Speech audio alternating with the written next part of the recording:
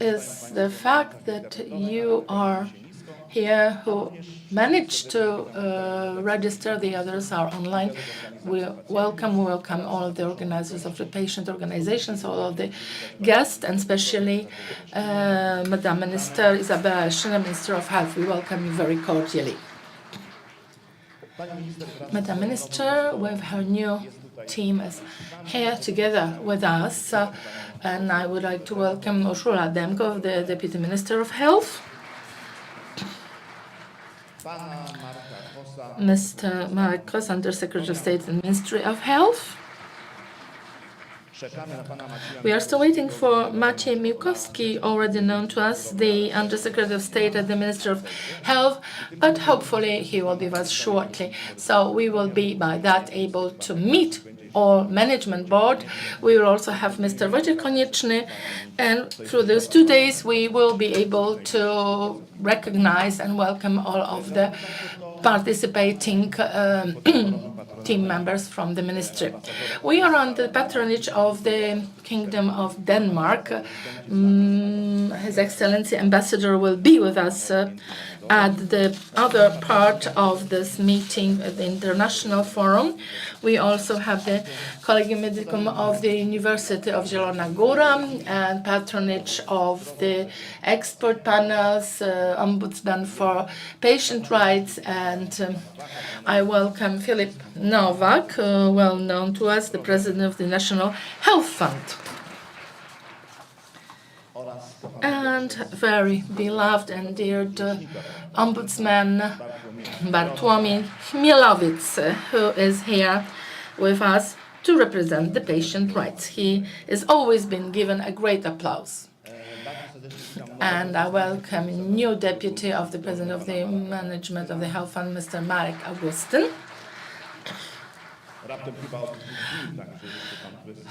Like 2 short days, so you probably are rather new and need to get deeper into the knowledge of your department. All of you have welcomed the invitations. I will not go through the entire list, which is rather extended, and a very important message. We have a message from the President of the Szymon Hołownia, the chairperson of the Polish Parliament.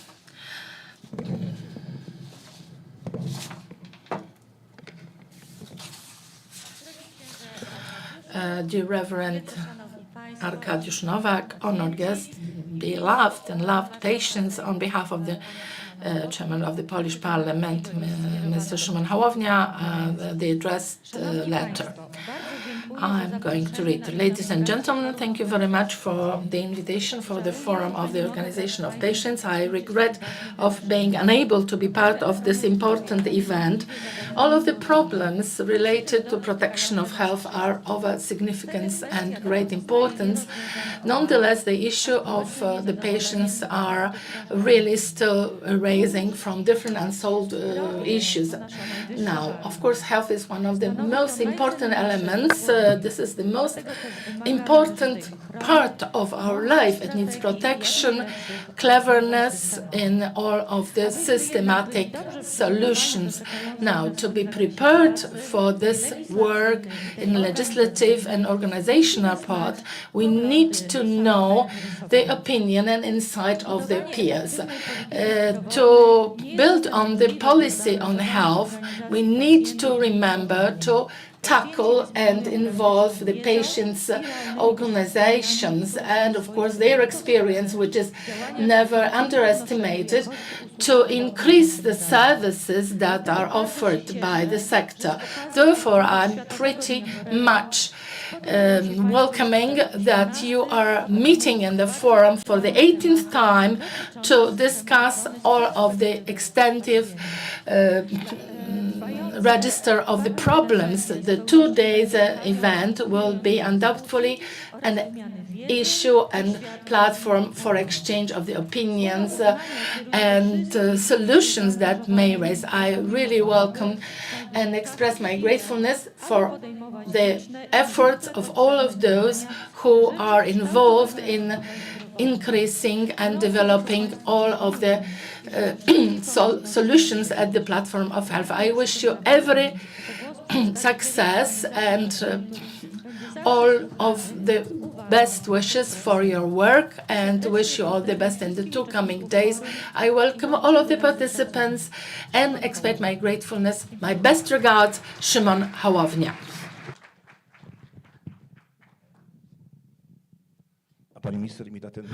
Madam Minister, will I be able to have the letter that was addressed to us?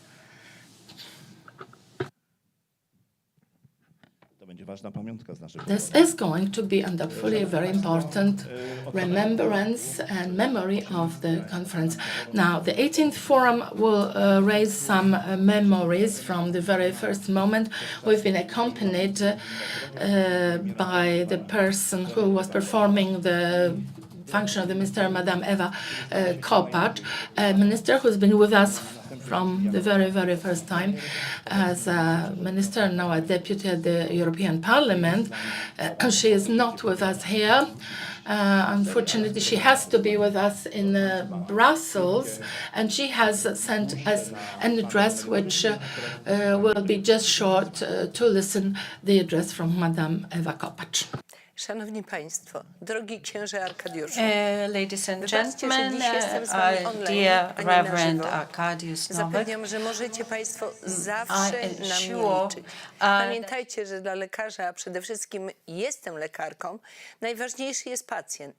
Dlatego zarówno jako minister zdrowia, jako premier oraz jako parlamentarzystka wspierałam i będę wspierała działalność Forum Pacjentów. 11 lutego obchodzimy Światowy Dzień Chorego. Warto pamiętać tego dnia, że wszyscy jesteśmy lub będziemy pacjentami. A wtedy, gdy stajemy się pacjentami, to okazuje się, że wszystko inne przestaje być ważne. Skoro tak, to nasze forum reprezentuje najważniejsze interesy Polaków. Pamiętajmy o tym. Życzę owocnych obrad. Całym sercem jestem z wami. in your today's and tomorrow's meeting. Thank you very much, Madam Prime Minister. Madam Ministers, thank you very much for being with us. Together here, we have the pleasure to meet all together. All changes which we as a public partner propose to the Minister of Health concern needs, expectations, hopes of the patients. We send all our recommendations to the Ministry of Health. It is based on experience, on authentic experience of people. We are here, all of us work in the sphere of public health for many years.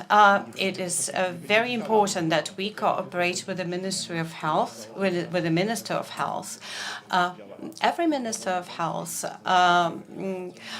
works for the best of the patient, and I assure you that our community will always be supporting all efforts of the Minister of Health. And I would like to give the floor to Madam Minister, Izabela Leszczyna. Thank you very much for inviting me to this meeting. It is an honor for me. It is the first forum for me and yours 18th forum. Please accept my words of gratitude for your activities. I would like to congratulate you with this day of maturity. I must say that I am in particular very proud. I myself sometimes also a patient.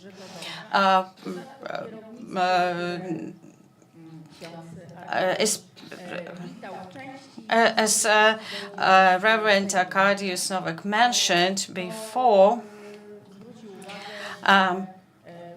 he paid attention that among In my family and also co-workers, I have doctors. I myself am not a doctor, just to note that I have this support from the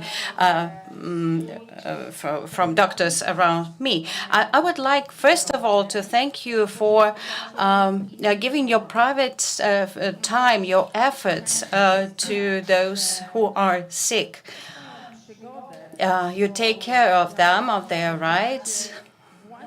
Your activity is very important, especially taking into consideration that others are in trouble. You do not concentrate on yourself and your interests and your families. Of course, your family is going to be the closest, the most important, but you give all the best of your knowledge, all the best of your experience, and connections together with other, sorry for this word, stakeholders of the system of the healthcare. You give all this to those ones who are sick. You do it with all your involvement and enthusiasm, and nobody will not replace you in this role. So I would like to ask you to linger, to continue your work. You are many organizations. I'm sure we will be working in the future very closely. With many of you, I have met with the Minister Kors and with Mr. Director. We have worked and spoke already, and I hope we will be having an opportunity to work closely in the future. Organizations of patients for every Minister of Health are very important. Eva Kopacz, who have spoken, noted that she cooperated with organizations of patients, and for her as the medical doctor is not just a word. This is very important for her. When I became a minister, the first meeting I conducted was the meeting with Eva Kopacz, and I asked her whether it was important for a minister of health who could be the support, the best support of the minister of health. She recommended to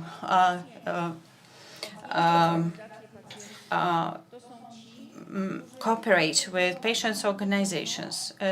They know a lot. They have experience, and they will always be a great source of support for the Minister of Health.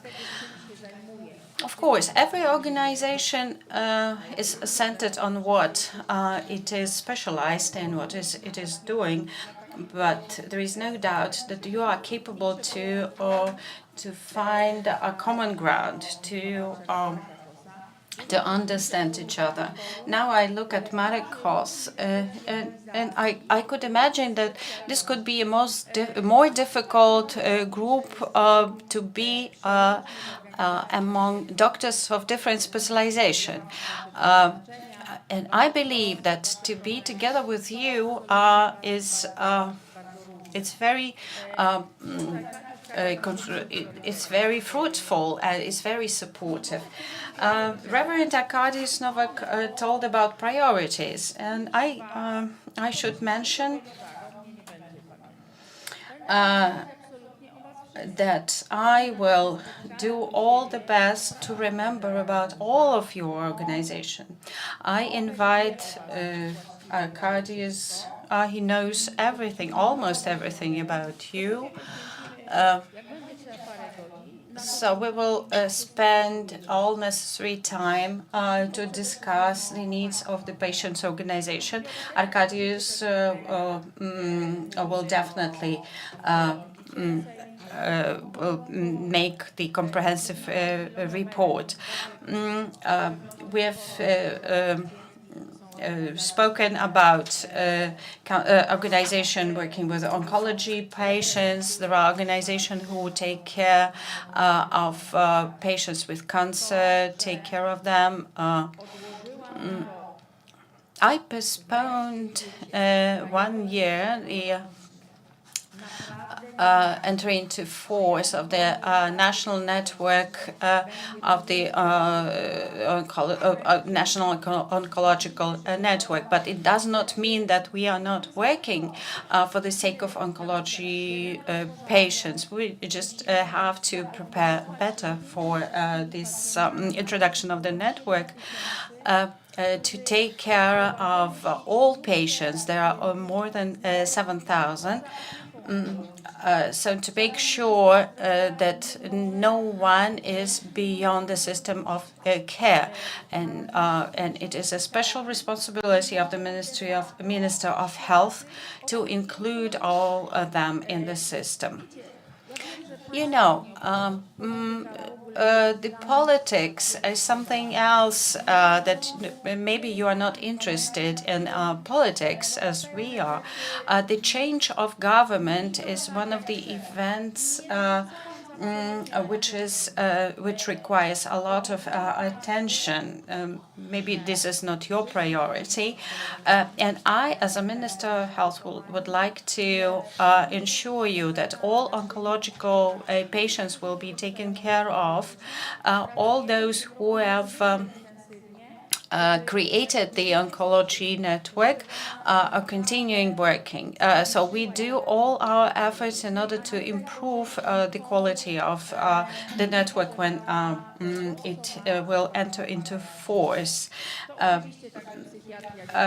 The next priority of ours is psychiatric assistance for children, adolescents, and adults. There are challenges. We need support of psychologists or psychiatrists in this life when life is so fast and difficult. So we do all we can to provide the best support, especially for children and adolescents with special needs. And here, this is what I count very much on the patients' organization to bring the care as close as possible to the patient. And thank you very much again for the invitation. I assure I will have time to communicate with you. Please also contact my co-workers, Madam Demko, Minister Konieczny. All of them will have to find time to meet with you. If they don't find time, then turn to me directly, please. Thank you. Of course, it was a joke. Thank you very much.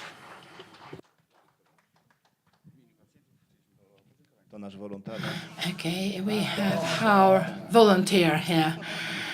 This is himself.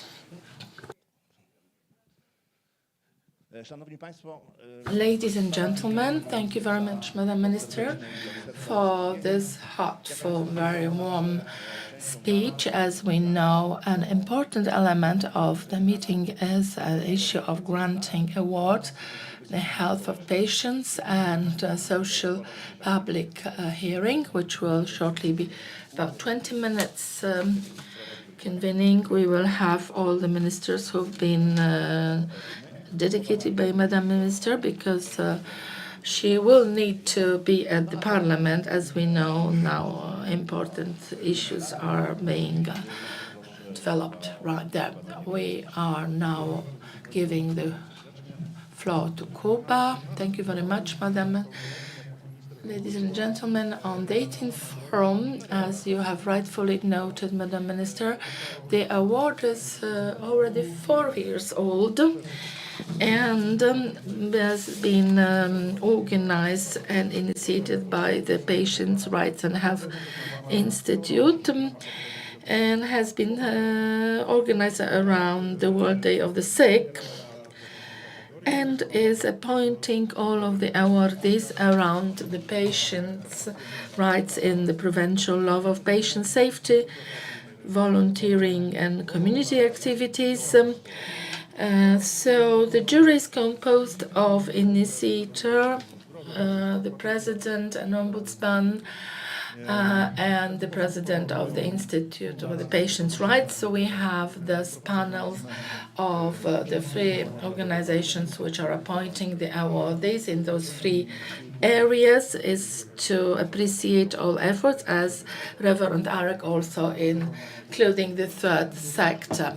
So therefore, just to show the good example to be copied and always to remember the patient and his needs as a center of all the efforts.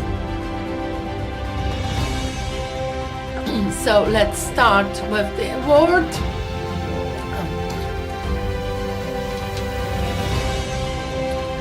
The awardee given to Madame Barbara Kucharska to be receiving the foundation started in 2010 to ensure protection to children, adolescents, as well as those who are at an elder stage.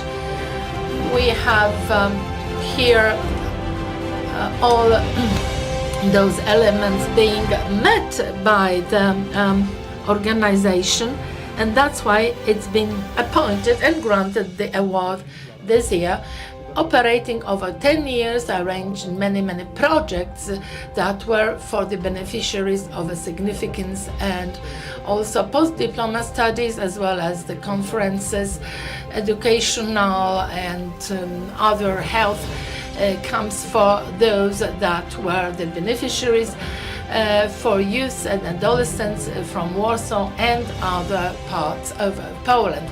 Now I would like to ask Madam Minister to vest into hands of the awardee the award. Everything has been now met, all of the elements of the requirements, and at this moment we see the presentation ceremony in front of our eyes. Category, the law and the patient safety. We ask Mr. Minister Bartłomiej Chmiel, the Ombudsman, to award the Association for Women. We are now giving the Association for Men, and the association is named Gladiator, and it is functioning solely for men problems related to prostate. So this year, in the justification, we said the main objective of the foundation is to focus on cancer and other urinary problems of men, and therefore the organization is educating, offering seminars, and also working around the problems issued to the bladder and problems with bladder. This organization is offering a lot of educational activities for prevention, promotion, as well as increasing the awareness in the area of men's health. So we are appreciating their work and efforts in increasing the safety of patients, especially this year focused on men's health issues. Once more, a round of applause. In the meantime, we go to the rounds section, and we ask Father Arkadiusz Nowak to vest the award in the area of volunteering and community activities, where the award goes to Foundation to Combat Endometriosis. This is a foundation which is focusing on this very grave problem. Around 3 million Polish women are suffering from this disease, and to offer help to them and their families, especially to young women who are seeking support, diagnostic practices, as well as promoting prophylactics and education in the area of endometriosis, functioning with the social, public healthcare sector as private sector, especially specialistic interventions which are necessary in many cases. I would like to underline the efforts and work which is related to the problems arising from the illness as a big pain and increased problems that are related. We can reach the aim through the volunteers' work and many activities of the community that is involved, and together we will fight and win with endometriosis. Great applause to the foundation. And now we would like you all to invite for a commemorative photo which will be taken to commemorate the very moment. Yes, let's have women surrounded by the men in the side wings of this group, and we'll have a photo session now. Thank you. This is a symbol for all women, a symbol of hope and gratefulness.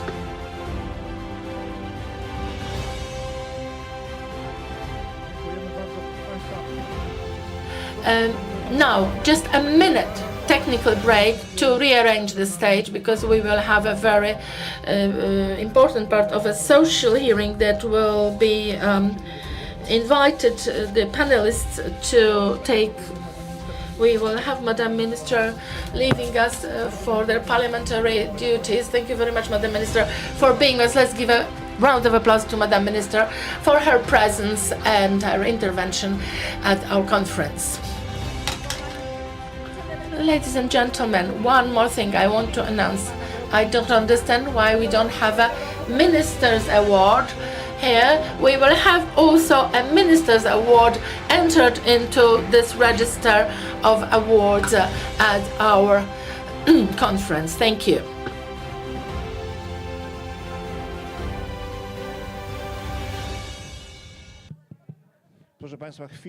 Ladies and gentlemen, just a short break for rearranging the stage. We will be now going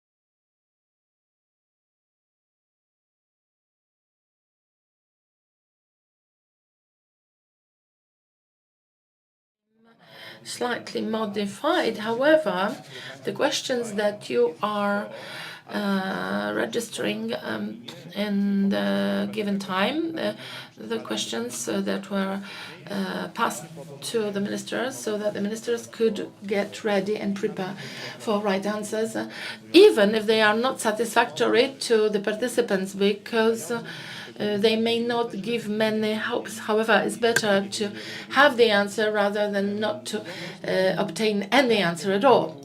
As previously, Kuba and myself will be prompting the questions, and we will be also telling you the organization, their scope of activities, and let's not focus too long on those, as we may want to give opportunity to all of the participants and those who have registered enrolled for this round session of Q&A. And let's start on. Please be patient. Of course, this takes a bit of time, but this is one of the most significant elements of our event.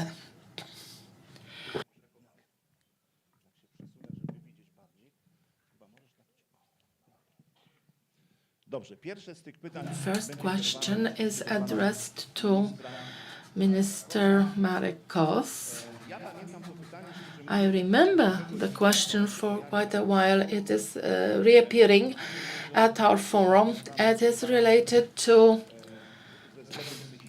mental health, and we are really asking, would there be a real Alzheimer plan as a national strategy?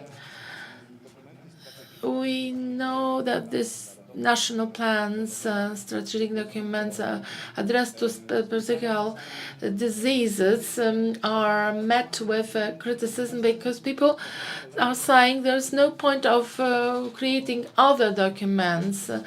We should be working on the root base, and we still think that certain diseases wouldn't be tackled if we wouldn't find solutions and wouldn't seek for them. So this is justifiable. So the question to Mr. Minister is there a hope for a plan for Alzheimer to extend into reality?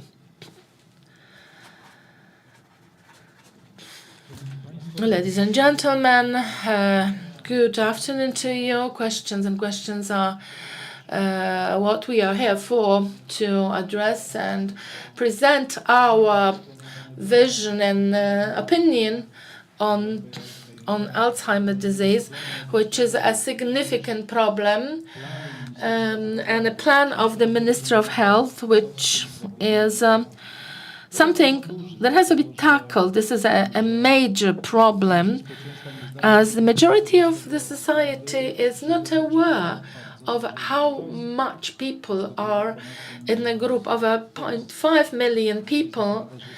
1.5%. It's another a large group of people to be considered. Therefore, one wouldn't think of not tackling in a proper strategy and plan.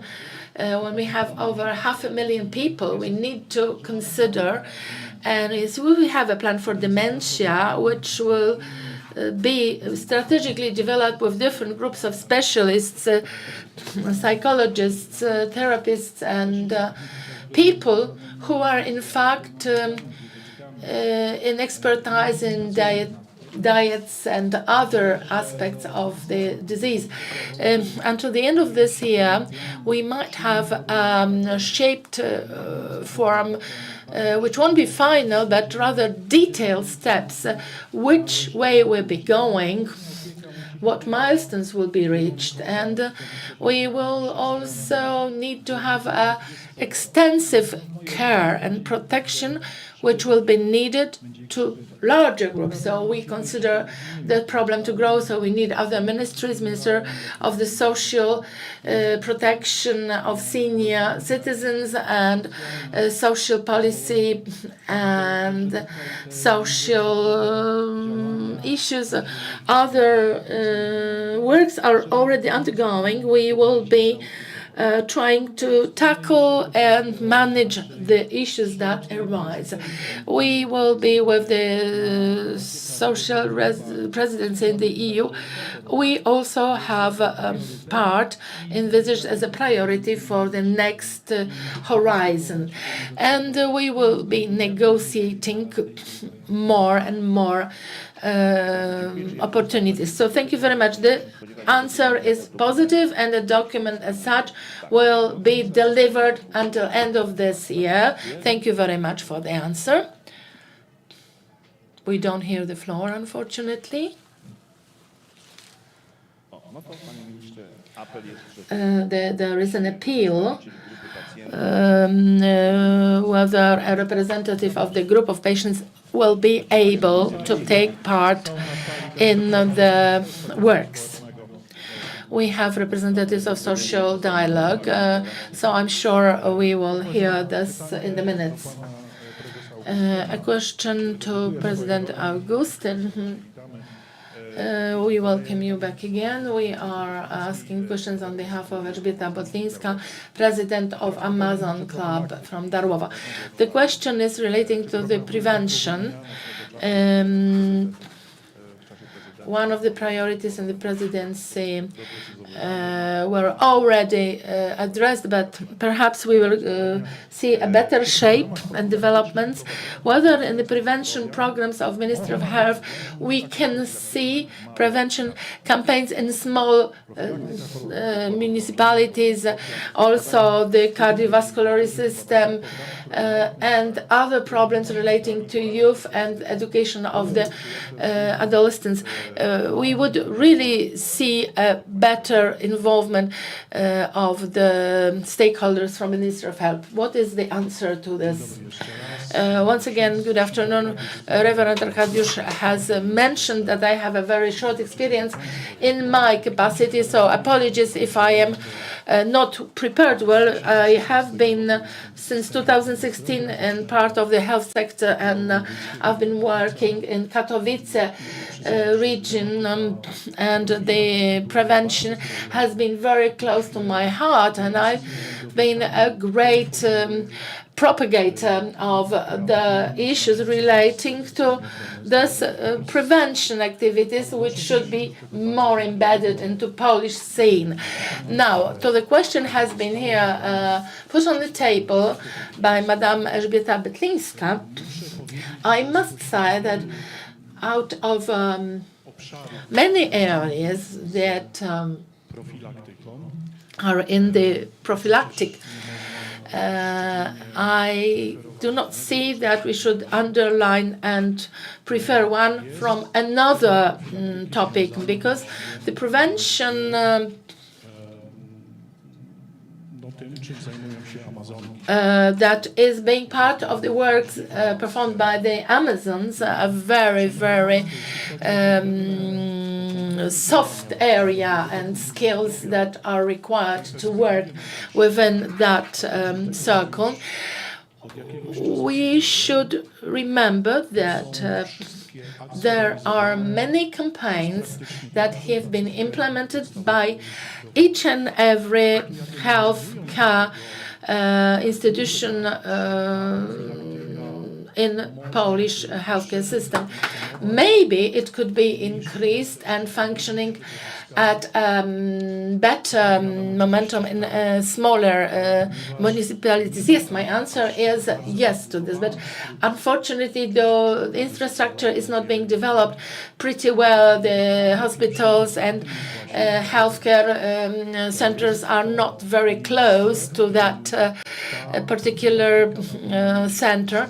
Now, the prevention should be of a higher significance. We understand that. This is undoubtful. But I must say that among many programs, numerous programs that the National Health Fund is promoting, cardiovascular system,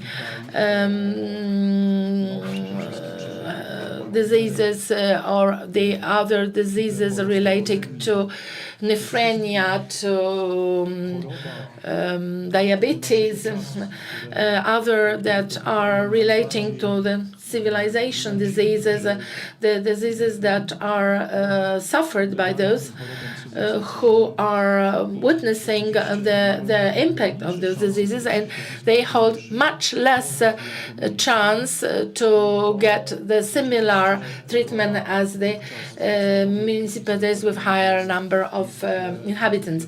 We are, of course, understanding the gravity and importance of having such activities performed by each and every center of healthcare services with colonoscopy, or where we need endoscopes and other equipment that needs to meet the standards and parameters that are foreseen by the procedures. We need to have an extensive network of technical infrastructure which could give a better intervention at a faster speed towards the patient requirements. Now, with the specific activities that we perform, we should not forget the doctor and nurse that should hold a specific interview with the patient, where through that interview and the BMI measurement or other tests that are performed by that representative of healthcare services may take a decision, that is the doctor or the nurse, to detect any diseases related to this cardiovascular system or other heart diseases or other issues that are related to that area. Yes, if we can just prompt Mr. Minister, please remember the prevention programs that are in pilotage are pilots. Often the results are introduced only when the effectiveness and the results of the tests have given the required result. Thank you very much.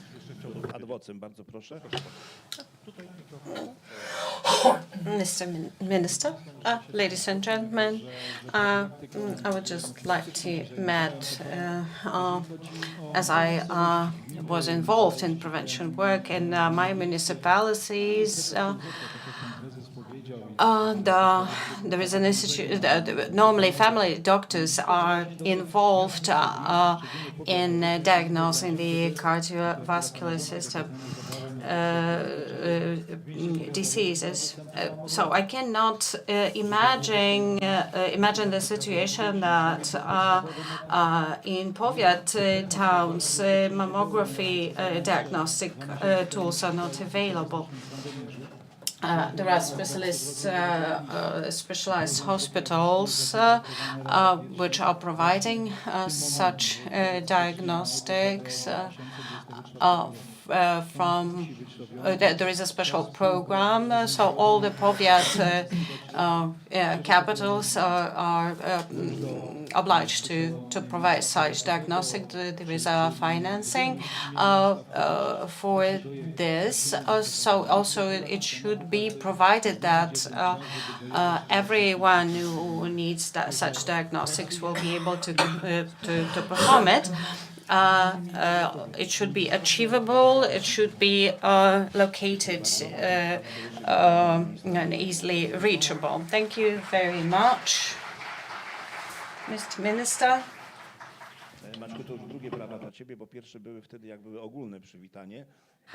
That was the general greeting. We are very happy you are with us. There are many questions to Minister with regards to the politics of medicinal products. So we had to start earlier. Yeah, we understand that the events are unfolding dynamically. We all understand. This is a question to Mr. Minister Chmielowiec. the ombudsman, the patient's ombudsman, is a good spirit of our organizations. We all keep repeating it. Has anything changed since our last meeting in terms of rights of patients, whether for good or for bad? What are the tendencies? What are the initiatives undertaken by your institution? What are the programs you conduct? Is there an occasion that we can say that all the activities related to patients' rights are developing, whether the rights are being observed, or there are some problems with observation of their patients' rights? Ladies and gentlemen, the topic is quite wide. We note a number of tendencies in terms of violation of patients' rights.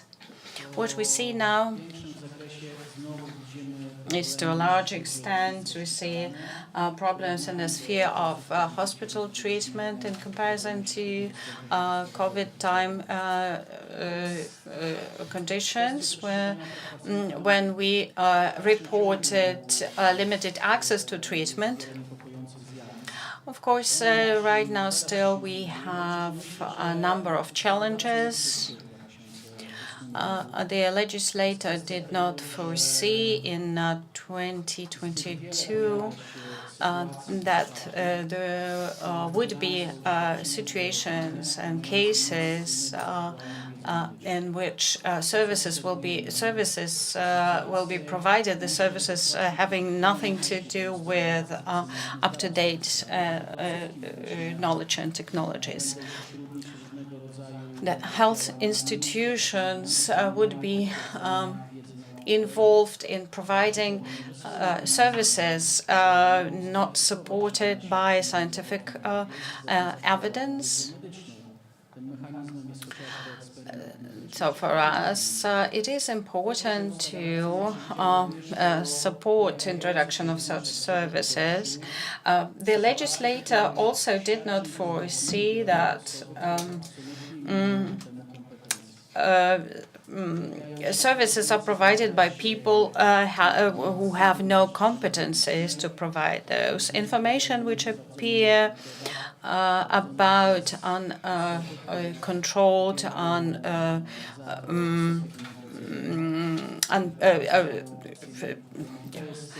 methods which have not been proved in terms of quality and results.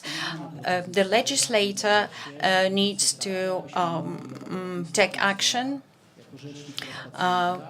We, as patients' ombudsmen, need to undertake measures of administrative character against those persons who have no medical background competences to provide a medical service. Of course, this is a crime committed by these people, and we should remember this. The prosecutor's action takes time too. And what we would like to have is to have the same the competencies to solve this problem.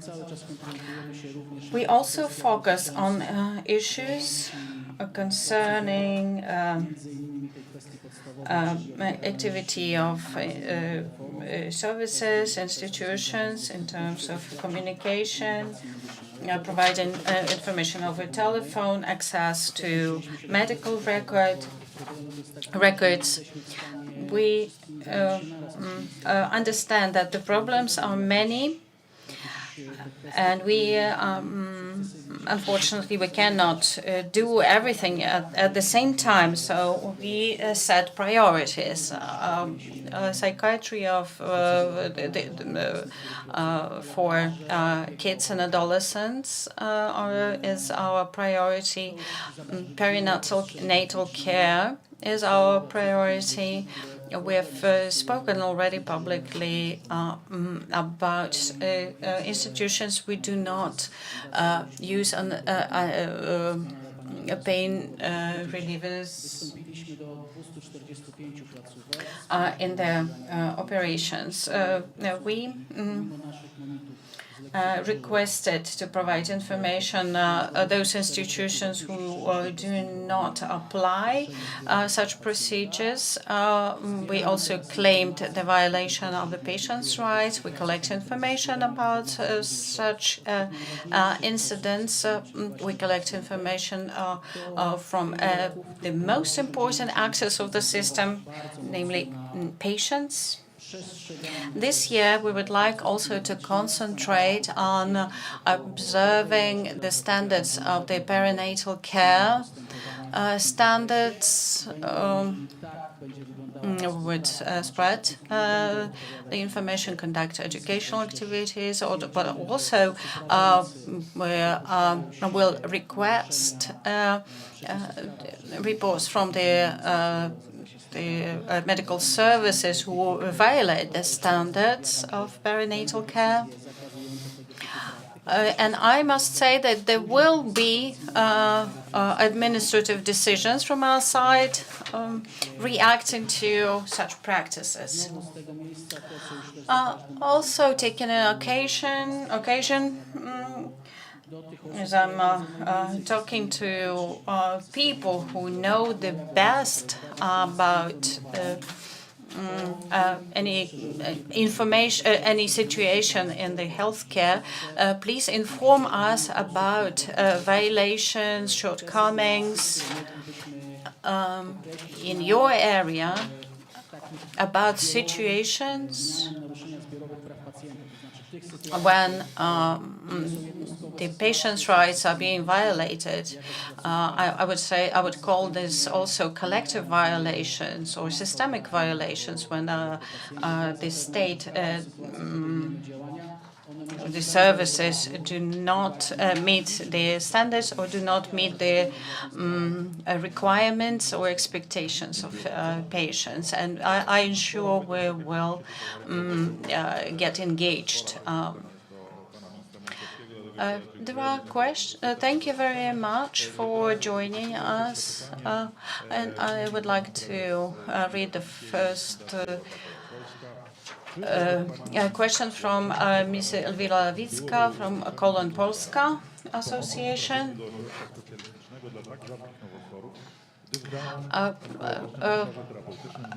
Please, what are the procedures of referring to rare diagnostic procedures in case of oncology patients? Thank you very much for this question. This concerns this oncology disease. Exactly to which we do not have alternative treatment except for chemotherapy.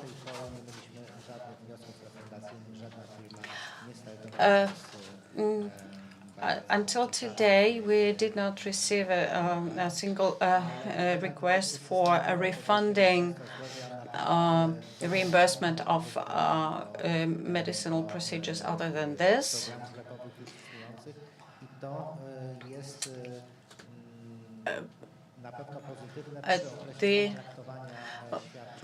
When we plan contracting of services, starting from the day of announcement for a refund, the patient can receive the medical treatment and the pharmaceutical treatment starting from the first day of adopting it. This will concern all different institutions and services. I expect that there will be a will to merge with other treatment programs of oncology diseases. 2 years ago, the river program was completed. So I must say that there will be a new program in the framework of this treatment. The process of refund is not over yet. It is related to the fact that there are other programs which provide treatment. If, for example, we have 20 centers, all of them provide service but have no experience in order to center on other diseases. Thank you very much. I would like to ask for more precise and short answers, so we have enough time to answer all the questions, and all our panelists have an occasion to speak. Yeah, so there are many questions. Also, you will have an occasion to speak during other panel discussions. There is Hubert Gadziankowski with us here as the chair of the Atopic Disease Association of Poland.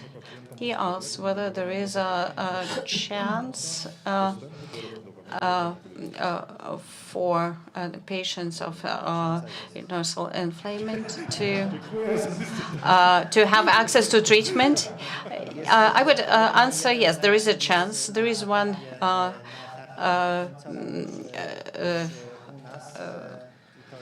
treatment. It is in the last stage of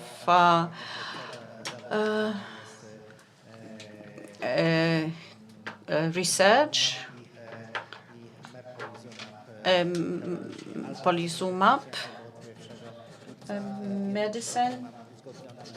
In one case, we have also already treatment recommendations, and the case of the other,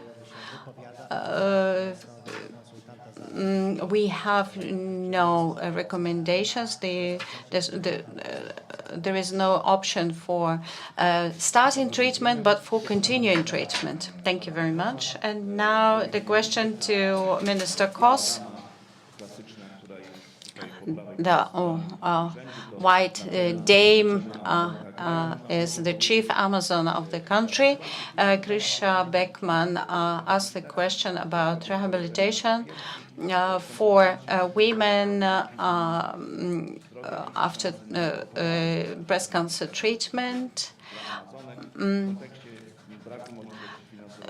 In the context of lack of financing from the Handicap Fund.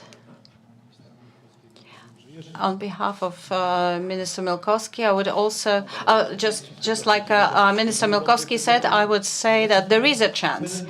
We would like to get the precise answer. How I see it? Theoretically and practically, this access to rehabilitation is in place.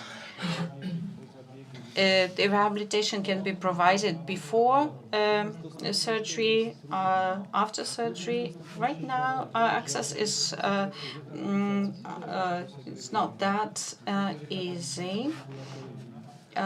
Outpatient rehabilitation has such requirements based on doctor's recommendations. So what I can assume that part of the doctors implement those services which are the most profitable in terms of refund. I'm the doctor, and I know that this work is difficult and does not always bring positive effect. Rehabilitation after mastectomy and related with serious problems for the patient. So the patient requires sometimes more than 10 operations, and it may take time. And physiotherapists select those procedures which are the most effective and are easy to refund. But we also have some plan to solve this problem, to improve the access and the choice of procedures. The Minister Leszczyna is talking quite often about this, about the system of registration. And issues related to this. If patients would use the old Polish system of registration, we would ensure then that the range of rehabilitation services could be provided directly to this group of patients. And this can be done.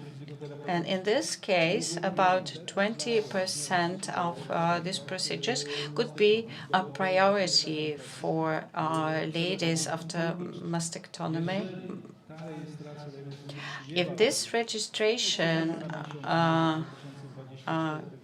will foresee longer time, or there will not be enough demand, there would be patients with other diagnoses on this place, but we could ensure the quota for this particular patients.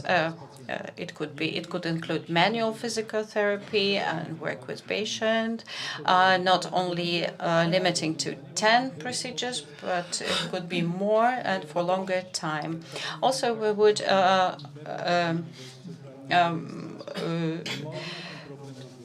encourage using our new procedures.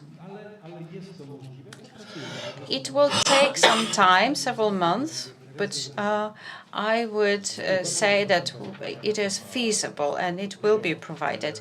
Thank you very much. And now questions to Mr. Minister Milkowski. Sylvia asked the question. Our sickness means that every day for us we do not know how we will feel the next day. We do not know how we will feel. We are not capable to plan our days. We do not know whether we would need hospitalization. Does Minister of Health plan a new treatment options for this sickness? Yes, we have met representatives of these patients. We have set the schemes of treatment and refund. In the process of refund, we have two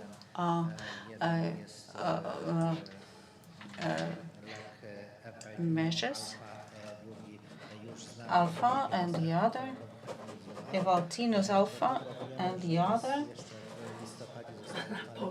Rapominum. So it is an exceptional situation. There are also other therapies with different schemes of action. There are also other treatment methods scientifically proven as effective but not refunded. So we accepted solutions. We discussed these solutions with doctors concerning new schemes of treatment, using the treatment of reduxima, also off-label mycophenolate.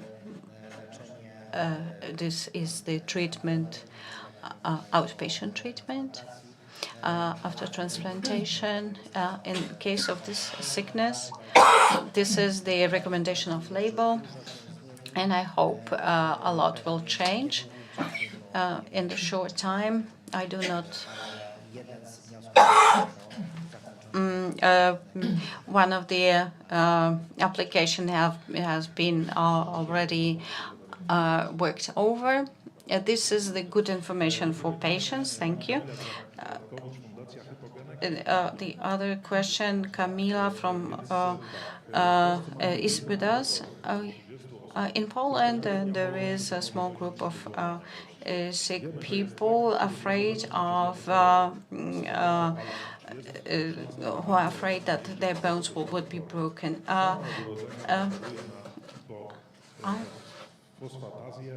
I am sick with hypophosphatasia. I now use the wheelchair, and I'm dependent on the help of my family. What is the situation in Poland? There is one treatment. This one single treatment. There are no significant research in terms of other treatment. This treatment has been registered in 2015. It started, the refund started in December 2022. We are now preparing the application for introduction, for further introduction of further methods. I do not know the results yet. What is publicly available, the Transparency Council considered justified, unjustified from a cost point of view, effective point of view, justified. So we need still to work on it. With responsible institutions in order to complete the process and receive, most probably, definitely this year. Now, we have a question which in fact will be addressed to the Minister Leszczyna. But here we have Minister Kos, who has been delegated to give an answer, but to the National Health Fund as well.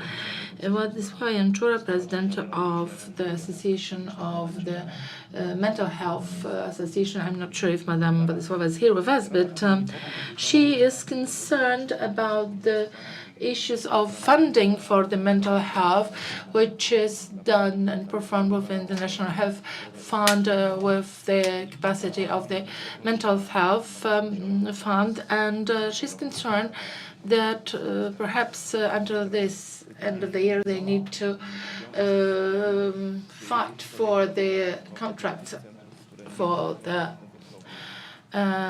special profitability that is required. Perhaps we should have a solution that could really tackle the problems and give an opportunity to all centers to have the funding.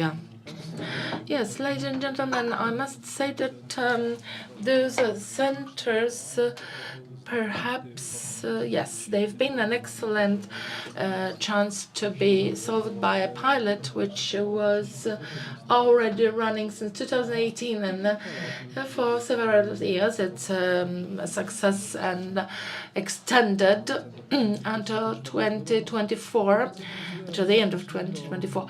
And Sandomierz, I know the scene pretty well. I've been working there, and I just want to ensure that not only that center, but any other mental health center in Poland would undoubtedly be functioning, even if the pilot program expires. This is such a good program that in 2018 we had like 27 participants, over 130, are now active, and more want to be part of the pilot that is run since then and is tackling the problems of mental health.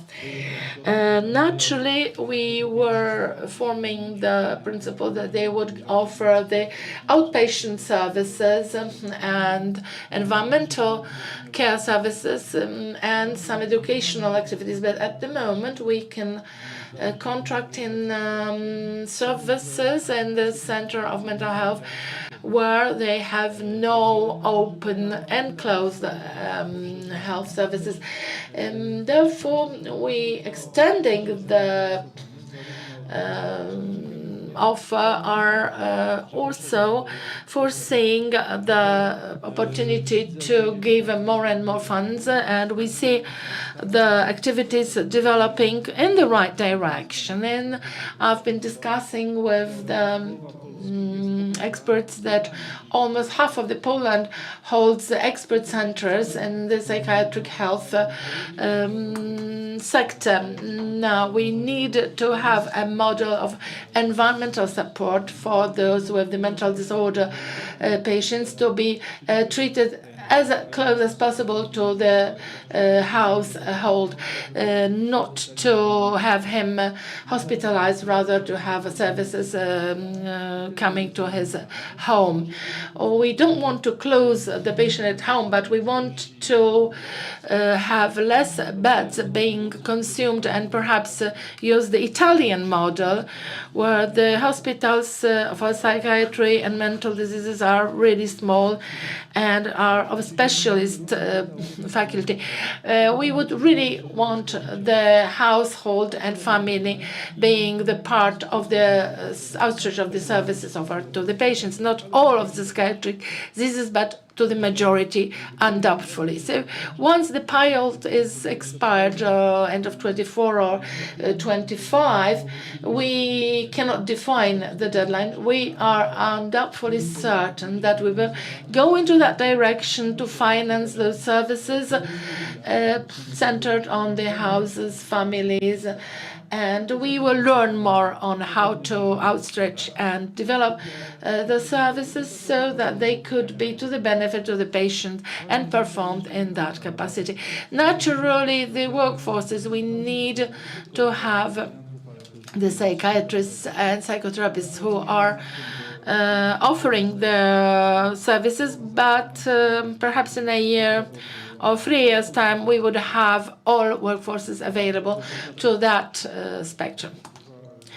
Yes, this is quite a few organizations are asking for the model of balanced services for those who need in the group of adolescents, children, as well as adults. I think we have the National Consultant on Psychiatry of Dr. Renatowska. I'm sure she's here with us. We will see you that you will hold those 3 extra billion for the oncology and psychiatry will be able to managed and pretty well consumed for those services and benefits of the groups in demand, and psychiatry of the adolescents as well. Now, we were in the access to the services of the pharmacology. We have a next question in that area from Kamila Jaszczuk. Do we have this participant? Good afternoon, Madam President of Thrombophils and thrombosis. What are the areas of availing the pharmaceutics in this area of problems? Getting back to the list of services offered to the adolescents, we have performed a great reform and also discussed the problem with the experts. there were few diseases that were also entered into the register. We see no access to the services to those who do not hold proper classification of the disease unit, and we have extended the pediatric specialists to the list of expert doctors. Perhaps 50% of the patients do not have a chance to be treated with registered medications, and the knowledge of the experts is of a very high significance. We are treating those patients with according to the standards, but not accordingly to the available register of medications. Psychiatry, we are able to have also treatment for the post-thrombotic symptoms. Treatment, we have two medications who are being financed with the post-traumatic lesions and other occurrences. We see that we've been working with the patients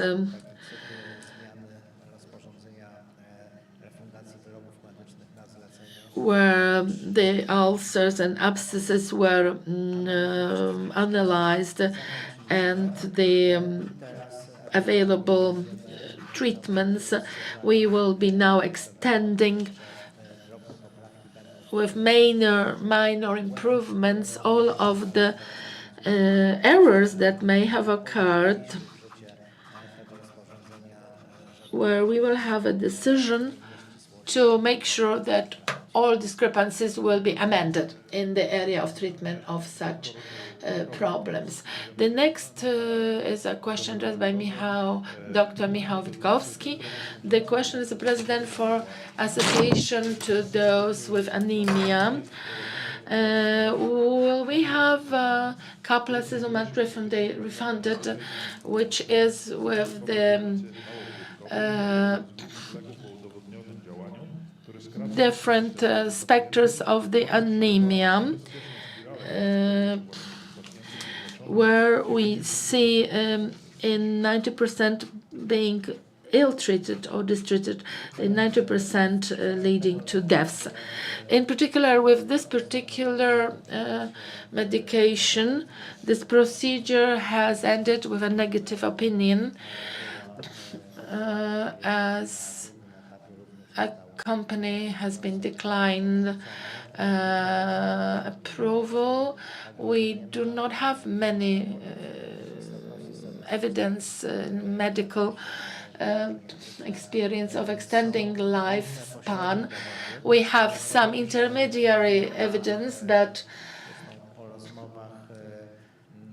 after discussion, the head office of the company decided to reapply for the medication.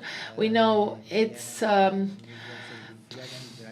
opinion, what is the refunding capacity, and I think that we've been working so much on this problem, and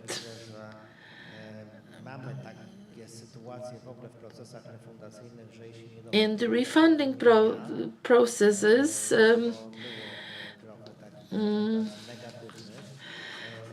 for the thrombocytopenia and similar problems around this, we see what are the expectations of the Minister of Health in tackling the problem, and we have the second round of reviewing the application. for improving the refoundation. Now we have 135 organizations, and we have a council of the Ministry of Health, where we have like 15 experts representing patient organizations. We may have here an interesting insight to how, perhaps, how the organizations could be financed in a different way than they are now, through having donations or the 1% of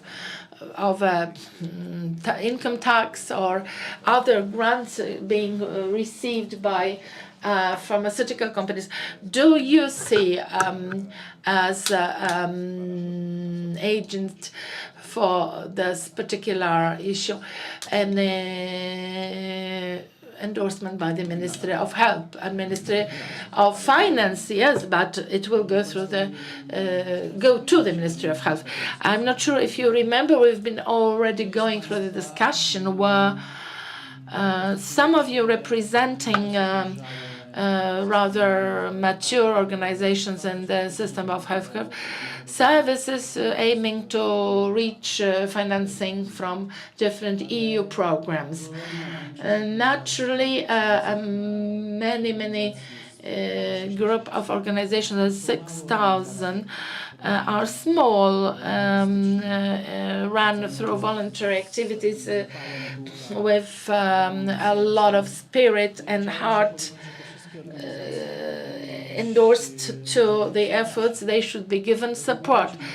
We've been discussing this on many occasions. Should them be given any support, or only the state as such from 1% of the tax? Should we reach those taxpayers, or perhaps through the funding and donations from the pharmaceutical sector? We have certain good examples where one could consider the patient organizations to be part of a broader spectrum of certain programs and education and preventive activities, and perhaps implementation of those could, having the prevention in the center, could be financed from the funds of the budget, state budget.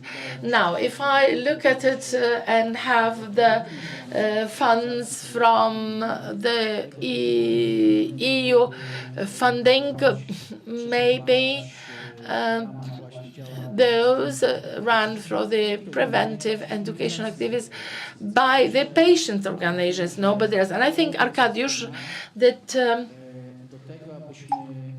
this is a topic where we could jointly arrange a meeting in 2 panels prior to this to gather the good practices and how things are arranged in other state countries of the EU system. And maybe we could see how this could be solved and tackled. And I think those programs could be fully transparent without excluding anybody who is offering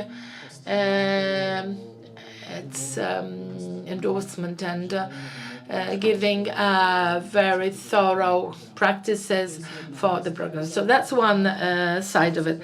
The second is the education for those patient organizations who are willing to be given the know-how, and perhaps how be effectively reaching to those funds that are available by many stakeholders who are not only within the Ministry of Health, but in the Ministry of Labor and Family, in many other institutions and authorities. So one could consider a permanent activity addressed to the patient organizations that would give them more effective results in reaching and achieving the financing that is there available.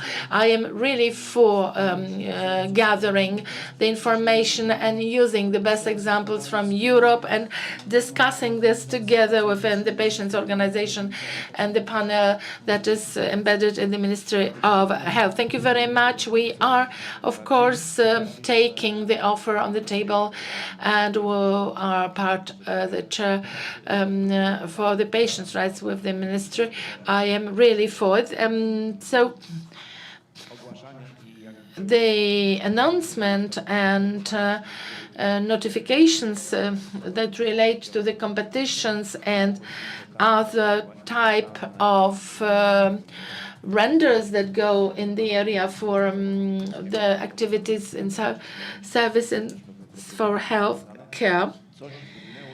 We may see that something has changed and shaked a bit the system, because now we see the system announcements by the Ministry of Health are being more visible, but this is also a topic which should be developed and outstretched in those two panels that could be discussed in detail. And now, Dorota Liganza, we give you a floor, the question that she has addressed to two ministers, new deputy minister and the health fund representative. This is relating to the chronic disease of the kidneys, nephrenia.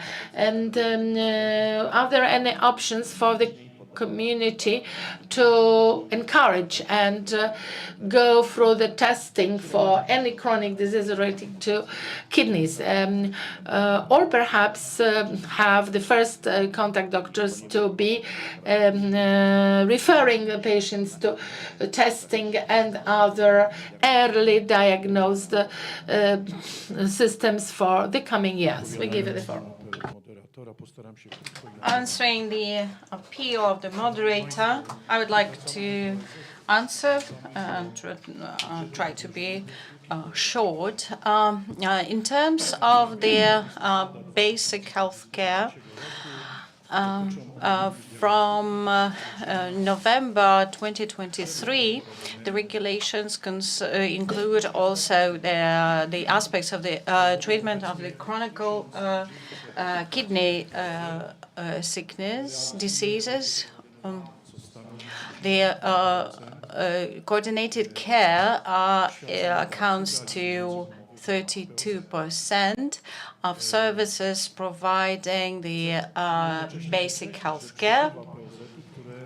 I'd like to stress that there are more services willing to join the coordinated network.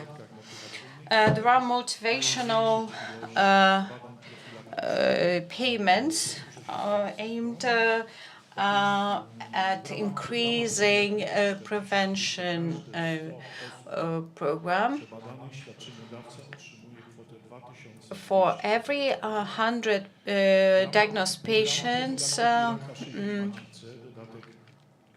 there is a benefit for services for diagnostic of cervical cancer. The additional payment accounts to over 300 zloty per patient. So we would like to increase the number of services provided in the framework of the basic health care.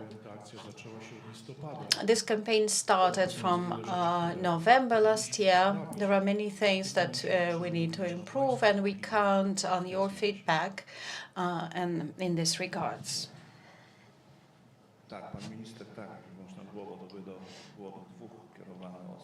That question was addressed to persons. I would like to add from my side, this coordinated care is our priority and goal, and we can show you the first results and benefits for in this regards.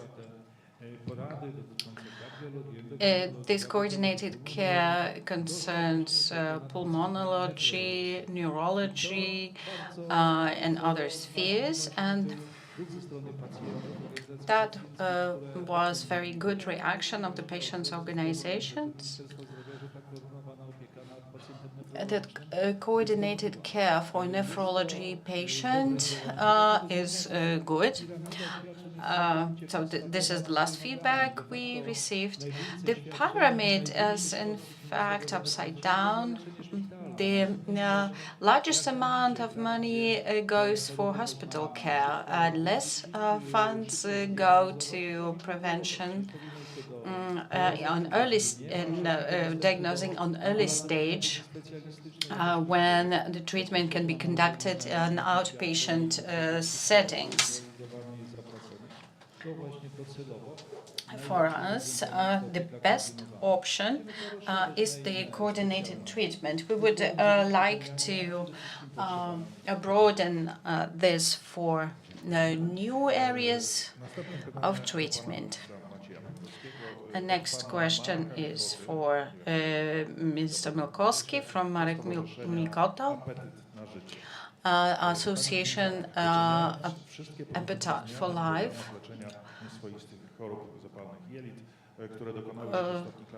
Advance and treatment of treatment in terms of B55 diagnosis. Also, diseases are the are there new options of treatment and better accessibility?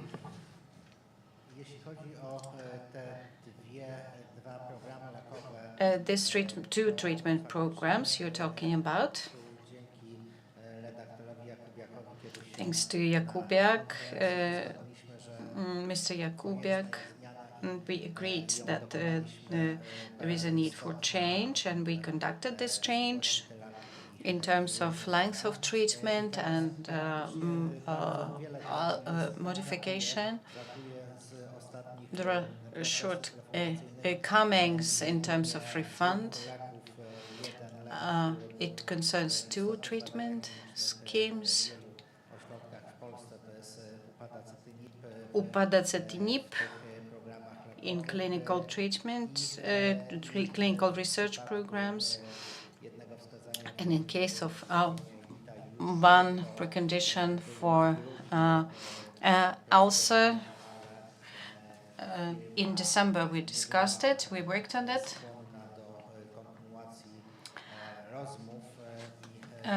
However, the negotiations stopped. However, we have many treatment schemes, and we should stick to what is available. The negotiations are underway.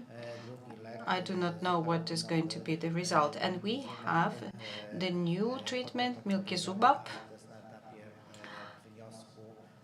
It is on the stage of application. At the same time, we work on major changes in treatment schemes for children and adults. There are new possibilities for patients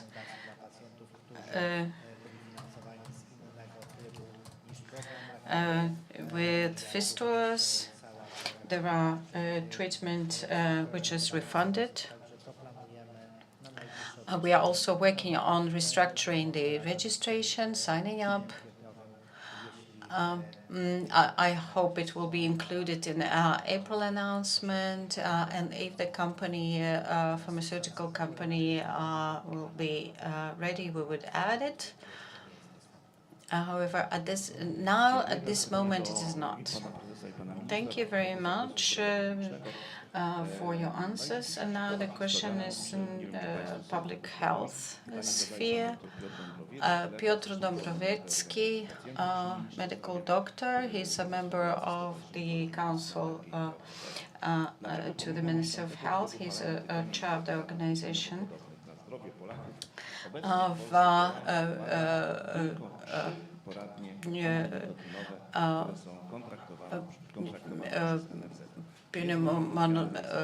pneumological diseases.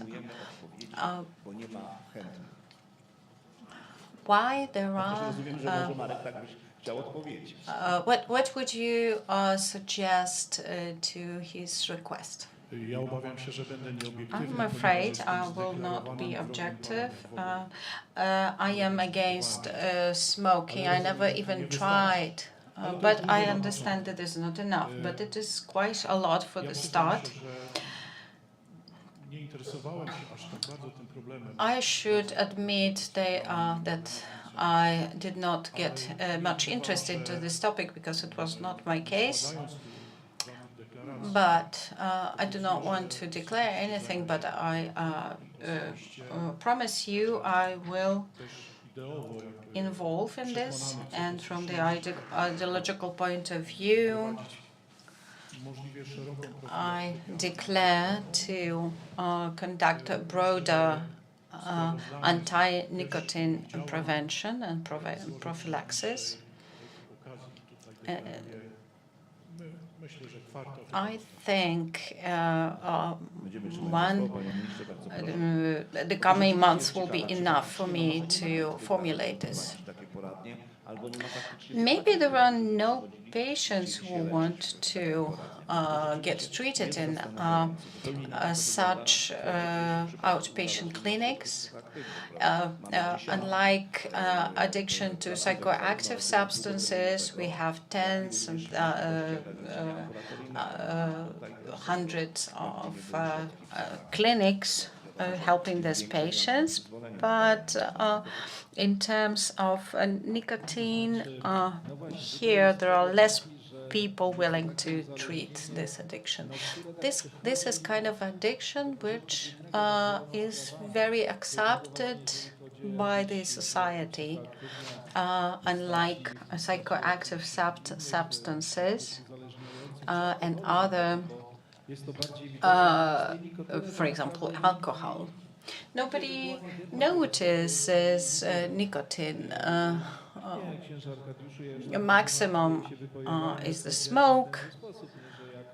Many people do use it themselves. So there are no many patients willing to treat.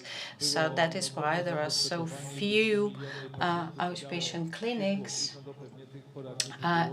If we had millions of clients willing to treat, we would have much more clinics. By the end of November 2023, we have 86 clinics treating this addiction.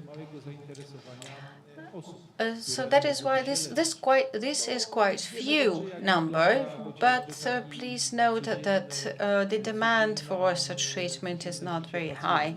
Please pay attention the everyday life of such patients. Maybe smokers think that it is quite easy to stop smoking. It's enough to buy some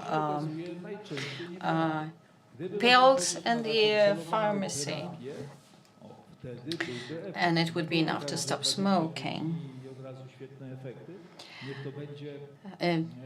Maybe it's not enough 25 days, maybe 2 or 3 months. If somebody has 30 years of smoking experience, then the therapy could last longer than just 3 months.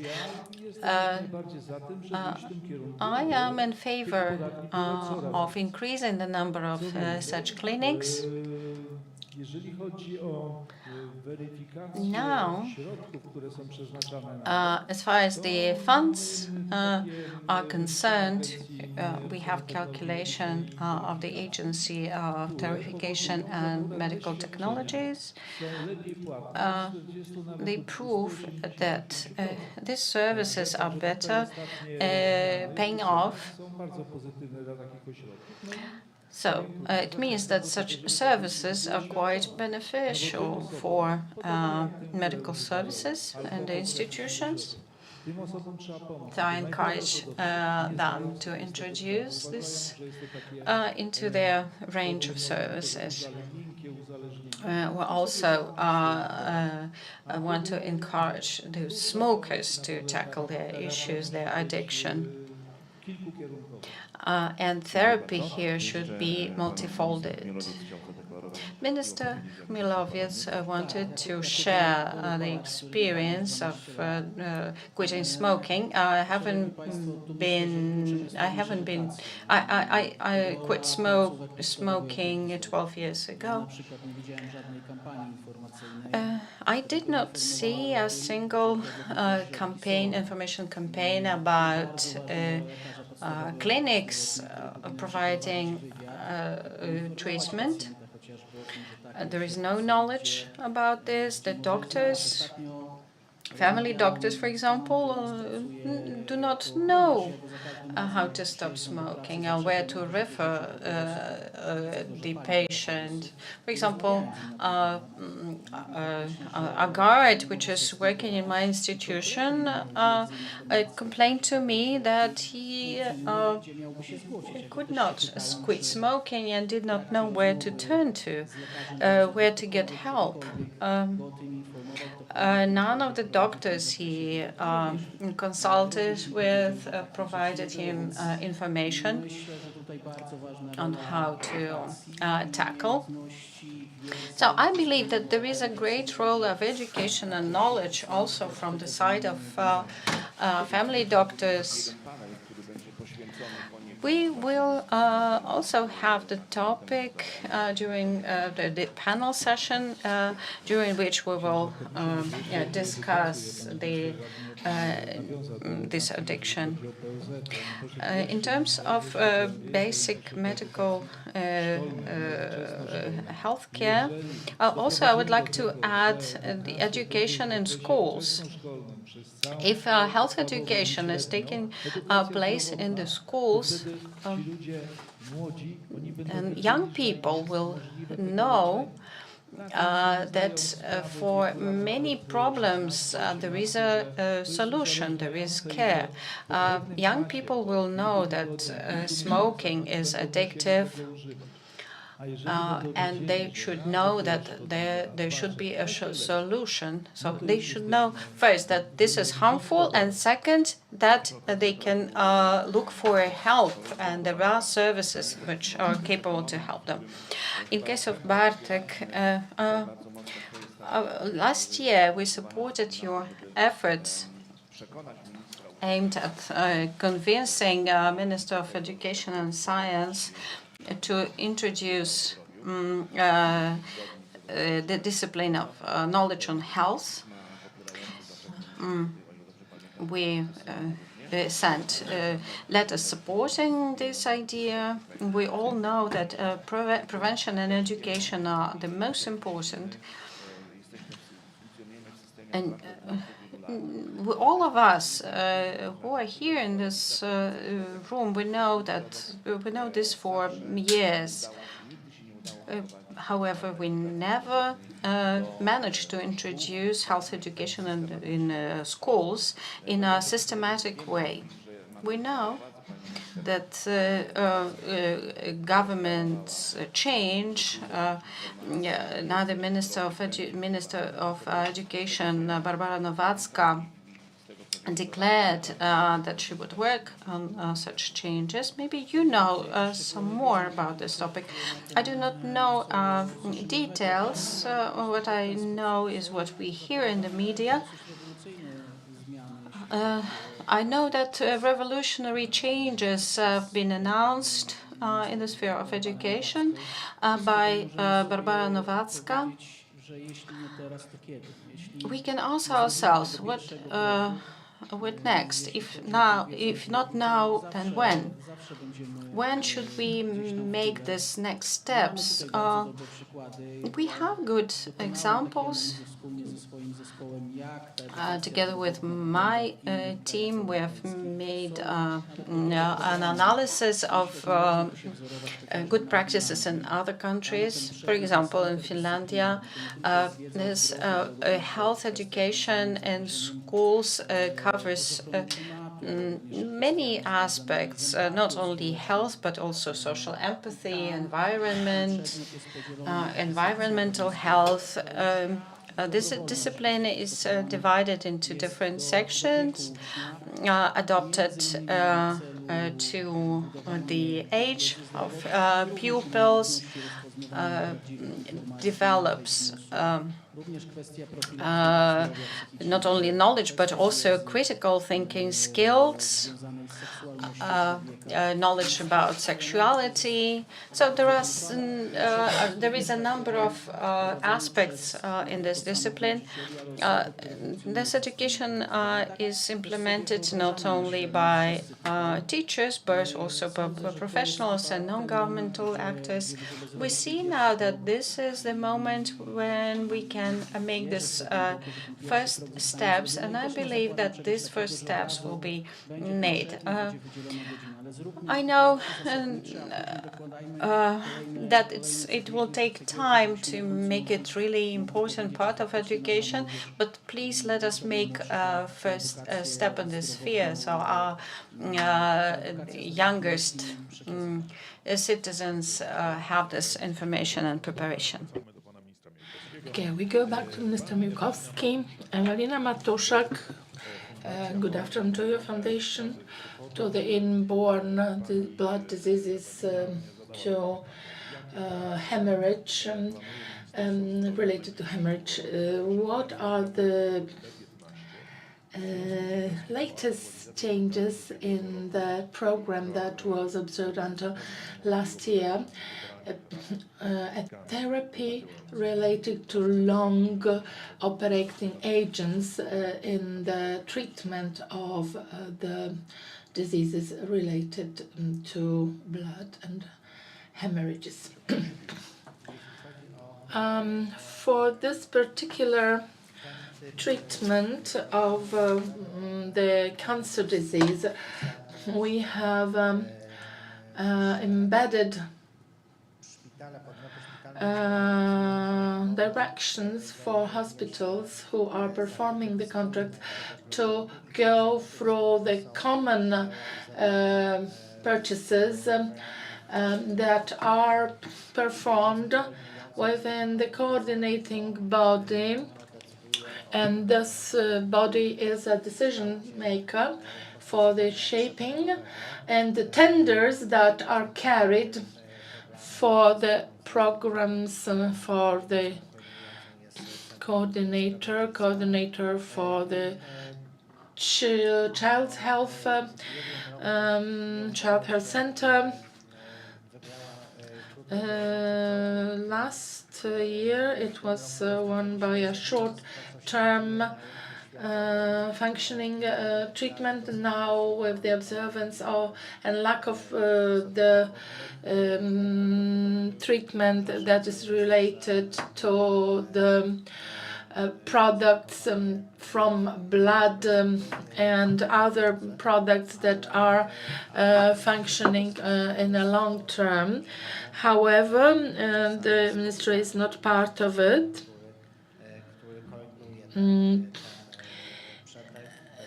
And those products based on plasma.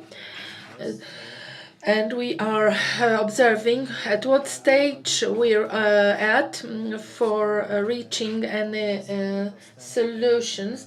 We have the product being available as part of the national program with the inhibitor on and a continuity of treatment that they have already gone through. We have 2 applications for refund. I don't remember exactly how it's been decided on. Are we able to start a treatment program for those that are already part of a national program? And the second is an application for pediatric treatment for those up to 18 with inhibitor in treatment, and we are still under negotiation. This therapy, we have to remember that is rather more expensive than the one that is offered now. And from what has been already reported, this is a therapy dedicated to those patients who have contradictions for the primary therapy, where they witness problems with introducing the port and for vascular ports, but no, doubtfully these are different significant programs. And the program that we have has been functioning over 20 years, and it's been functioning well, and our patients are well equipped.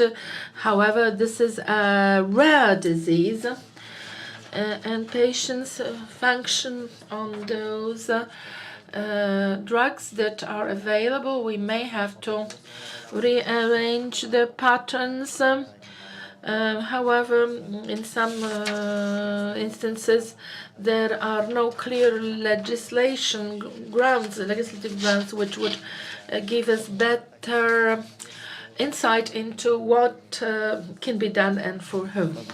Thank you very much, Minister. For the last 15 minutes ahead of us, we had Lucyna Worska as an awardee for the endometriosis combat. The question is on her behalf, rather justified strongly. We know that in the Ministry of Health, with the involvement of the Council for the Patients' Rights at the Ministry of Health, we started on works with the group that is devoted to the modern technologies on the outstretch of the treatment for endometriosis. Now, the question is, would the year 2024 be the time when the works and the tasks of this team would be translated to a specific systemic solutions for endometriosis? Because we know this is a grave problem which is witnessed by, as we already heard, over 3 million women in Poland. And as we will hear tomorrow during a lecture of Daniel Kulczyński, hopefully he's already arrived to the conference, this is a disease which is a significant problem for many women, and a problem which is unaware. So many physicians, doctors who are rather ignoring. I've been a witness to a discussion among gynecologists who were convincing one another that this is a big problem which has to be deeply looked into. And women started to use it as a style of life, and they invented the disease. So this is what we hear as the voices of professionals. Perhaps the 3 million women are speaking for themselves, and they may reach a solution and system for their problems. What is the answer? Of course, it will be a burden to the fund, health fund. Yes, ladies and gentlemen, from my 30 years of experience as a doctor, I must say endometriosis has been a problem like 30 years ago, in the 90s. It's been ignored and still is, but it's so much ignored by also patient organizations and doctors who address it seriously. The Ministry of Health has already treated, and last year on the International Women's Day adopted a working group to look into the problems of endometriosis. I must say the end of February this year, the group will complete its work. We will hear of its results. We will know more what are the findings and what are the guidelines and recommendations, and hopefully to have a treatment path and how to proceed. We will have also assessment of the costs and applicable treatment approaches. As Father Nowak said, it will cost us, yes, 3 million women. If it's relating to such a large group of Polish citizens, we need funds. We need to fulfill our obligation. We naturally need at least to have, well, maybe a pilot or special funds which will, in complexity, solve and attempt to find solutions. I've been a surgeon. I know of the 19th when we were going through the procedures in surgery, but maybe we should have better insight and solutions than just the surgeries. Proper training and qualified experts who would have professional approach and treatment solutions for those who are in need. And naturally we need the time to observe. It is a very nasty disease. I'm sorry for using this word, but the year 2024 is a year of endometriosis. Yes. Thank you very much. This is a very good declaration that we have heard now, and applause is welcomed. And now we welcome you to the lecture tomorrow in the early morning discussion on the problem of women that many doctors are unaware of. Dr. Kuczynski, who is beloved by women as a doctor, as their physician.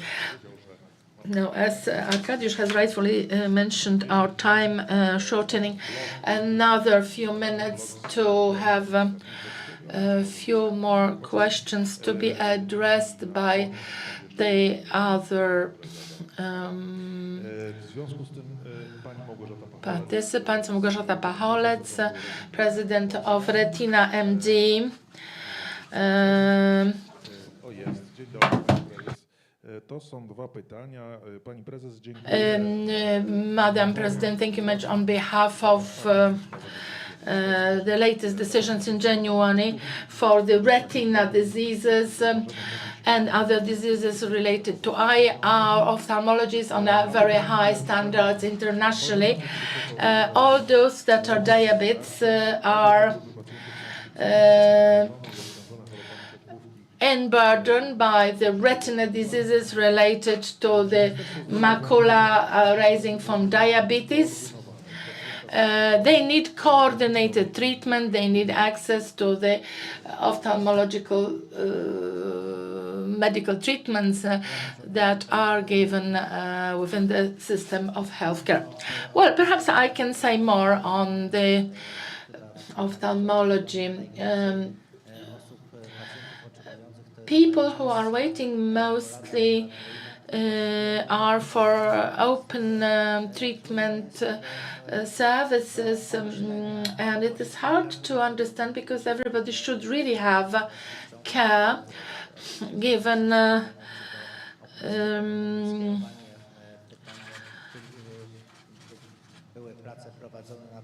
we should consider, should we divide the ophthalmology into two types of treatment, pre and post surgery? Should we have referrals to the clinic for eye diseases, or should it be immediately from the referrals of a first contact doctor? I think that we are not planning. We have treatment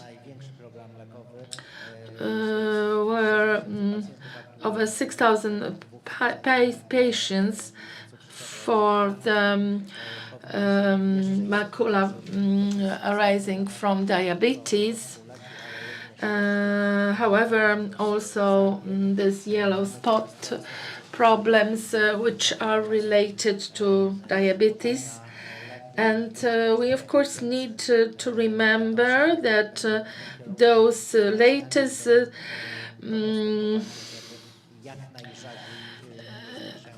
are given to everybody who is expecting treatment. Every patient has to be given a treatment, and this sight would improve naturally. And within the last 10 years, we could observe an increase in the outcomes by the treatment of the diseases related to the yellow spot, and we are really in the leadership. Yes, Poland is on a very high international level in the ranking of the centers for ophthalmology. We have many patients who require treatment. We need organizations for patients. We need to see how the ministry will offer better access to the diagnostics and treatment. Ladies and gentlemen, Minister has been stating there is no coordination of the treatment of eye diseases in our country. We have internists and those who are already in the treatment for diabetes, for example, have been more considered in testing, but we should have the primary and secondary treatment solutions being offered from the early stages, and we are able to introduce, we want to introduce, there are certain groups who are working in the health sector. From this year and March, we'll have the opticians and ophthalmologists supported by technical staff who will be able to perform diagnostic, for example, for the eyesight capabilities. And perhaps this may shorten the waiting time for those who need treatment and any procedures that are performed. This is a way of eliminating or eradicating waiting lists and queues. From the diagnostic side, in the last years, we have observed a lot of improvement in the eye disease clinics in country.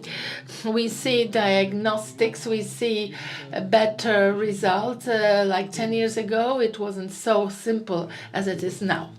Thank you, Mr. Minister. There are many questions today that we wanted to address, but I promise this is the very last, but not the last to Mr. Minister Miłkowski. I am sorry, the one before the last. President Mr. Zbyszek Pawłowski, who is here with us. Yes, we have him. Mr. President is asking on behalf of presidents with the transretinal amyloidosis. Do we have an opportunity to see better treatment for those who hold this disease? And yes, we see options. We also heard that decision was also been given for a drug about 6 years ago. It's been given a negative outcome. and hopefully this will be given an effective result and positive result, but we still are waiting for the agency of the assessment of technologies, treatment and medical procedures for their opinion. And perhaps in July we may have the documents being completed and filed until April. So hopefully we will be witnessing completion of the procedures.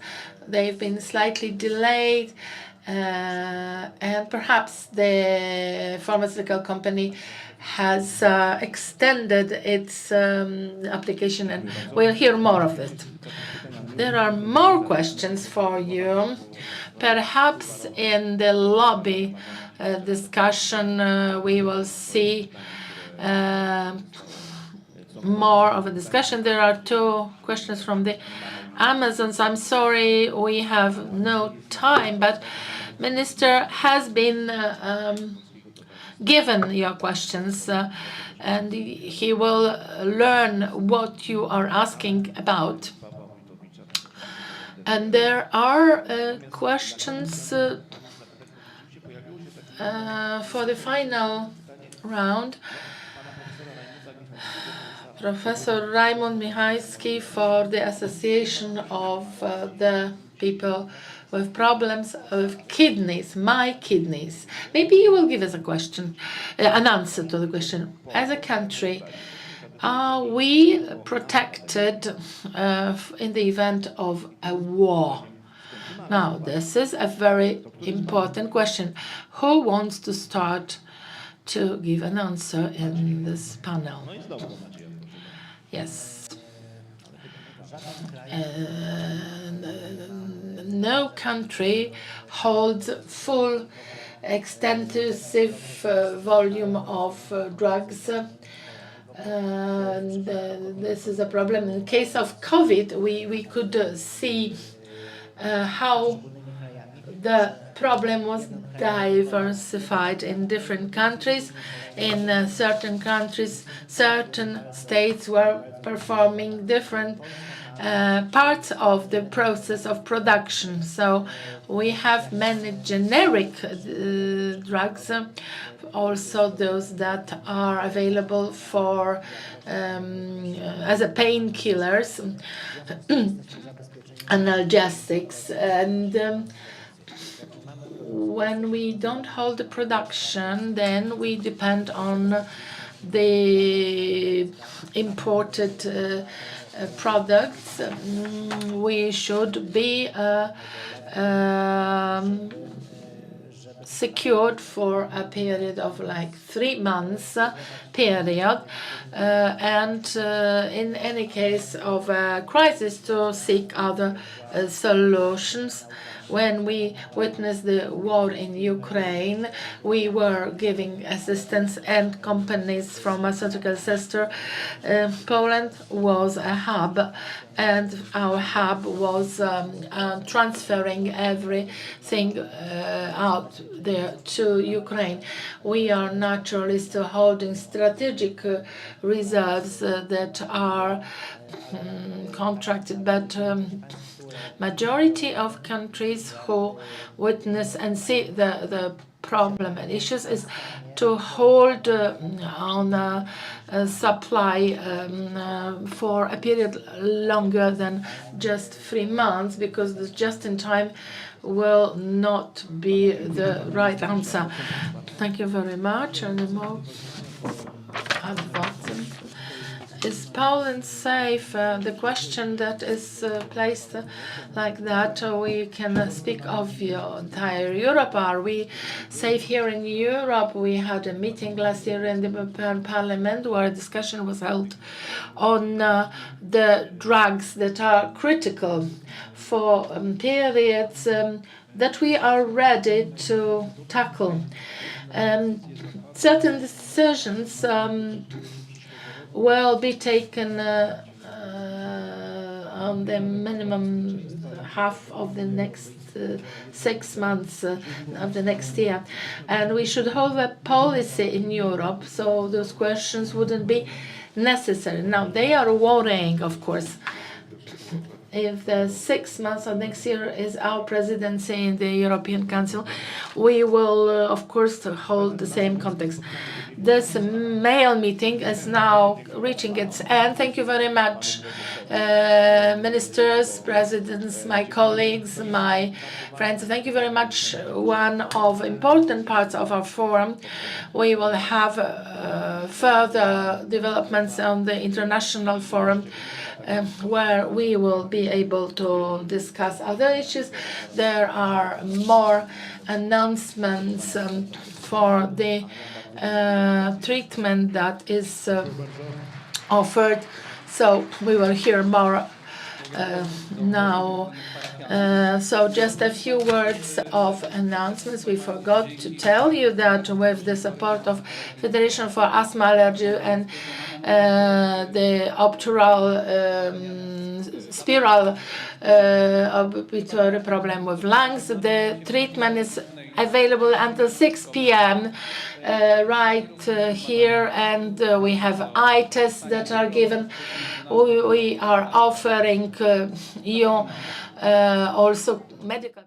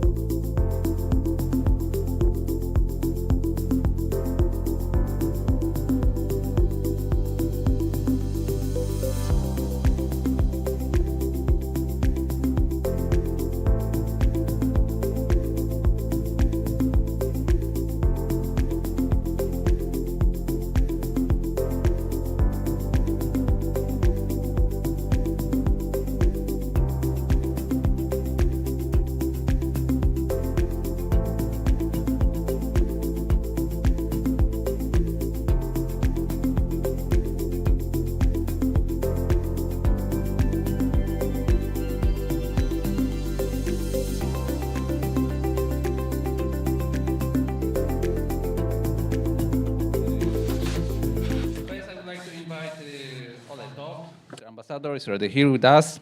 Ewa Kopacz will be online with us. Mikołaj Dorożała. Mikołaj, zapraszamy. Mikołaj jest nowym podsekretarzem stanu. He is a new Undersecretary, the Minister of Climate and Environment. Dr. Nino Bertuggi from WHO, she will be online with us. Mariano Wotta, Director, Active Citizenship Network, please. Ann Stauffer, Director of the Health and Environment Alliance. Very nice to meet you. I Michał Beliniak. And Mr. Michał Belinek, General Director of Infama. I would also ask Piotr and a moderator. We have here Mr. Krzysztof Jakubiak, who is an editor and a person who is running this panel. Now we have many of those who are already online logged in. We are not delaying. We give the floor to Professor Ewa Bam. Thank you very much, ladies and gentlemen. I'd like to welcome you all. And we start with the presentation. Here we are going to narrow down on the interdisciplinary approach to the health and sicknesses and the priorities in that context. I would like to ask for a presentation.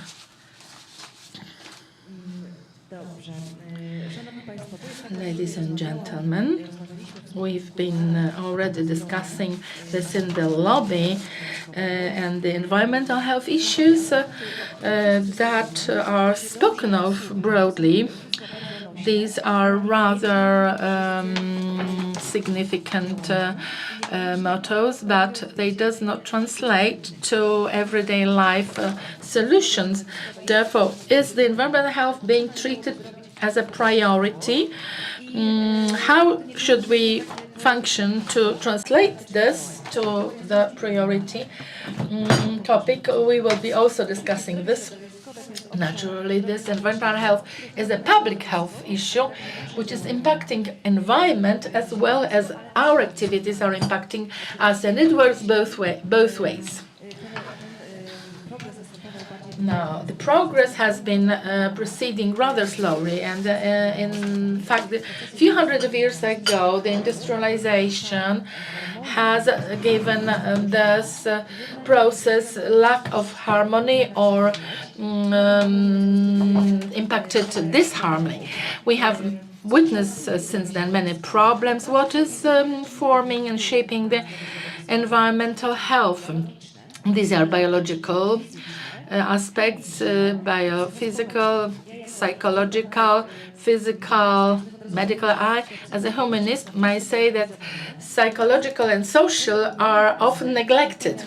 However, the social contacts and the impact is a key function, and it's translated directly into the wellness of all of us as a society.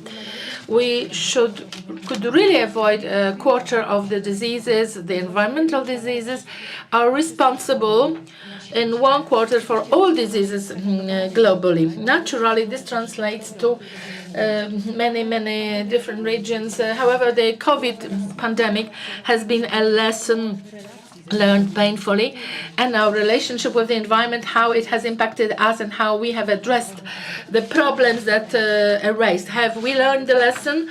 I'm not so sure. We will be discussing this. What are the preliminary conditions to have a good well-being of the community? This is something we will be discussing. We will be here discussing about the air, clean air, a stable climate, proper water pureness, sanity, hygienic conditions, proper use of the chemicals, protection against the sun rays, proper practices in farming, and conducive, friendly atmosphere where everyone feels comfortable. All of those who are not fully abled persons, when we speak about inclusion, like instead of exclusion, and also those that are protecting our nature. Now, we are witnessing the problems again across the globe in different extension and measure.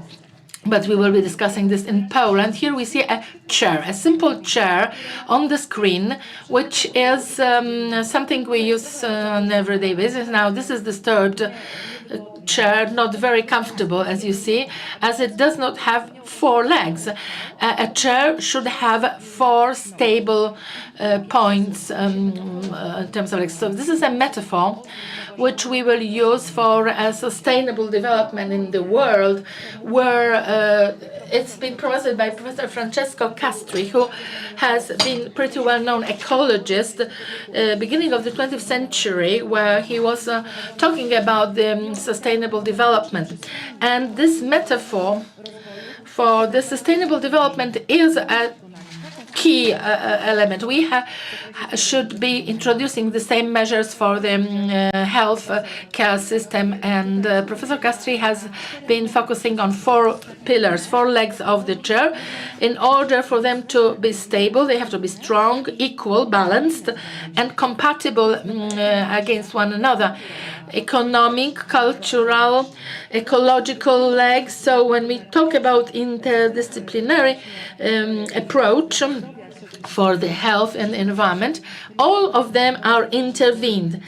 It is all health, ecology, culture, our ethical behavior, ecosystem, and legal system and education, which were addressed already. You were very pleased when we discussed the educational measures. We are lacking a proper education from the very beginning of the primary school education, which is coming back on every meeting of the patient organization. So this proper economic development could only be possible when all of the legs of this chair would be balanced, as everything is impacting and translating into practical measures. In terms of the diseases that are conditioned by environment, please be aware of the fact that a lot of people die due to the problems of environment. About 1/4 of deaths toll globally is due to the environmental conditions. This is a severe problem. It is interdisciplinary and internationally problem that cannot be neglected. We will be discussing it. It should be a priority in context of the priorities in the systems of environmental protection. Now, of course, we have different factors and different risks, and they are conditional and very common conditions that are impacting diseases related to cancer, to circular system problems, and many others. We are discussing this, but we are not responding sufficiently. We have the European Community body that in the years 2024-27 is expiring, or WHO programs that with the guidelines is speaking of the environmental issues and problems of the use. The second issue of the report in 2024 is saying that the cause of death in male young people is road accidents, environmental risk, and for girls and younger from 10 to 14, these are diseases related to diarrheas and tuberculosis. So as we see, we have a lot to do. We have to prioritize environmental health. It's not because it's a good slogan, but this is a very pending problem which cannot be ignored. We should also interdisciplinary approach the problems of health environmentally wise, but also looking at it as an entity and focus on such problems. So an important element here is to discuss it. I give the floor to the first speaker. Thank you very much. Thank you very much. As you may be surprised, you may think that doctor cannot be a patient. Well, I've been sick for many, many years. I have an asthma, and this is my problem in the family and one of the topics of interest that I am here for. Okay, we've been discussing this as patient organizations.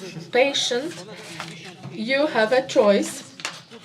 About 50% of your loss is your witness and you're responsible for.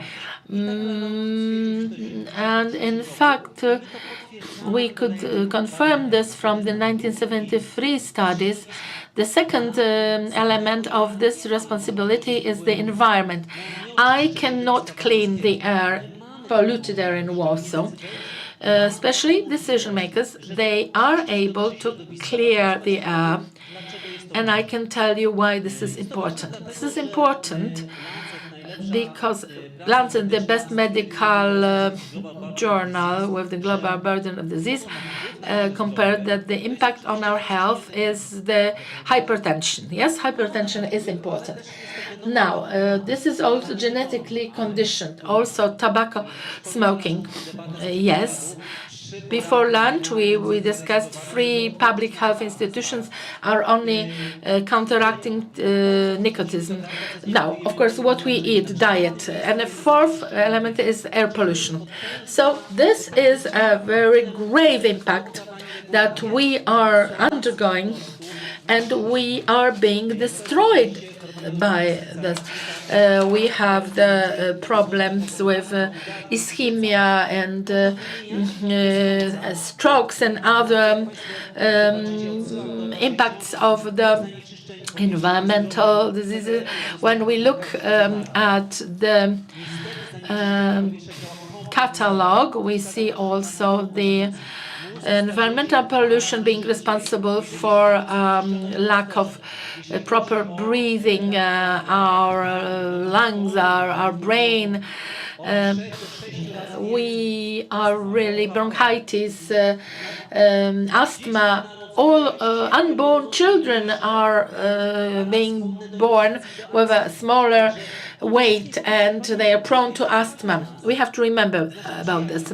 And we know that each and every of our friends may die of several months earlier because we are in the center of smoke in Europe. We are in a top lead. We are about this doing not much, but we are bothered. But we have to prioritize. We have to be sure that we don't just say it's important, we do something about it more than that.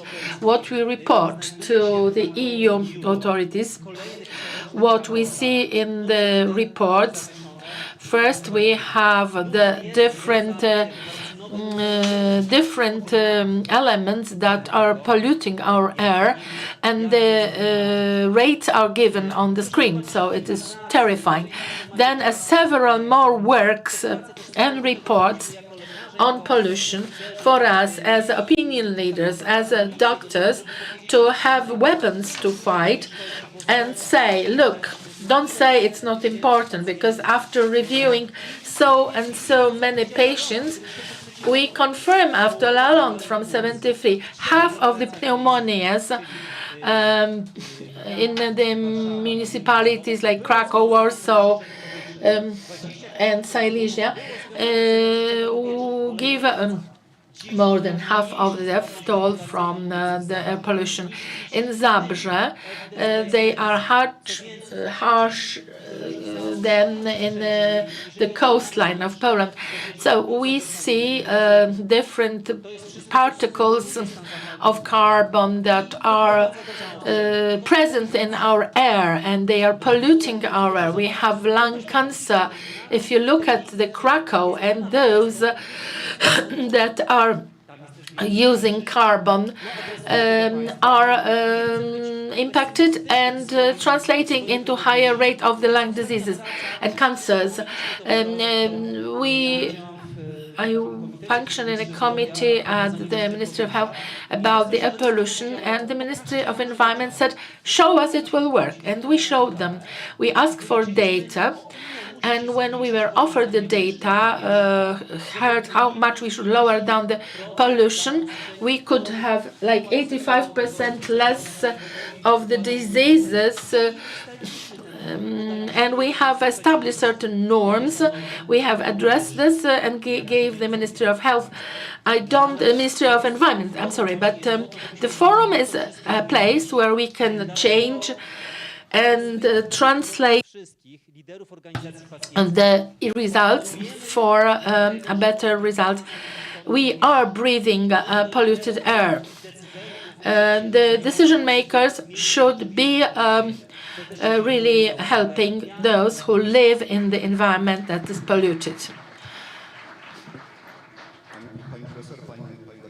Madam Professor and Doctor, thank you very much for your introduction. This is going to be an international panel discussing the issues of the patients and the priorities for the new term of the European Parliament. Now, before I give a floor to those who have accepted invitation, I would like to here introduce His Excellency Ambassador Mr. Oletov, who is here with us. We have here Madam Professor Ewa Koczapacz from the European Parliament, Mikołaj Dorożady, Secretary of the Ministry of Environment, Climate and Environment.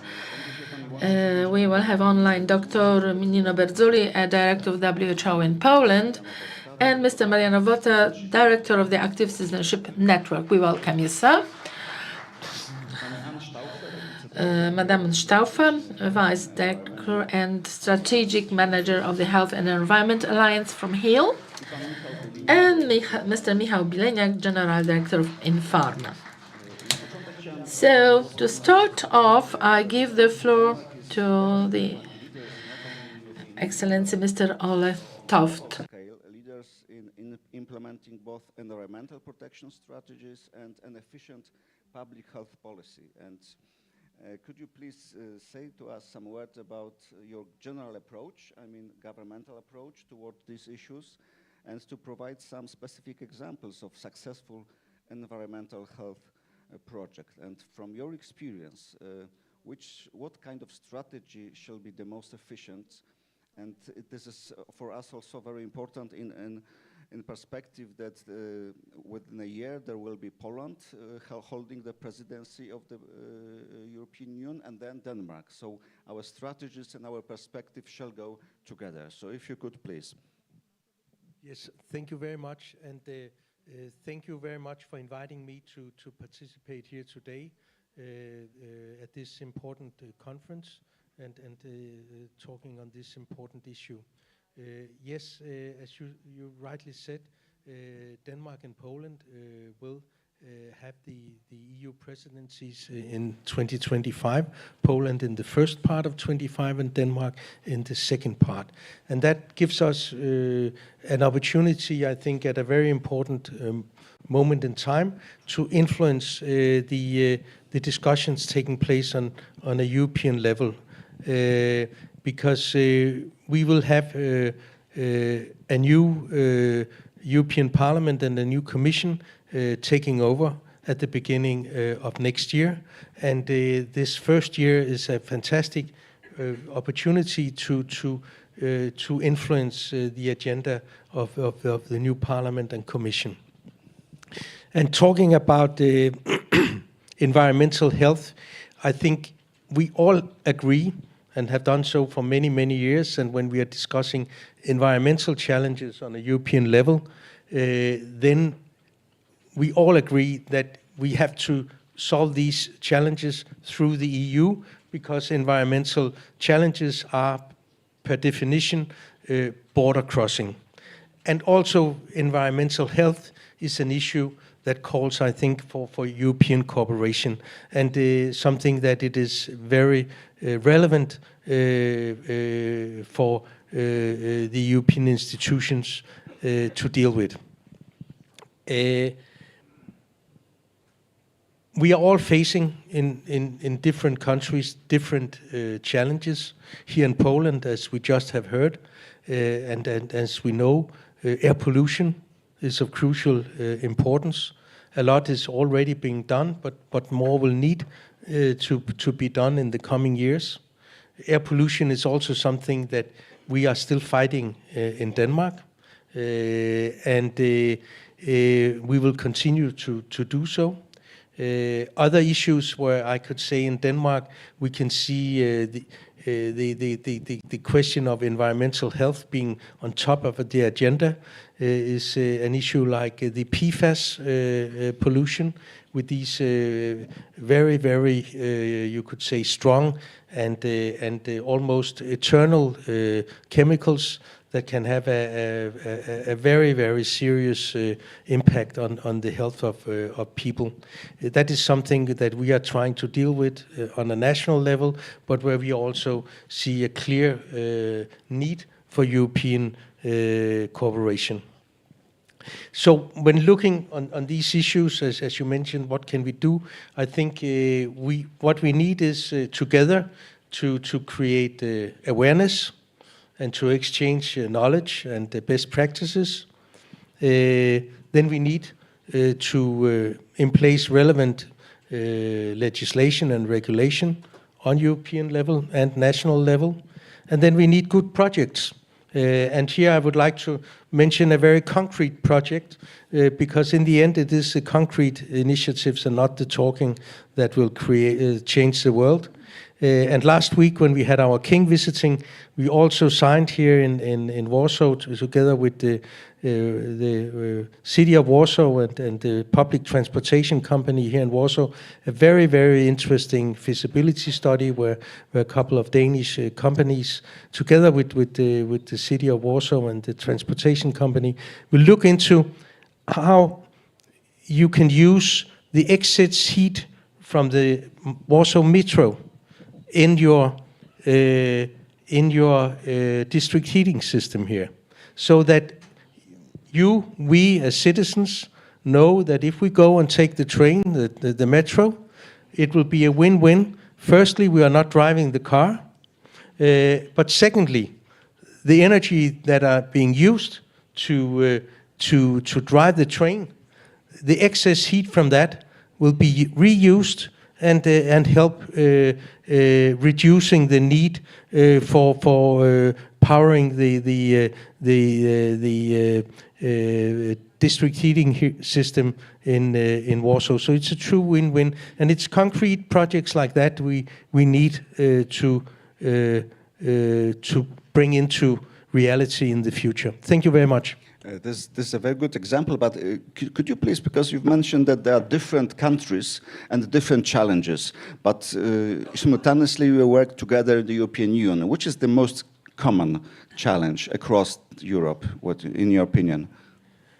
I think air pollution, it is by definition you could say the cross-border environmental challenge, health challenge. And it's something that we have been working with for decades in the European Union, and we will continue to do so. Also because, as we just saw here, the consequences of long-term air pollution, they are very serious. And it's something that we have been working with in Denmark for decades also, and we still need to do more. Thank you very much for now. Teraz chciałbym poprosić Państwa o wysłuchanie wystąpienia pani Ewy Kopacz. Pani I'd like to invite you to listen the address. Great importance there. I mentioned the PFAS pollution, but clean water also of fundamental importance.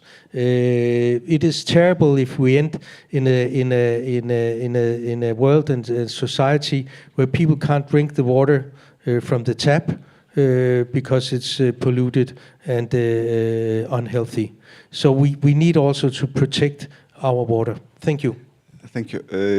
Także jeszcze raz bardzo bym poprosił teraz o głos panią Ewę. Bardzo dziękuję. Thank you very much. Now I would like to ask to listen to the address of Eva Kopacz, Madam Minister, member of European Parliament, Vice President of the European Parliament, former Prime Minister of Poland. She did a lot of effort to create a national health program.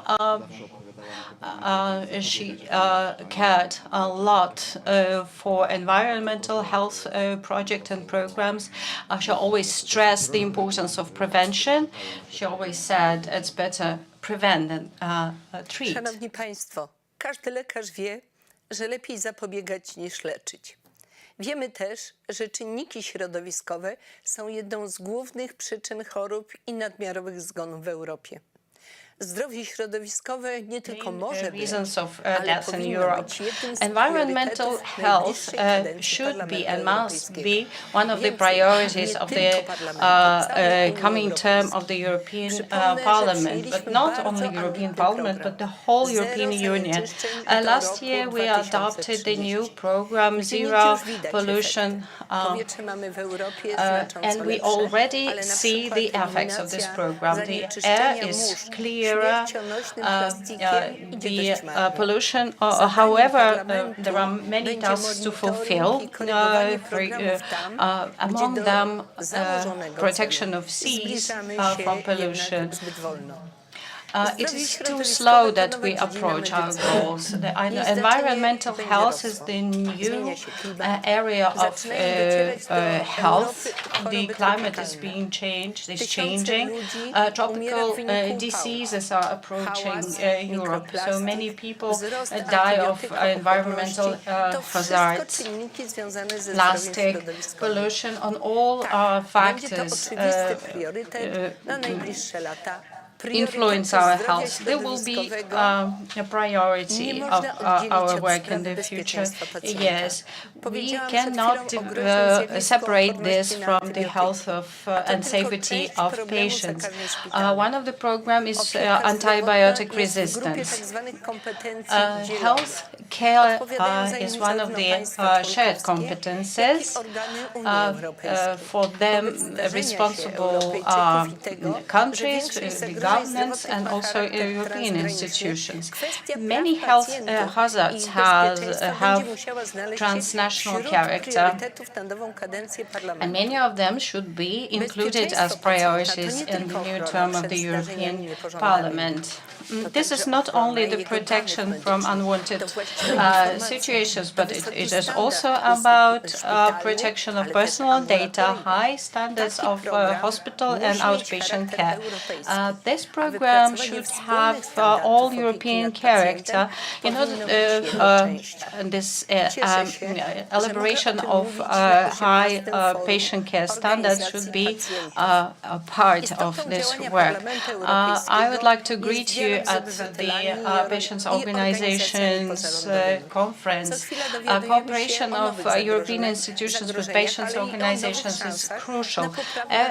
We thanks to dialogue with patients, we receive new information. Without this feedback, we will not be able to be effective.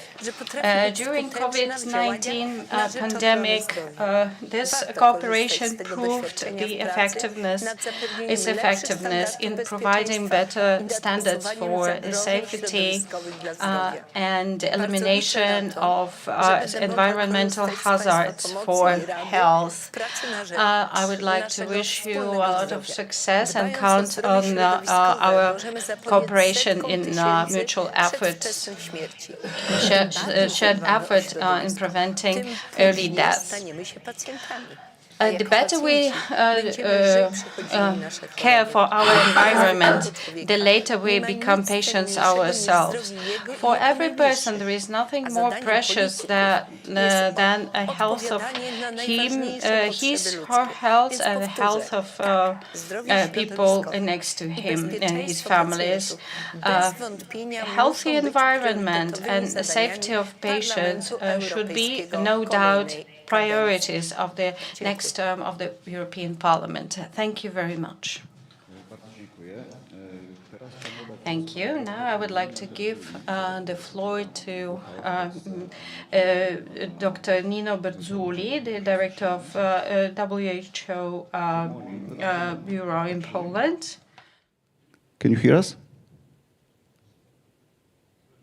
Thank you. Do you hear me? Yes, now it's okay. Good afternoon. Dr. Berzuli, you're representing the World Health Organization, and we are now discussing about the air pollution as the most important environmental danger for public health.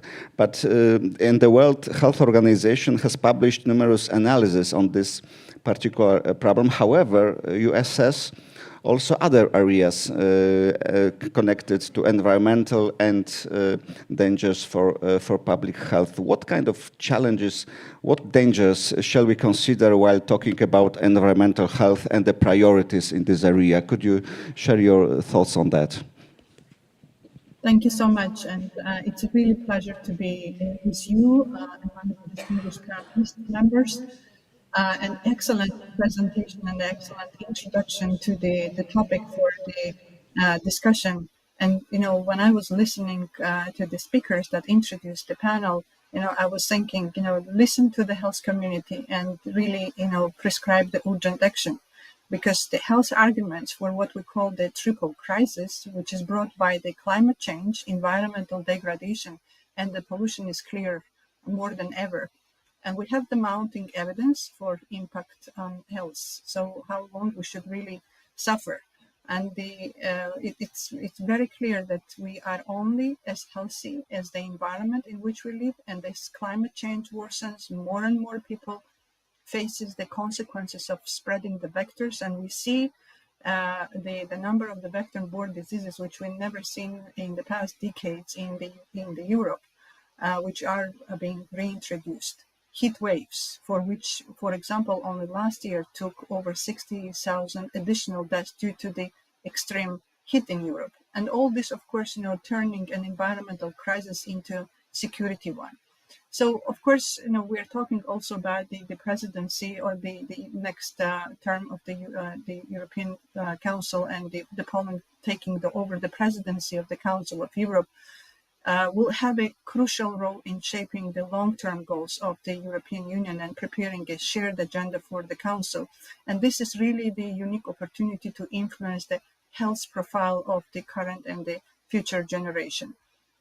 So all this, what we are discussing today, the environmental crisis, the climate-sensitive the health risks that are brought by the climate change and the different, environmental risks are disproportionately felt by the most vulnerable and disadvantaged, low-income neighborhoods, older populations, and those with underlying health conditions. And all this will challenge overwhelmed health systems and undermine the progress towards sustainable development goals. So we at WHO very recently published the estimates that the 77% increase in the cancer cases globally by 2050. This is a very significant number, and among the factors that will drive the expected increase in cancer rates is air pollution. And there has been a discussion and quite a bit of data and the information that has been already presented by the previous speakers. But there are many more actually linkages that are related to the air quality, which is the poor mental health, the high rates of the premature birth, autism, and evidence grows that the air pollution is also linked to the dementia and the stroke. So the data, the evidence is very clear. We know that the Central and the Eastern European countries have worse air quality in Europe.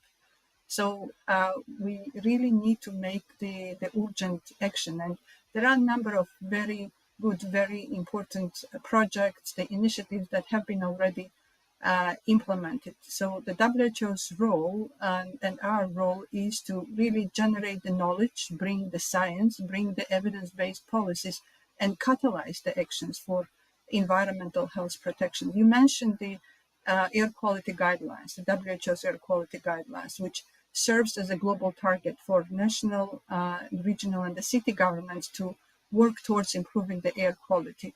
But we don't see sufficient progress to make this happen. We are advocating for aligning regional national targets with WHO guidelines, and any attempt weakening the limits or postponing the implementation of these limits will cause more lives. And we have the estimates that actually show that 330,000 more people would die early if EU member states with fine particulate matter levels greater than 10 micrograms delay bringing their pollution down to the level recommended by the WHO by decade for 2030 to 2040.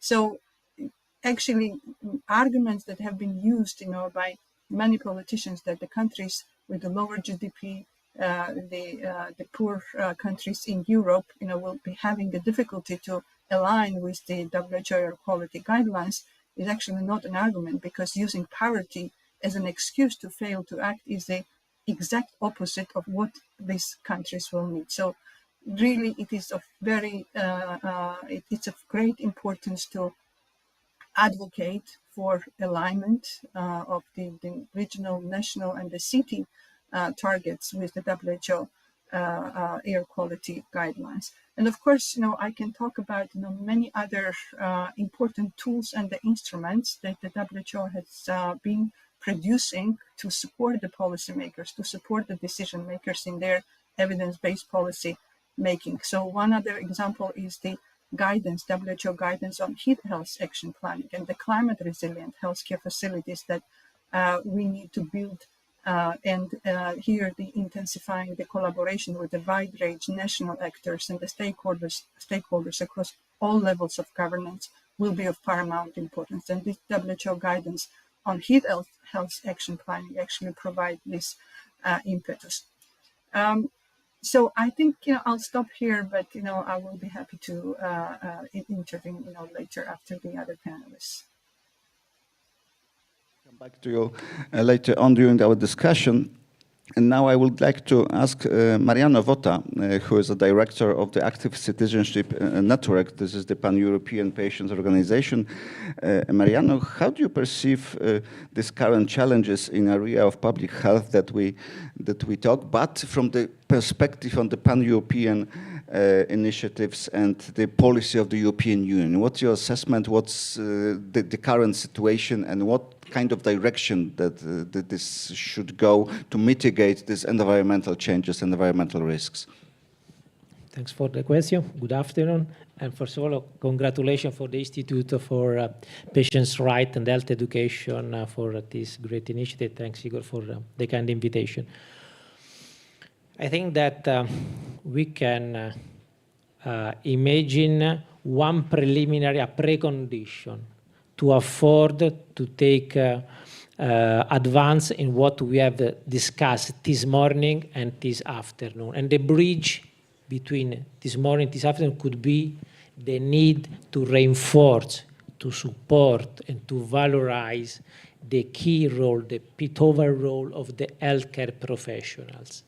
We are facing a crisis, healthcare crisis, that is made by three different aspects.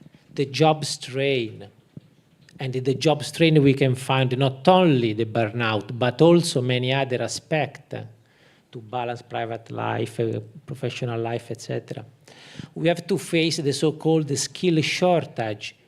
All the stakeholders advance to the institutions, they need to reinforce the skills of the healthcare professionals, the same categories of the healthcare professionals, the same patient advocacy groups.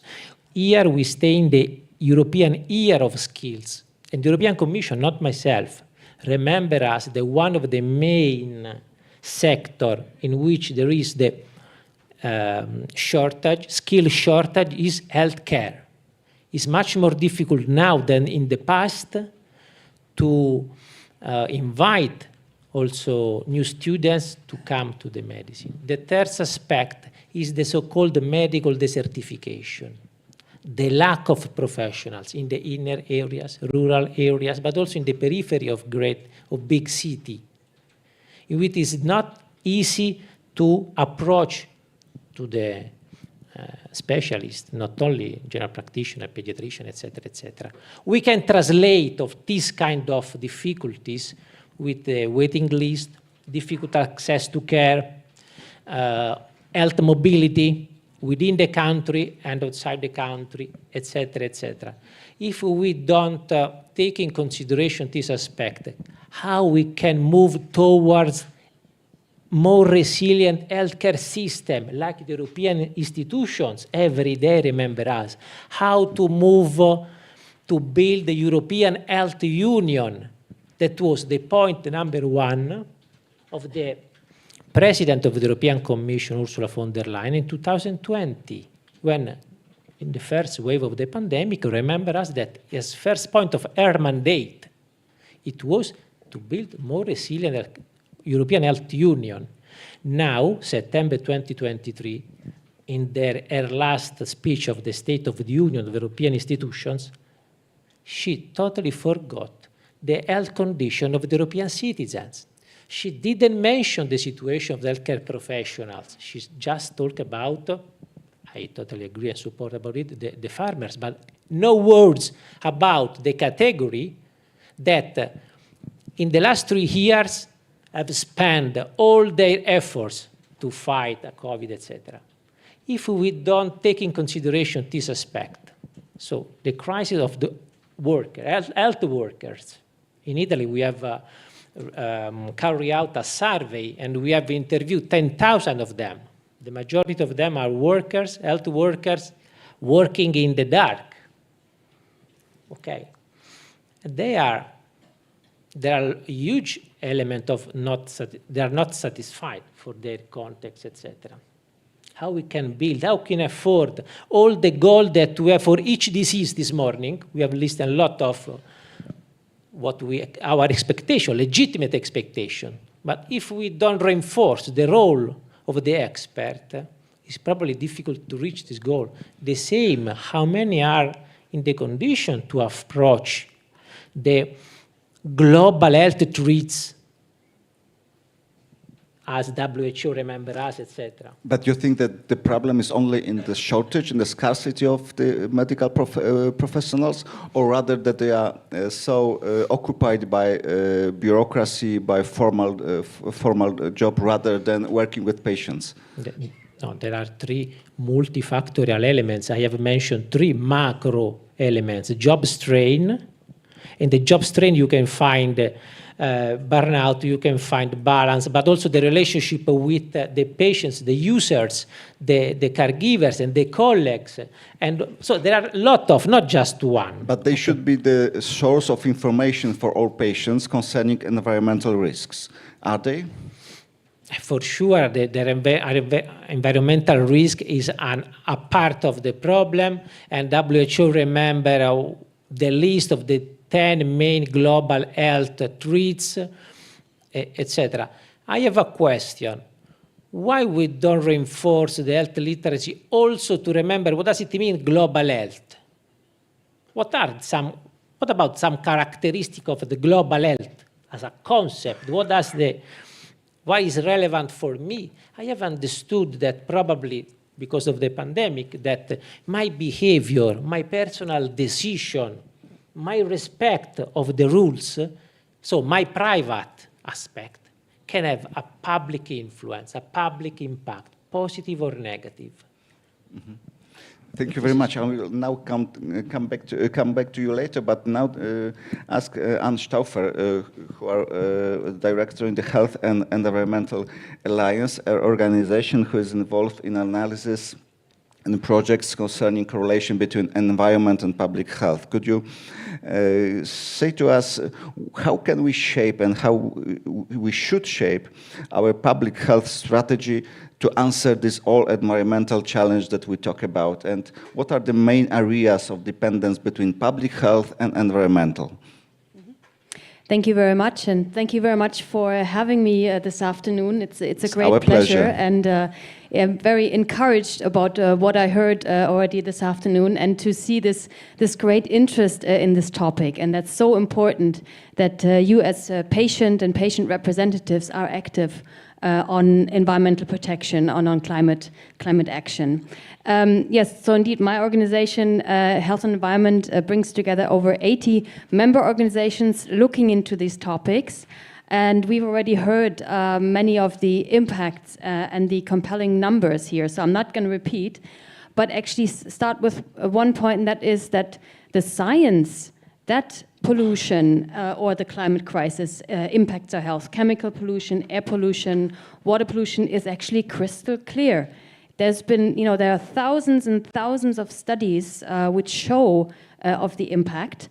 But one of the key problems is that there is this gap between what the science shows us and what the science tells us needs to happen, and the level of protection in our policies, in the national policies and in the EU policies. And it's HEAL and many others actually working to decrease that gap and really make sure that we have evidence-based policies that protect everyone, but that protect especially patients, children, and others who are most at risk, also those facing health inequalities as a key constituency. That's one thing. And then science also very much shows us the urgency to act. And again, this is something that's often lacking.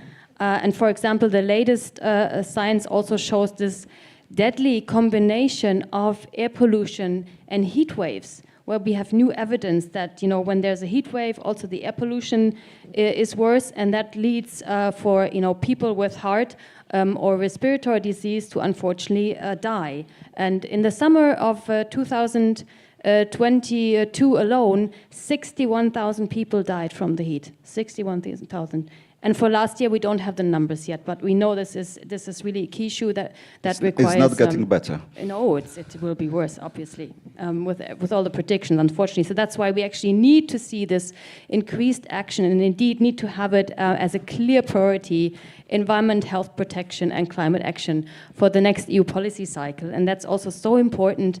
That you and all of us here as people and as organizations are engaged, because there are very much other issues on the EU's policy agenda right now. So it's not a given that in the next EU policy cycle this will receive the same priority. And then the last one I wanted to make is actually we don't need to wait until the next policy cycle. When it comes to air pollution, there's an opportunity right now, and there's very much a need. And I'm looking to you especially, because the EU is on the final stretch, is on the finishing line for updating the clean air standards that will then also apply to Poland. And we've heard that unfortunately Poland is one of the worst hit countries when it comes to health impacts from air pollution, and it's a persistent problem there. And unfortunately what we have seen with this update is that the member states, instead of saying, yes, because it's such a problem, we will double down, we will do even more to, we will set stricter standards and take more action, member states, they want to have more time. They want to have 10 more years until new standards apply, and they actually want to see exemptions. So for those countries which have a lower than EU average gross domestic product, so that would apply to Poland and other countries, they could say we need 10 more years for the new standards. What does it mean? This would mean 10 more years of people dying, of people suffering, when you have more asthma attacks. You know, we had the case here in Poland of Maciej, the child who was diagnosed last year that his asthma was because of air pollution. I think you'll agree with me that this would actually be unacceptable to allow for this delay. And this is where we're very much looking to the new Polish government and to the ministry here to actually say, no, we need to have better health protections. We need to have health-based air quality standards, and this exception is unacceptable, basically. Yeah, but do you expect that those issues will be in focus, in the center of the election campaign to the parliament, to European Parliament that is going on in the spring?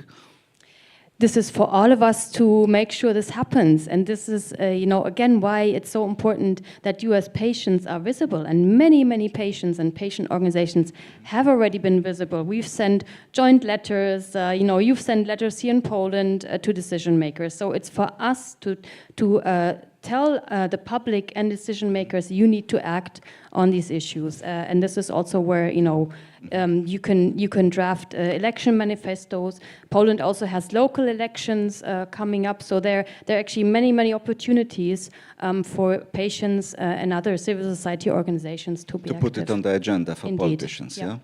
Okay, thank you very much. Michał Biliniak, panie dyrektorze, reprezentuje pan przemysł lekowy. Mr. Biliniak, you represent the pharmaceutical sector.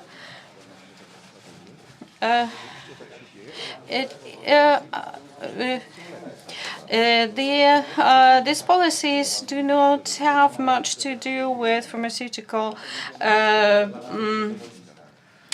issues. Like some pollution is related to pharmaceutical industry.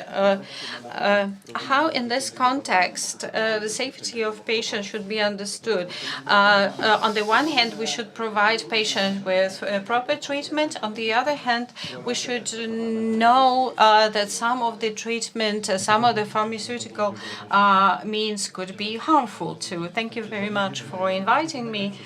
I am representing here the pharmaceutical industry, not the only one, and we know that there is a special responsibility on us. Well, we are producing not luxury goods. Well, some of the pharmaceutical products could be considered luxury goods, but not. Their goal is to improve the quality of life, prolongation of life, and health. And we are facing challenges also related to our impact on the environment. So on the one hand, we should provide quality products, but this could be also very safe products. We should remember that every industry has its impact, and we care about high safety standards. We support patients, but at the same time, we keep in mind the decreased impact on environment. We should make sure that the water we use for our production should be cleaner than we take it. The plastic pollutions also which comes out from our products. There are new challenges that we are learning of. The impact after patients taking our products also is there, and we should remember it is not only used by people, but also many medicinal products are used by animals. We should remember about these medicinal products and their metabolizing and outcomes. These are antibiotics and different metabolites that are there. innovative pharmaceutical companies are paying attention on this issue, conducting research activities, also analyzes water in terms of presence of different substances there, metabolites. And of course, we support new regulations. In Poland, we are talking about environmental protection. In Warsaw, we all talk about clean transportation. It concerns all people living here, but also we are, as a pharmaceutical company, participate in regulations which improves the safety. In our draft programs, we envisage the situation that the product may not be registered if the a negative impact on environment will be considerable. This is the issue is being considered by us, that the product may not be admitted for use. On the one hand, there are requirements towards air and water, and here this is the element we should consider. Also, we pay attention at the paper leaflets present in every package of the medicinal product. We work on introducing the electronic leaflet. In Poland, actually, we have successes already. In electronic account, personal electronic account of a patient, it is being published.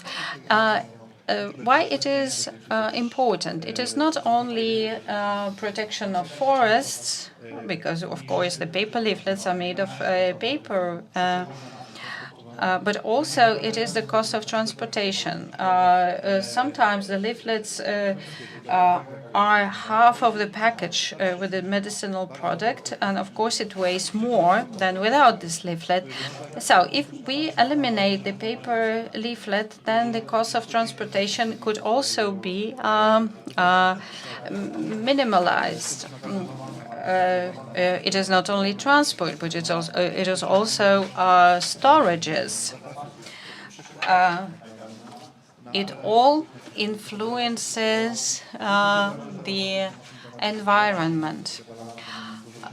Now, we are talking about pharmaceutical industry. It is always a question about safety and risk mitigation. We will not be able to eliminate risk totally. As you mentioned about metabolites and medicinal products in the water, it is a very important issue, and we are conducting a lot of research now. It both concerns the plastic in seas, but also inland waters. We need to minimize the plastic in our products. It is very important for us, for our research and development branches. It is important to support more research and scientific approach in order to minimize these risks for environment. Thank you so much. Normally, we think we eat a meal, but it turns out we eat some medicines inside. Now I would like to ask Mr. Minister Mikołaj Dorożala, Undersecretary of State in the Ministry of Climate and Environment.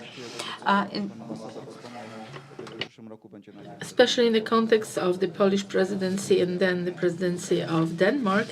And we've already witnessed the government getting ready for the priorities to be drafted.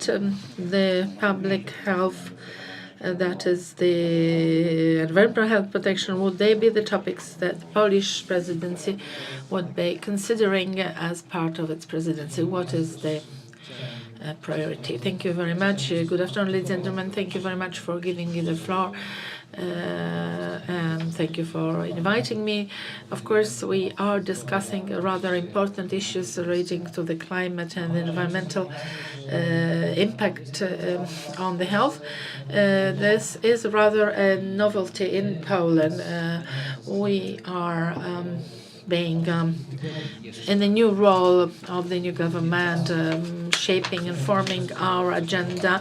We had no time yet to improve certain errors that have occurred in a broader perspective in the last years. Naturally, you've been asking the presidency topics. I've been at the Polish Senate discussing today the monitoring of the forests in Europe. I am speaking on purpose about that.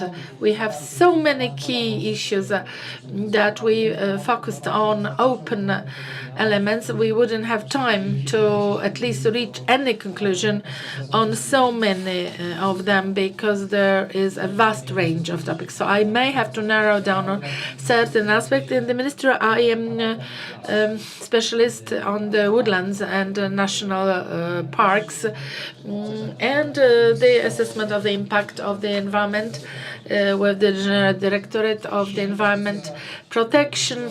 Today we've been discussing a certain system which was mentioned by His Excellency Ambassador of the collaboration at the European level.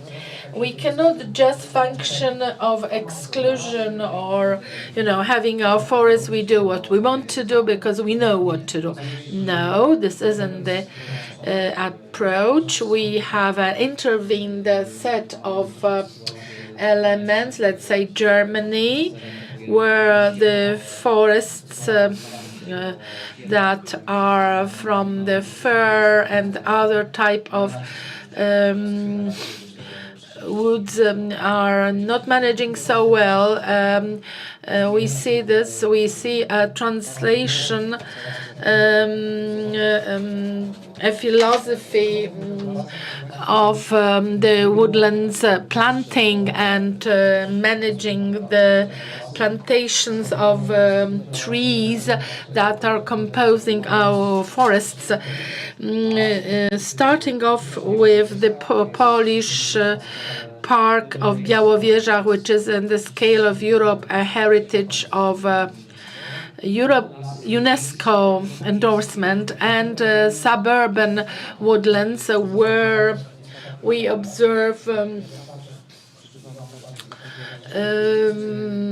some efforts taken by the foresters and some systemic changes that are being performed because people do know what they want.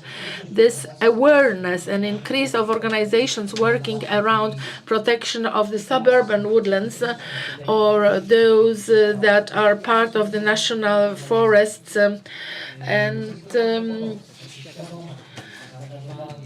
what can be done? What is there an issue? What kind of difficulties are witnessed? We are now working on an initiative on the panel working on the Polish woodlands, national parks, and primeval forests.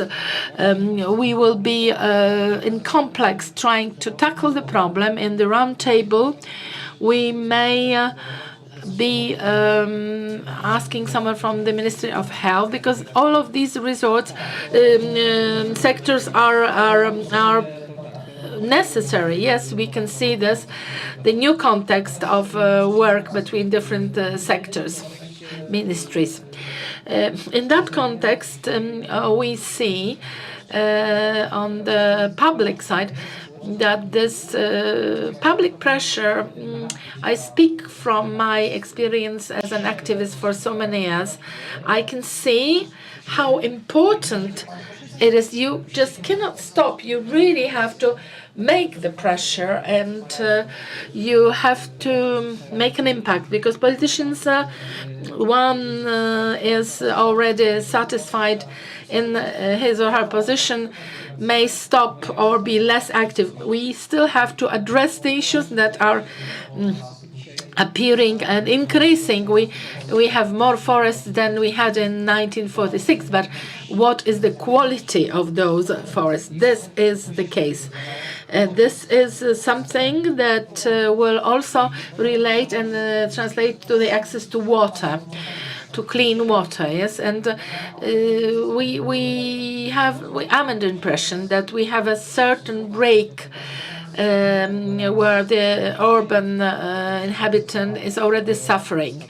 Bad air, water polluted, etc., etc. And the one who lives in a smaller municipality where the changes are not so badly witnessed by the environment. But then we have a farmer who in October will have to water his fields now, something completely unexpected in Poland in the past years. This part of geographical location. We have in Poland 13 communities where we have 25% of all the major turf gatherings, which are so important in the emission of carbon dioxide. They also are responsible for the water purification and so on.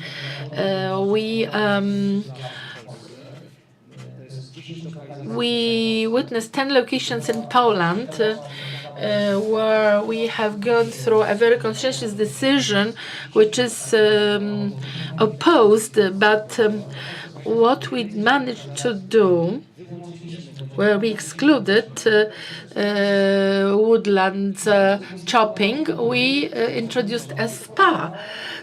And there it was husbandry done. The people were treating their different diseases, and people go walking and they see woodland cutting. This was something, an element which we changed.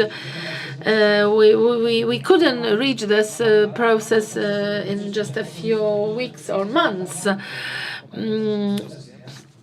Naturally, I've been involved in many reports related to different boroughs of Warsaw, where we indicated about 10 different paths or routes in relation to Denmark and Copenhagen. I could not relate to the bicycles and routes.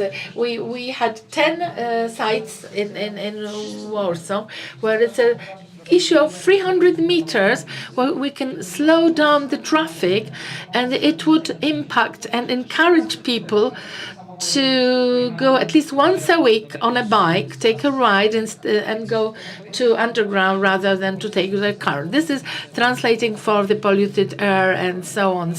But of course, small things like that, without large, vast financial funds, may really translate. 10 locations in Warsaw, and we have indicated in the document that was drafted immediate dependencies on how we could encourage inhabitants of Warsaw or suburban regions to travel, commute to work by bike. So we recently in the parliament had a debate on the funds from the EU. Unfortunately, there are several hundred of millions of zloty which are allocated for the pure air or purification of the air. So we can say that we are trying to improve, and this is all translating to improvement of our health. You have mentioned the awareness of the population and trying to strengthen and educating the society and making sure that the environment and the relations between those that we live in. I would like now to devote a bit of time to ask all of you panelists, what are the greatest obstacles in education, like Dr. Berzuli has related to knowledge sharing. If you are still joined with us, could you please say a few comments about this knowledge sharing? You focused on that in your first remarks. What kind of biggest challenges are connected to this knowledge sharing? How can we do it in an efficient way to obtain this increase of education and increase of social awareness concerning environmental health?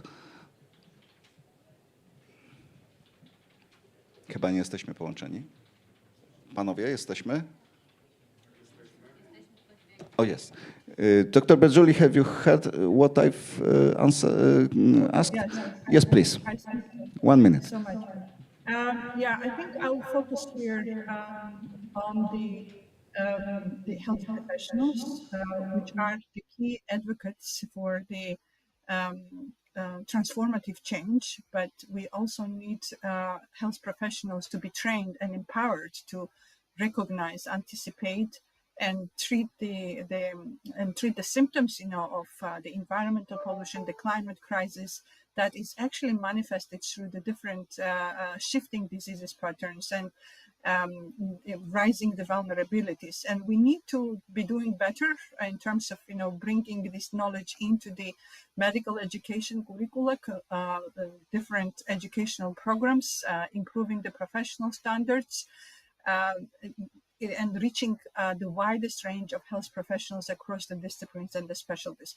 So the second point that I want to make is also youth engagement. They're absolutely critical in promoting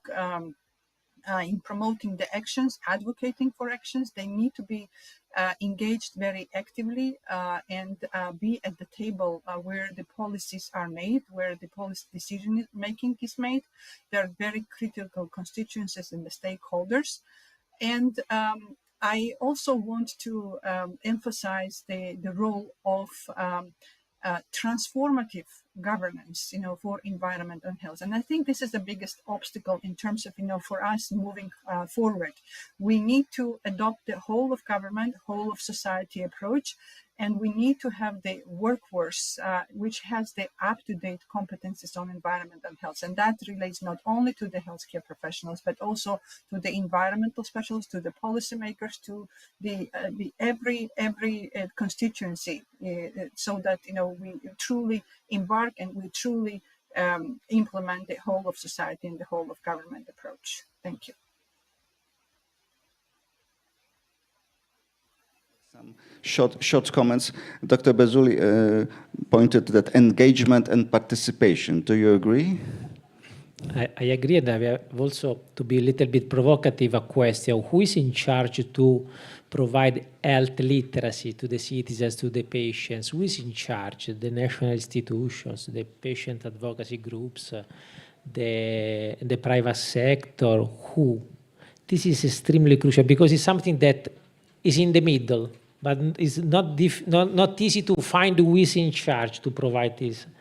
And to come back 1 second more, please, to come back to the previous question. Yesterday, the breaking news at the European level was the decision of the Ursula von der Leyen, the President of the European Commission, to white-throat the directive proposal to reduce the use of pesticide by up to 50% in the agriculture. Is there something impact of this issue? Yeah. I think so. Thank But you, we are here, and the farmers are in the strike. We are here. But it's all connected. It's all connected. Okay. And It's all connected indeed, and I support what was said before. And I would add that part of the problem is also that we often think, or people often think, that being healthy is purely a lifestyle decision. It's, I need to do that, if only I walk and cycle more, if only I eat healthy, if only I don't drink alcohol, I'll be fine. and we need to change that perception that no, actually there are responsibility, things. No, our but there are own things responsibility. that none of us. I cannot do anything about the air pollution that I breathe when I go outside here or inside here. You know, I need to have the right regulations in order to do that, and that's what people need to understand, and that also then work towards having better protection. Thank you very much. Michał, komentarz? Tak, mój komentarz jest taki, że nie stać jest nas na zaniechania. Teraz oczywiście padło pytanie, kto jest odpowiedzialny. Shortcomings in providing a safe environment. We should educate. Of course, the government bears responsibility for conducting this systematic work. Every one of us, privately, individually, and also our organizations, our companies, also like my company, pharmaceutical company, it is not just our responsibility. It is our obligation to do it, and we do. We provide knowledge about medicinal products. In terms of prevention, we are aware that there are products that should not be widespread use, and we are looking for an opportunity to improve the environment because we all also use this environment, and our children will use this world. This is responsibility of us. Your Excellency, kind of final remarks from your side. What's your input?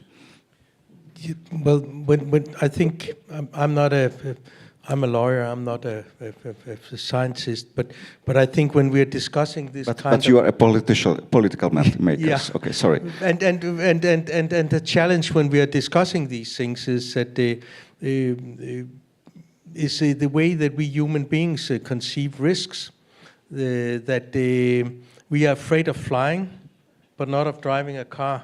But actually, driving a car is much more dangerous for us. And it's the same with much pollution. Politicians say they deal with the things that are related to catastrophes. Then we see action. But these really big killers, like air pollution and long-term, you could say, water pollution, that is something where this people do not understand the real risk, and it's very difficult to communicate, and therefore we are dealing with this decade after decade after decade,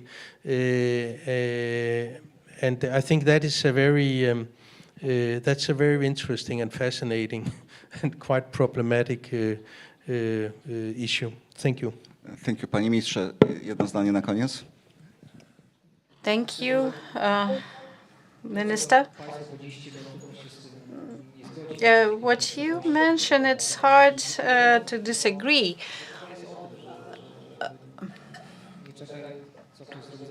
We should not wait for somebody to do things on our behalf, but we should act ourselves. Also, self-government should act.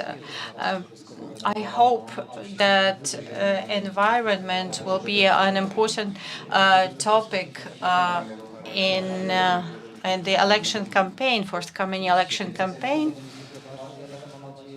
I also hope that on the level of cooperation in specialized committees of self-government, municipalities, and the national government, it will be an important topic. We see the context. Now we are having a program of protection of marshes, and the issue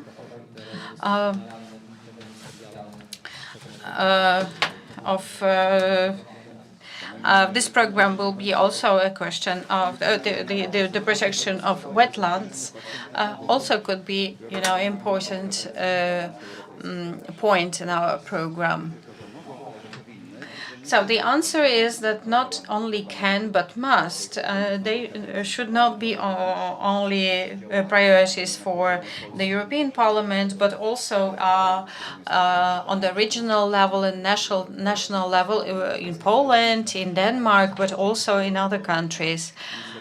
What the Minister mentioned all of us are responsible for our health. We are responsible for protection of environment and climate. This all will contribute to protection of our health. Eva Kopacz, Nina Bezzuni were online with us. Here we had Mr. Ambassador Letoft, Mr. Dorojala,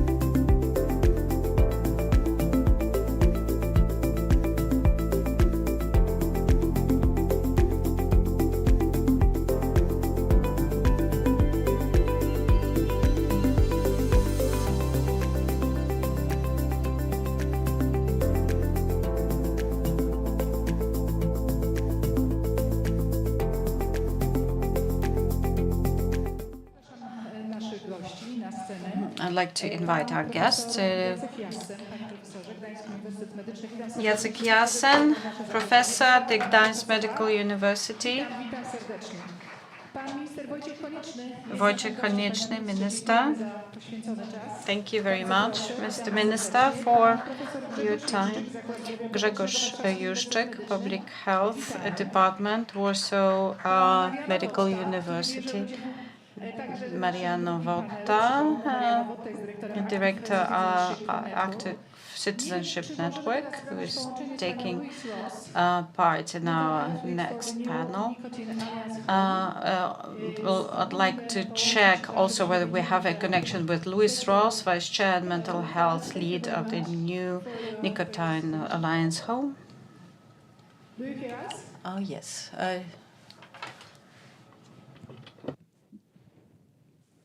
Do you hear us? Okay, we start, but potem sprawdzimy, czy z panią Louis. The sounds just disappeared.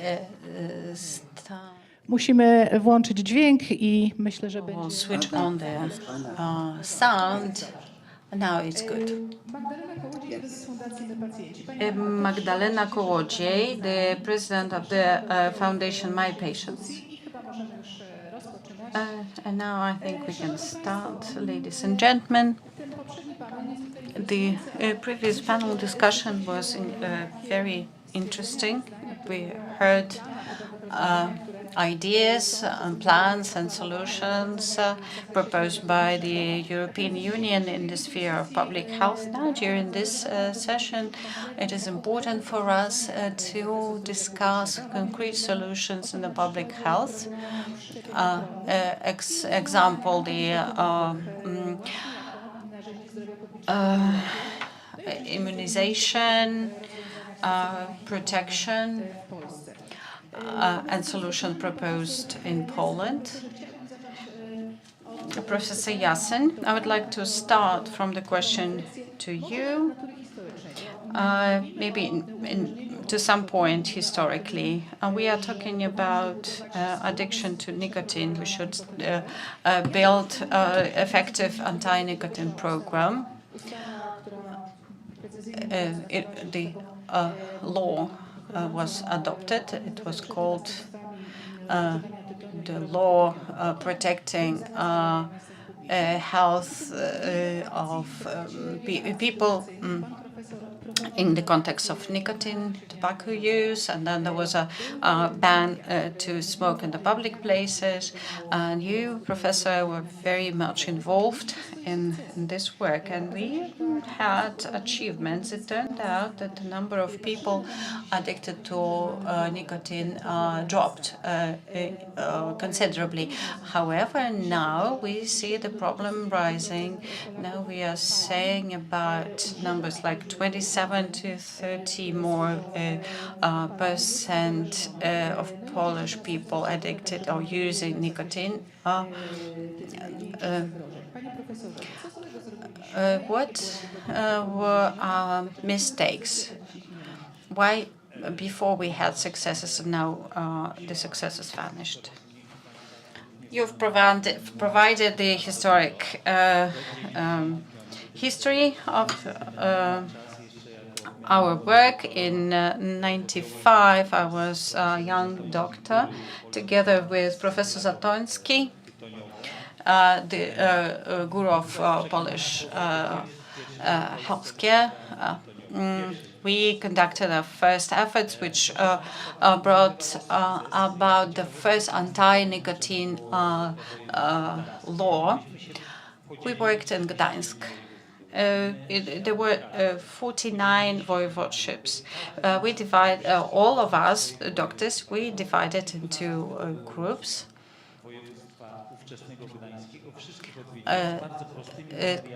There were several doctors involved in the program in Gdańsk voivodeship. I visited them. We proposed the text, and there was almost no discussion around this text, and the law was adopted it was a great success in Poland in 1995, 10 years before Polish membership in the European Union. Poland was the first country to pass the anti-nicotine legislation.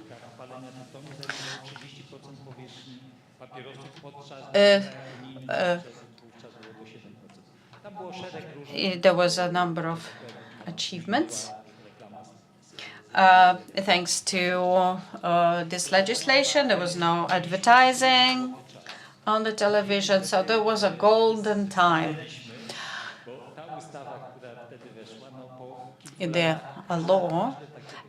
A similar law was adopted, but also with the time, such law should be updated in the context of new challenges and new needs, new requirements.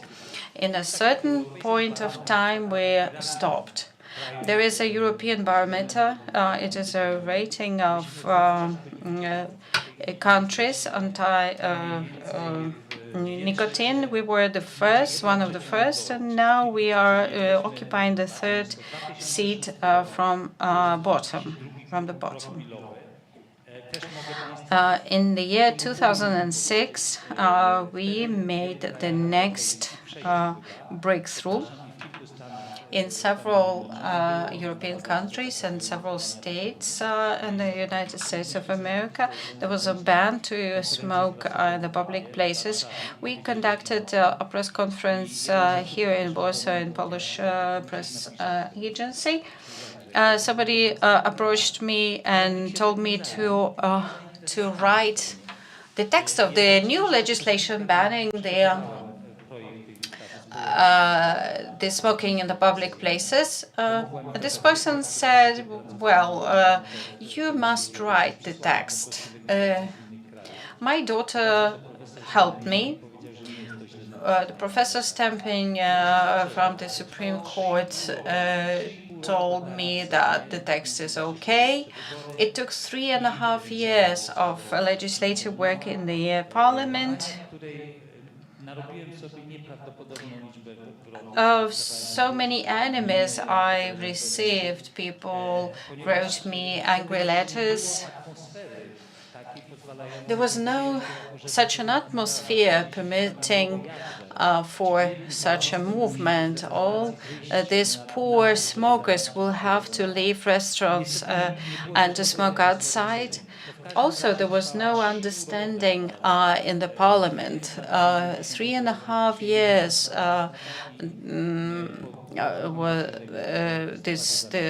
this work lasted. Please imagine where would be now without the ban of smoking in the public areas. The majority of you most probably do not remember such a situation, but everywhere, smoking was possible in the buses, trains, hotel rooms, everywhere, restaurants. But it changed. Right now, again, we have new challenges. We are going to talk about it. We have a number of recommendations formulated by a number of organizations. Magda Kolodziej will mention about this. From the Council of the Patient Organizations, working with the Minister of Health. Professor Juszczyk, I have a question to you. Professor Jasen told us about the successes, but now we all again have challenges. The sale of the single-use electronic cigarettes seem to be a problem. Last year, it is estimated that 100 million units were sold. Young people also use it. What should be the solutions to prevent youngest people from smoking, from this initiation? Thank you very much. I'm very glad that we have an occasion to talk about it, so that the public opinion is interested. It seems to me a very important problem. It seems to be a hybrid war. The product from China are here in our market. China banned these products, and these products pass to the European market. The factual sale is more than previous estimates, over 100 million units. And there are results which are very irritating and terrifying, actually. The next problem is that the target group are young people, and the producers, those who sell it, know it. And the Lancet magazine published that research that all around the world, half of smokers start smoking between 15 and 16 years old. This is the target group. Young people are under stress and are quite vulnerable to all marketing strategies. And for them, displeasure related to such products, the cigarettes, are accepted. These products are addressing young people. Over 700 scents have been registered. They are proven to be the most effective in the context of young people, in their perception of young people. The research was conducted among the group of young people at the beginning of pandemics. Over half of adolescents declared that during the last 30 days they used some kind of nicotine products. Many people use this every day. The frequency of using nicotine products increased. 1,600,000 people are smokers among adolescents. But the majority of the cases, it is illegal for them to smoke. So many young Poles could be addicted. Plus, many of these scents are being banned, are illegal. Some countries also introduce a ban on this electronic cigarettes. And I understand that we are part of the common European market. So a clear message, look, don't spread out your wings. You know, those products are pretty badly traced by parents because they are imitating lipsticks for girls or some other, in a pencil box, they may be for 700 inhaling puffs. But of course, these should not be treated as garbage. And we would like, as quickly as possible, we are pleased that Minister is here. We see the ministry focusing on this issue. We'd like to eliminate this problem before it scales up. To slow down the problem, that isn't dramatic, but we want it to be tackled and considered properly. Thank you very much, Professor Minister. Would you be taking decisions in this chain of supply? As Professor Jasem and Professor Juszczyk has pointed out rightfully, it is scaling up. Those should be considered and taken Thank you very much. Good afternoon, ladies and gentlemen.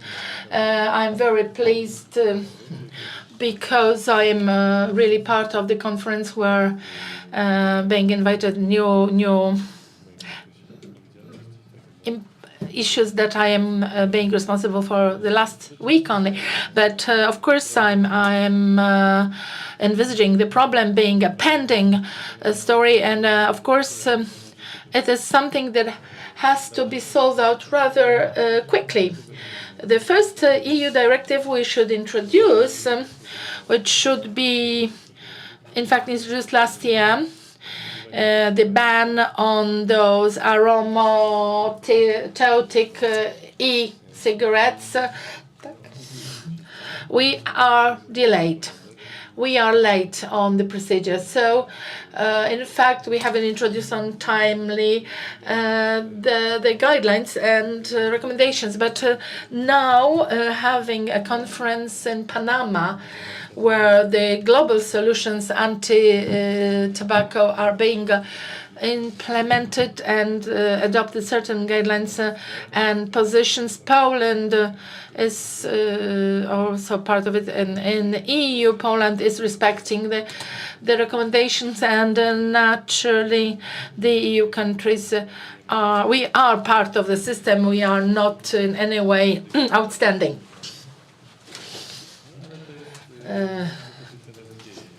So now this is what's happening. Of course, those one-time use products, as we already mentioned, they are easy to take, they are easy to buy, easy to hide. They are very, very acceptable and useful for young people who are unaware of the dangers, and they are being offered different products.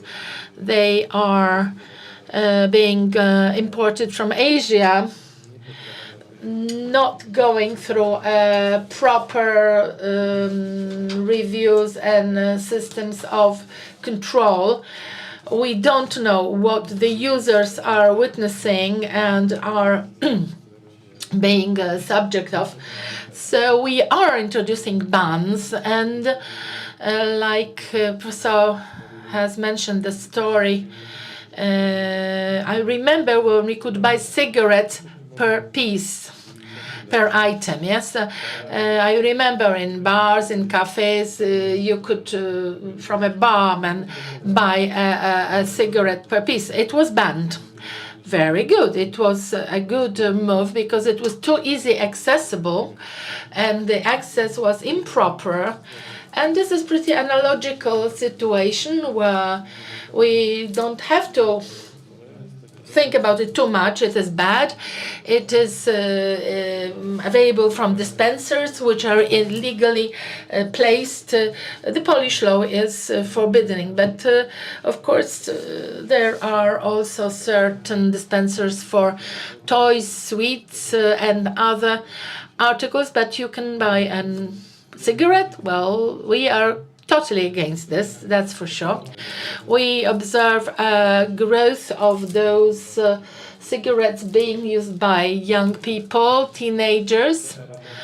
Those aromatic products are, well, one vanilla, one cherry flavor. So this is pretty bad. Do you see an introduction of a ban like in UK? Because France is trying to do the same thing, Ireland, in certain group age, of course, because from which we know, Professor, those who are after 2000, born after 2009, cannot buy those. Yes, UK a few years ago introduced ban on the e-cigarettes purchase for those who were born after 2009. This is a general EU campaign, European campaign known as Free Generation. Many countries are applying this solution that people who are born at a certain year will not be allowed to buy cigarettes after time. This is a ban which will be accompanying those people through their lifespan. then we would have a community generation free of nicotinism. So if I am now taking the floor, just maybe the minister, or you want to say something about the ministerial steps? Well, the aromatic cigarettes, yes, aromatized cigarettes. We want to introduce this. We are delayed. We need to take our works on, and those cigarettes that are for 1 use, or the so-called e-cigarettes, I can speak for myself and others. They should be banned totally, not for a certain group age, but for everybody. Fully banned. And if we speak of other products, we would apply the guidelines that would be applied globally, internationally. We are part of EU. We are taking those solutions that are applicable across EU, and they should be consulted. They should be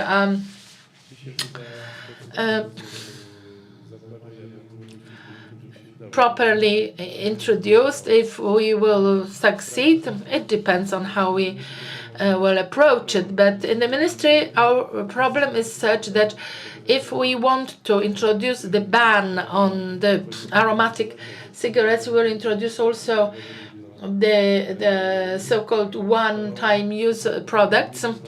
We will delay introduction, because there are certain countries in the EU that have rather free interpretation of the legislation, and they are against it.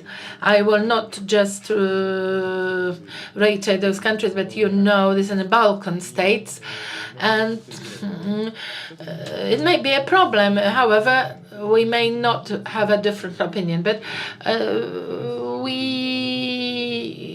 in order to catch up the directive, and we may separately be introducing ban on those one-time use cigarettes. Probably we'll have separate steps taken for those two solutions in legislation. We will consult this with the society, and probably this is how we will work and approach. Thank you very much for your declaration from the ministry. Now we'll try to contact Madame Louise Ross if she is still with us, and we will hear her. We welcome you back again. Thank you very much for accepting our invitation and taking part in the discussion. I'm very pleased to be here. Thank you.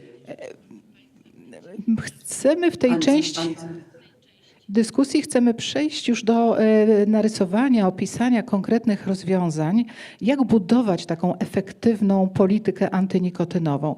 Powiedzieliśmy o problemach policy. We have been defining the problems in Poland, but there are certain problems in EU which are witnessed. We discussed the ban on the one-time use products that was introduced in UK, and other countries that are also introducing the solutions as such, and Poland is preparing.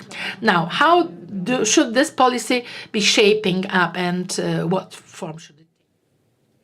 Well, let me say, first of all, I think there is a confusion perhaps between smoking, which is the most harmful way of getting nicotine, and the harm-reduced way of getting nicotine, so vaping, nicotine pouches, heated tobacco products. And I think it's very clear in the UK that we are trying to make a distinction between really clamping down on smoked products, which kill, and making sure that people still have access to, say, vaping products, which are substantially less harmful.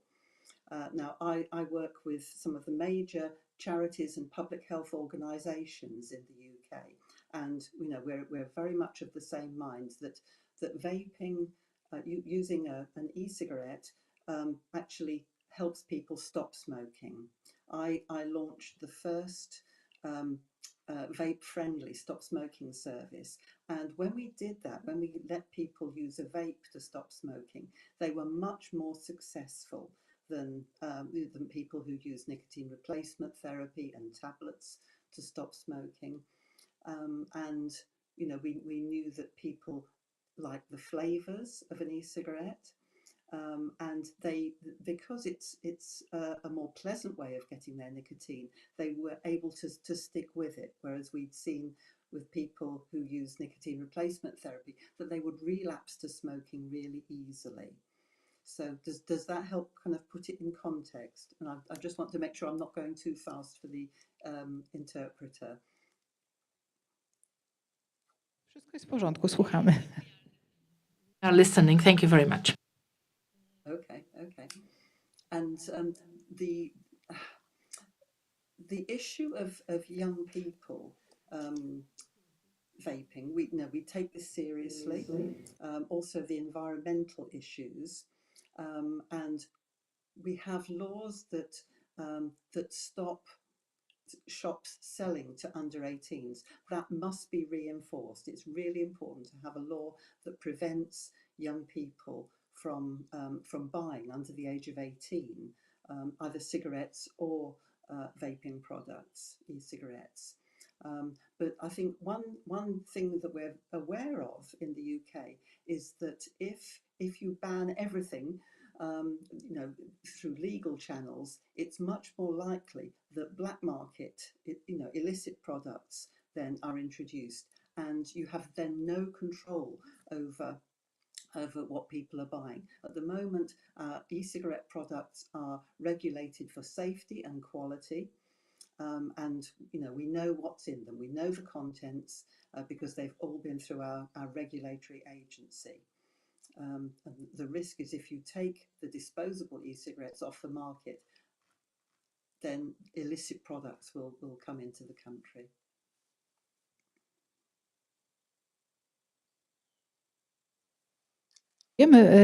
Myślę, że jeszcze wrócimy do tego wątku, natomiast chciałam panią Magdalenę... With you, and now Magdalena Kołodziej with your answer to the recommendations. We had a group on nicotinism with the board of the patients' rights at the Ministry of Health. Could you give us some recommendations that you have, as patients, considered to tackle the problem?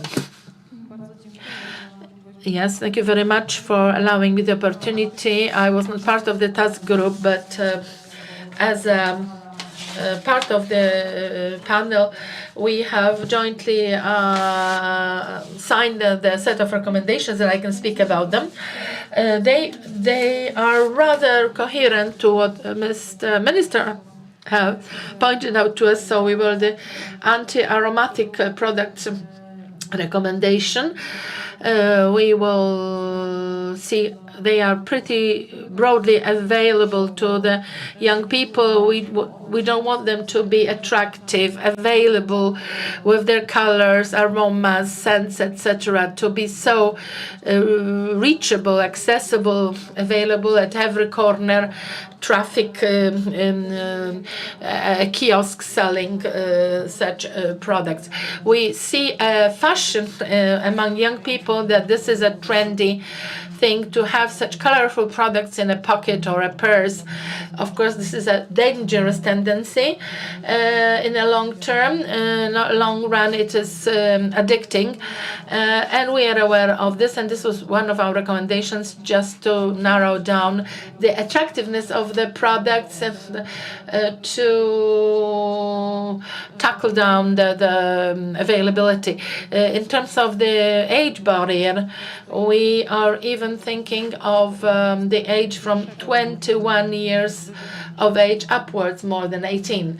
Therefore, this is especially important when we think of the one-time use products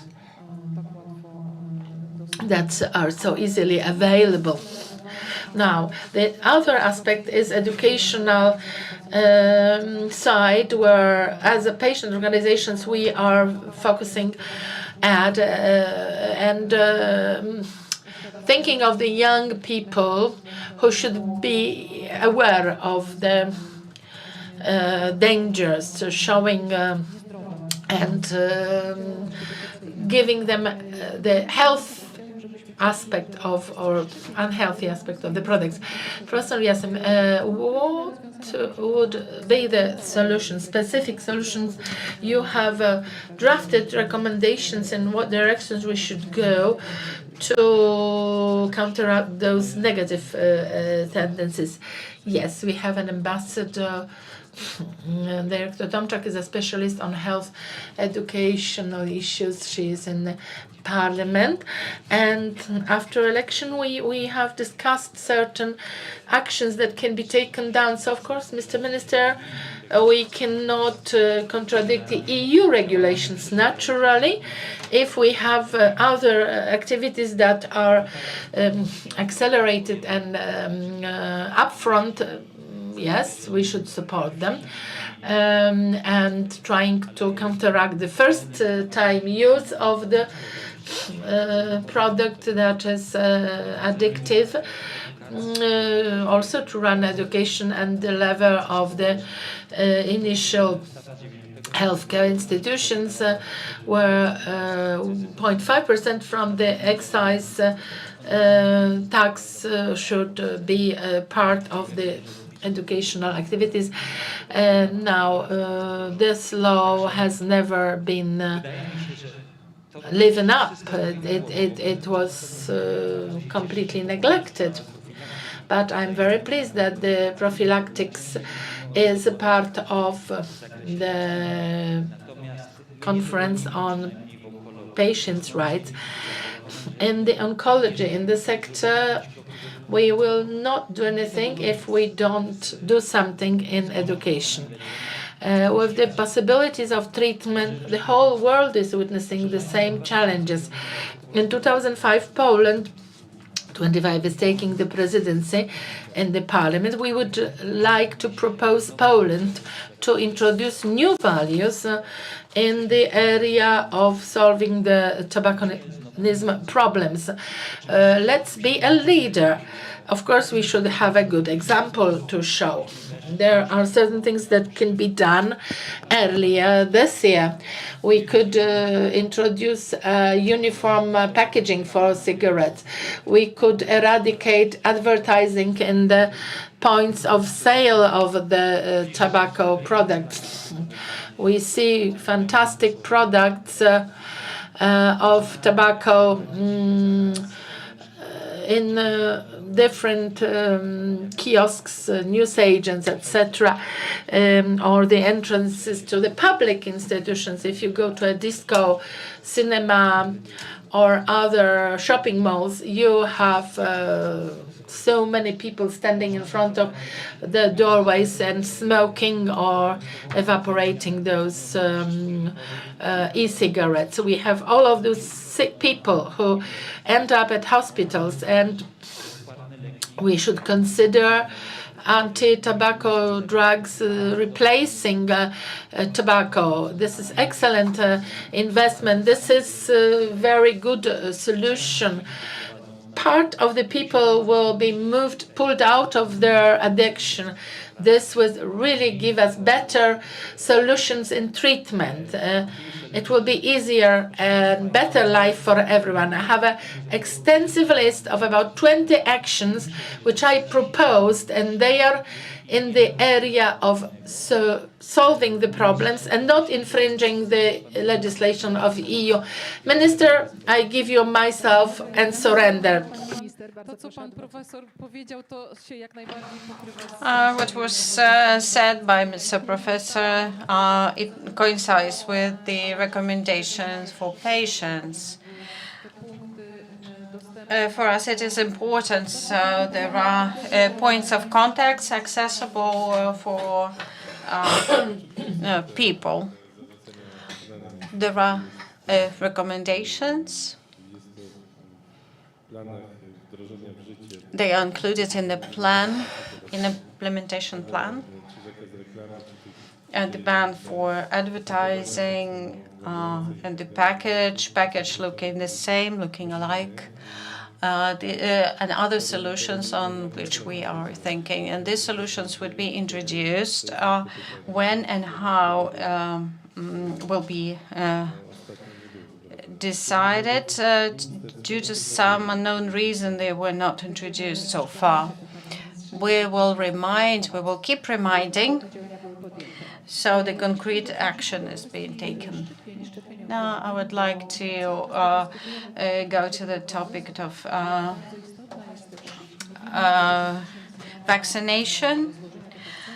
In terms of public health, prevention and treatment, education, all the projects in the public health which would be effective would lead to improvement of our life expectancy, also longer life in health. I would like to ask Mariano Votta. Mariano is our guest today. Thank you very much for having an occasion to use your knowledge and experience in terms of vaccination, immunization. Mariano has been very active in favor of vaccination for many years. How important vaccination is for the public health. Mariano, the pandemic shown how trust can change, how many factors influence the number of people willing to vaccinate or refuse vaccination. What are the priority action, in your opinion, in European Union in order to make the best of the vaccination? We can probably share some concrete initiative that we have carried out in Italy and at European level, because it's probably also interesting to share experience in which way we, as an intermediate body of the society, patient advocacy groups, citizens organization, can play a role in support of vaccination policy. This is crucial because even we listen the so-called no-vax, etc. There are a huge number of the population in favor of vaccination policy, as well as many organizations in favor. So next week at European level, we will realize in Brussels, at European Parliament, a public dialogue event in which we will ask commitment for the next mandate on vaccination policy, starting from the date that last December, the European Commission published the annual health program, in which we don't find anything about vaccination.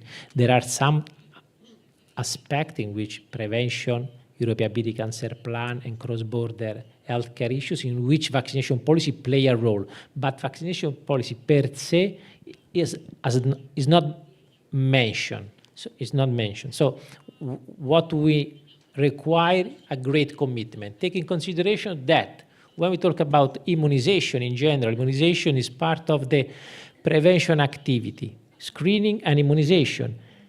And we are talking about the Cinderella of the public health expenditure. More or less, the average level of amount of public resource for prevention in general is only 3% of the health public budget put by my country, but also at the European level, the average is more or less 3%. So we can probably, it is totally not adequate, no more adequate. So politically speaking, what is needed is to provide much more effort and resources on it. From what we can do in a practical way, because it's important also to provide some experience. In Italy, we have monitored 137 vaccination centers. And monitoring, it means that we have understood that they were closed during the first wave of the pandemic. So it was sent the totally wrong message that the vaccination is not necessary. Totally wrong message. Now they were open again, but with compare the pre-COVID condition, reduce number of hours in which they are open, and the reduced staff number of people, health workers involved them. It means waiting list for restore. So we need to overcome the impact of the COVID in the vaccination policy, in vaccination center, first point. Second point, to overcome inequalities in vaccination, at least in my country. As you know, Italy is divided in 20 regions that are in charge to provide healthcare services. In some contexts, general practitioners, pediatricians are allowed to provide vaccine in their health setting, in other with specific agreement with the local health authorities. In some other region, no. In some cases, the list of the vaccine that can provide is not the same region by region. So the second point is to overcome health inequalities in vaccination. More globally speaking, collecting data only for flu vaccination. We have a huge number of data according to the coverage level, while we need for all the vaccine available to balance the attention to the COVID-19 vaccine, to the so-called routine vaccination. And among the routine vaccination for the pediatric age and adult, we support the lifelong immunization approach. So through the life, it's important to take in consideration that vaccine can help us. But data as necessary, digitalization is a key, but also to improve the concept that each contact count. When I come to my specialist, if he or she can access to my health vaccination data record, my specialist can remember me if I am in the condition to access to some vaccine according my age and my life condition. So this is important to identify several aspects in which we can, from one end, to play a role in a concrete way to testify our support in vaccination policy in our context. Local, okay. National level, okay. European level, okay. From the other end, to identify the vaccination policy should be reinforced also for the next mandate. And 14th of February will be at European Parliament to try to advocate for that. Bardzo dziękuję. Rzeczywiście wspomniał Pan i wskazał Pan bardzo wiele takich istotnych rzeczy. Many important issues which need to be fulfilled to improve the effectiveness of vaccination. Inform, but also eliminate inequality of access to vaccines. It is very important to inform every of us that vaccines could be effective in different cases, in different ages, in different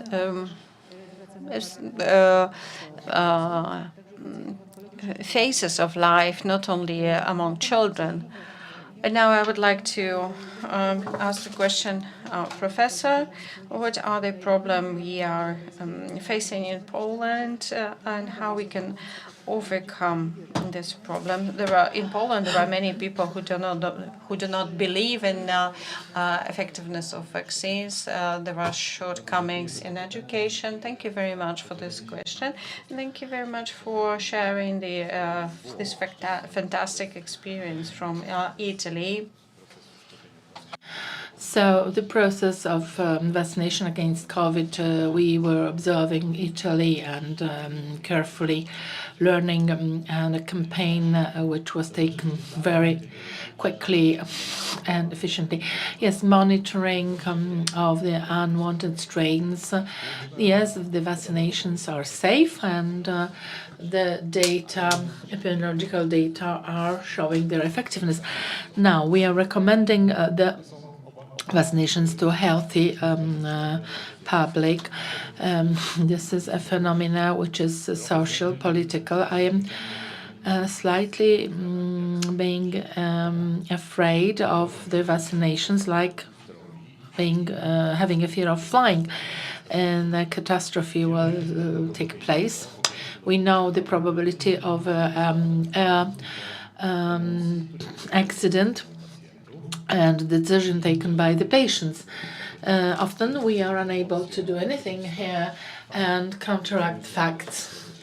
In the process of vaccinations against COVID, we were able to narrow down the pandemic across the globe. We really had a very effective ecological situation of tackling the pandemic. Still, we have a group of 30-something% of people who are reluctant for the vaccinations against COVID and influenza. We have to remember the communication of a big essential element. We have facts and data which are known, but also emotional elements. When we started off with the COVID campaign, which was across the nation experience, everybody had someone who took a shot and they were exchanging their opinions. And then information came up saying we will be protected from infection. For us, this was just the specialists, that is. The injection will only protect from severe consequences and becoming sick, as with many other vaccinations. Naturally, the consequences would be much, much milder. And then after the patterns of the post-vaccination results and effects were rather complicated, but the message remained, and still the patients who are also in the promotion of vaccinations are recalling, but you said we will never be back sick with COVID. But yes, the message should be clear. We should formulate our words and tell people what exactly is going to happen. But when we see someone who is a good example of being injected and perhaps avoiding infection for COVID, of course we can wait, but we have many results from many other countries where we could see the elimination of HPV. When we see histories and experiences, we should exchange for our results, and perhaps we will have more funds coming for those efforts. Professor Jessen. The importance of vaccinations in oncological sector. We see more and more people suffering from cancer. What is the importance?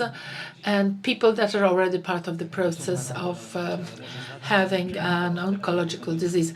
Yes, if I start with general vaccination level, which is one of the indication of the health consciousness of a community. In Poland, this is very shameful to know the level of vaccinations being only 10% take the vaccine against influenza. Perhaps this is the lowest level in Europe. That is sad outcome.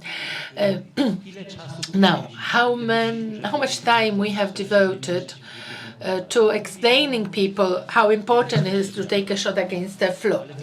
But we have to remember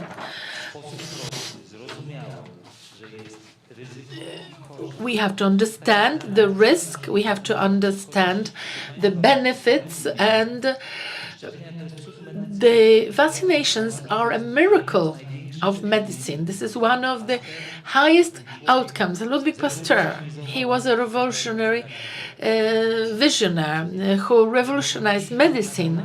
We should be really thanking on our knees that they found a vaccine against COVID. People are not dying.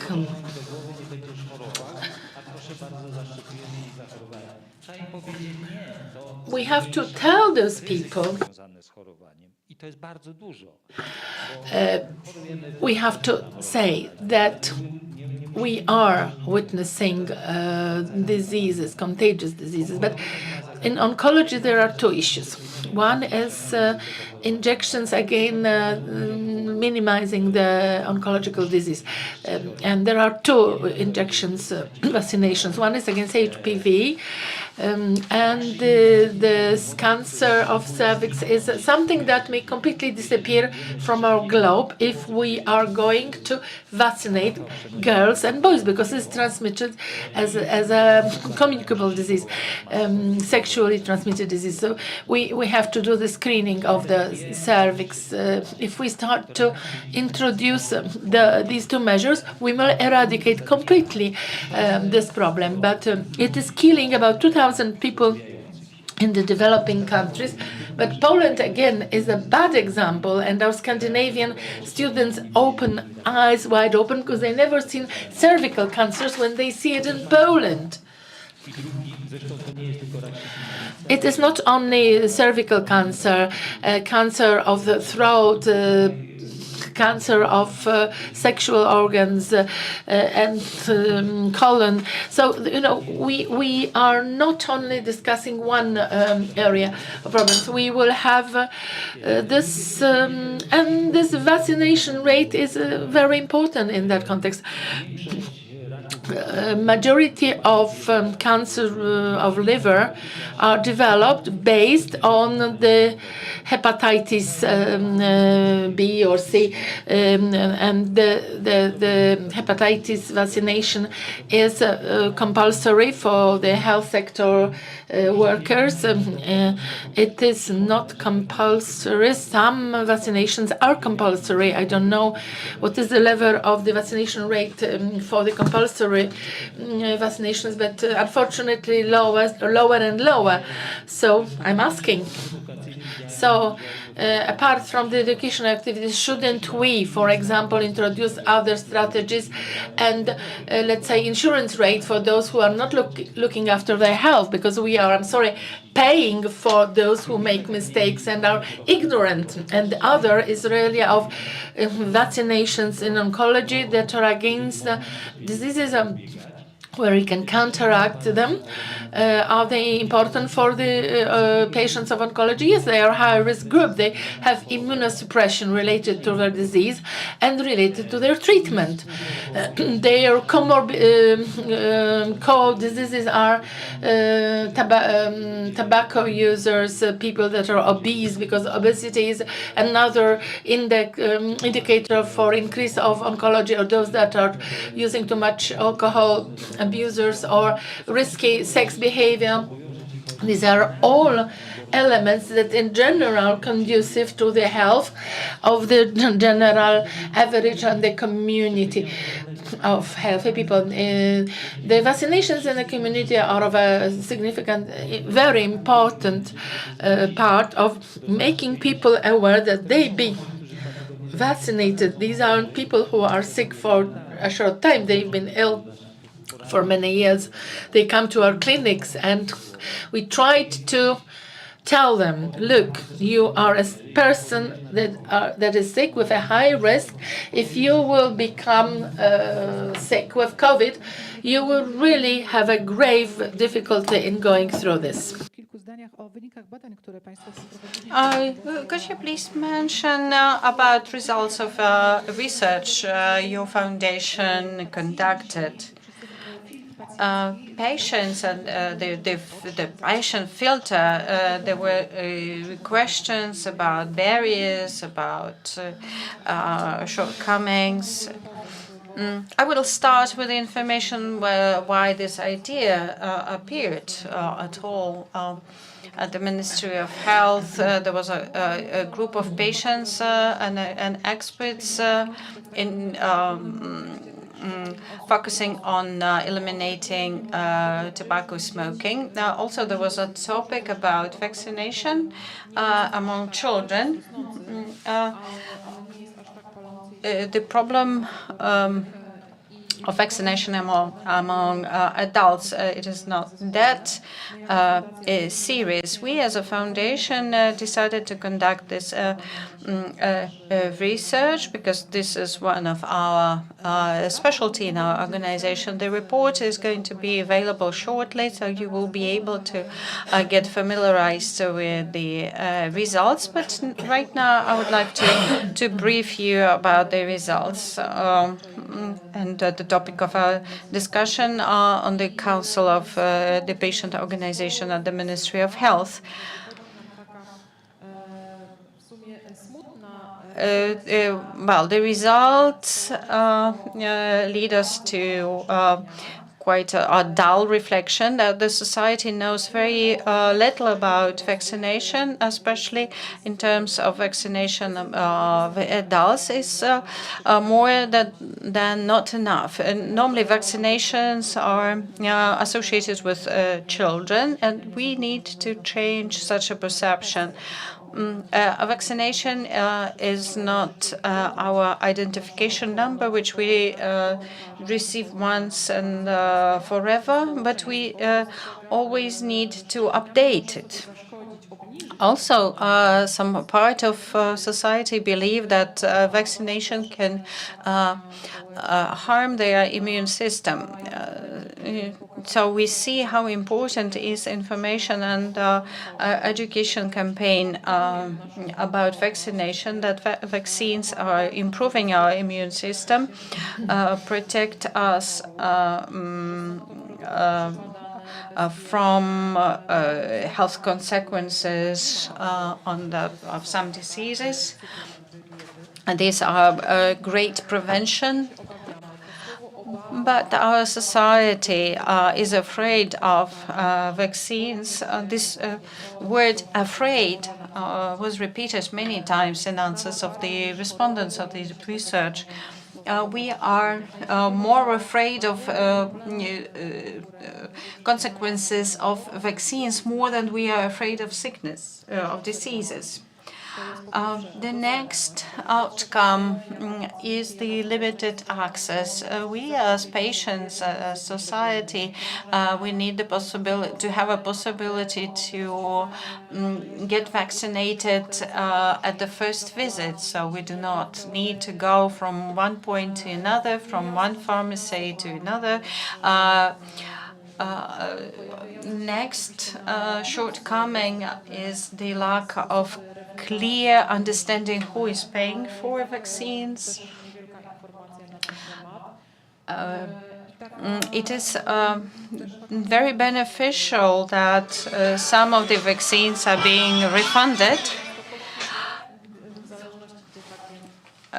However,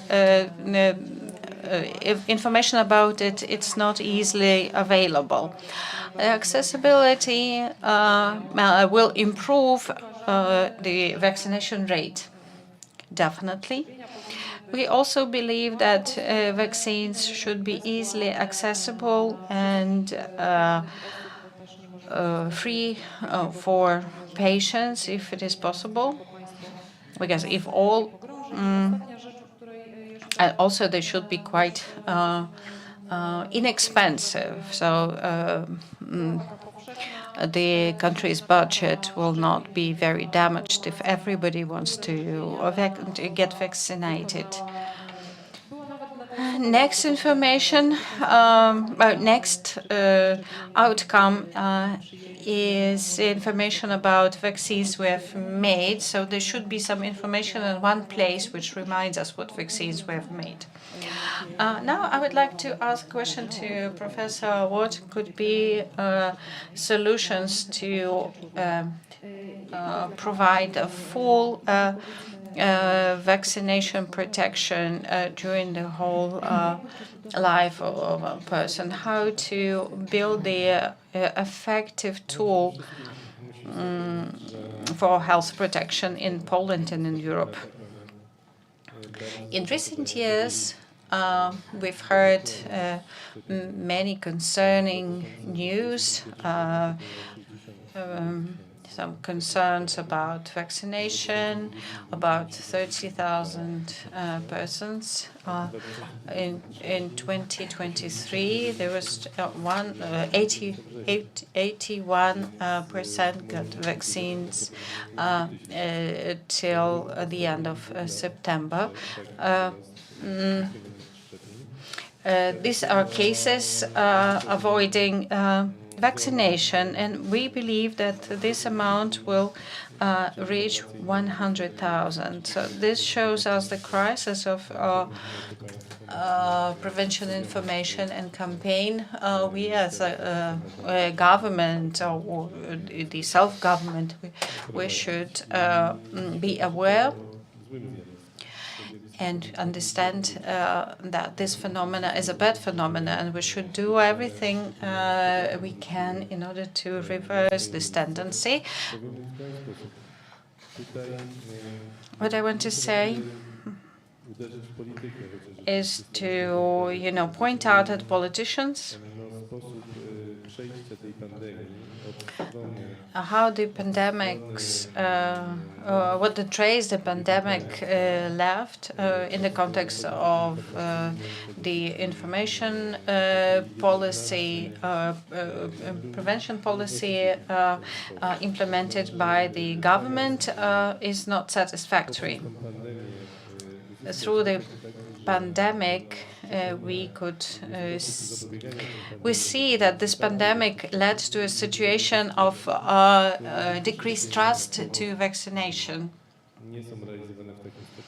We see that this information policy is not being implemented properly, and there is a tendency of losing popularity of vaccines. What are the reasons? Maybe this is the activity of politics. Second is a social media effect, fake information, a spread of information which is not reliable through social media. The active efforts of anti-vaccine social groups, which are preparing very appealing information with graphs and very convincing information, which are capable to combat the reliable scientifically proved information. Unfortunately, we are losing this battle with such social groups, and we need to continue the battle. We need to use the modern, up-to-date methods, the prevention strategies. So you mentioned the e-card. We are working on solutions that would apply this type of card, where we have the immunization, which is voluntary. Yes, they undergo the process, but maybe we will be able to register online, and then the information on vaccinations will be available to all health sector. My only concern is that my few days of work in the Ministry of Health, I just found that those who have rare disease would like to have their own cards. Those that are diabetes would have their own card.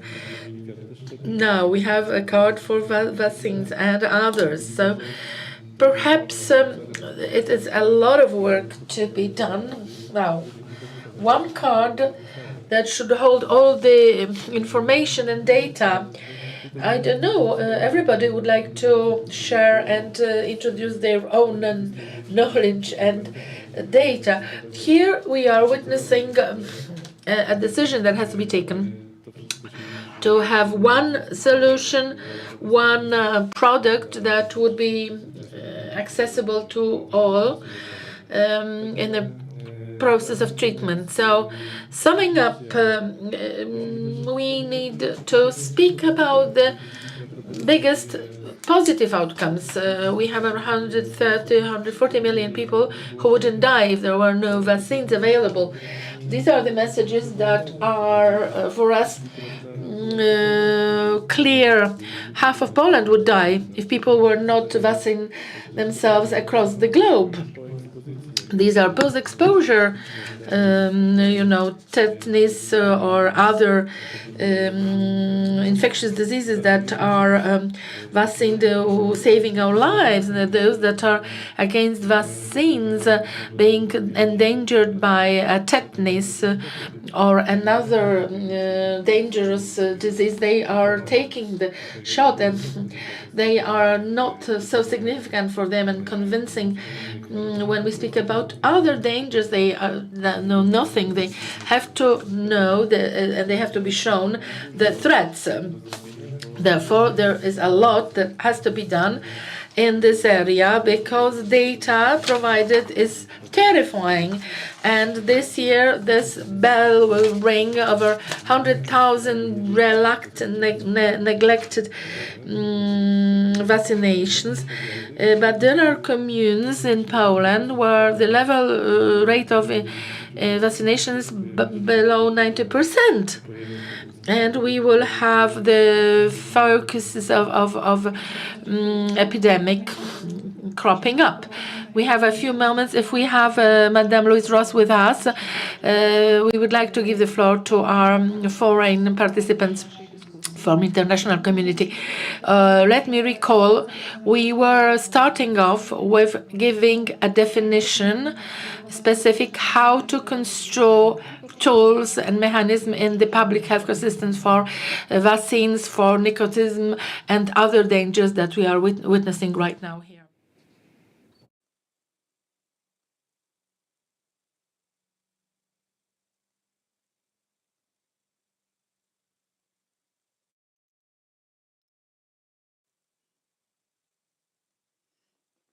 Sorry, were you expecting me to contribute here?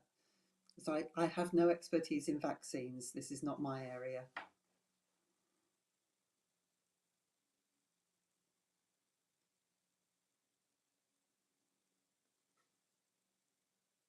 In fact, we wanted to ask a general question on the projects in the public healthcare. Maybe we'll ask Mr. Mariano Volta or his summing up of our discussion here. How would you perceive the programs in the public health sector to be built on? What is key? Is it education or increasing awareness or of the society or putting strong impulse on systemic solutions? Where should we find why we are still discussing, and we should stress the prevention, but we are only discussing without pointing out something specific that would effectively work out and give an outcome. Yes? Yes, we can provide also some concrete example because also with the involvement of the Instytut for Patient Rights and Health Education from Poland, last November at the European Parliament we have advanced together with the 26 patient advocacy groups from different countries some specific recommendation to take in consideration that even the pandemic has been declared finished the 5th of May by the WHO, the problem persists specifically for some high-risk group of population, immunocompromised, people with oncologic patients, with respiratory disease, etc., etc.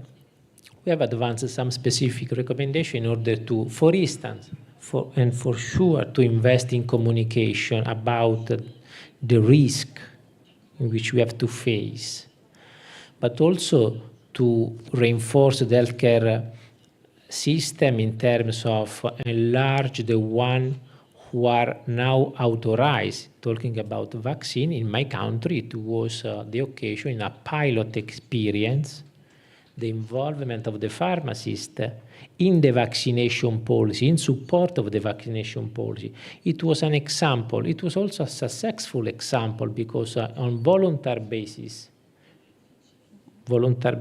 after their training, and after the training, they were authorized. So it's better to take in consideration this aspect. A lot of pharmacists decided to support the vaccination policy. At the beginning, only for COVID-19 vaccine, and then also for flu vaccine. So we probably don't need another pandemic to advance in some new governance in the health issues to reinforce healthcare issues. The digitalization is another key in aspect that we need to invest much more. So this kind of recommendation, including one little more technical because affect the rules in which way the European Commission with the joint procurement provide vaccine, but not only, for all the member states, thanks to the newborn European Agency for Preparedness Health Emergencies. So this kind of recommendation has been highlighted to the European institutions, and I think it is important to take in mind the ones that we have to vote for the next European election, and to ask to the candidates, if elected, what should be your commitment for the health condition of the European citizens? What should be your role if elected? This is important because it's tomorrow the election. And we have to take in mind that they are asking our vote, and what we are asking to them. It's probably now the time to reinforce some messages, but also from the side of the professionals, from the side, of course, the patient focus group, but the citizens in general. It is a great opportunity to reinforce some message in front of the institutions. Czyli uważnie słuchać tego, co mówią do nas kandydaci do parlamentu. The candidates are saying about their conceptions for the public health. Thank you very much for the meeting, for all of your thoughts and shared ideas and concepts that you have shared with us, and hopefully Mr. Minister will be adopting them. We know the study, research, specific recommendations that will accelerate solutions. Thank you very much to all.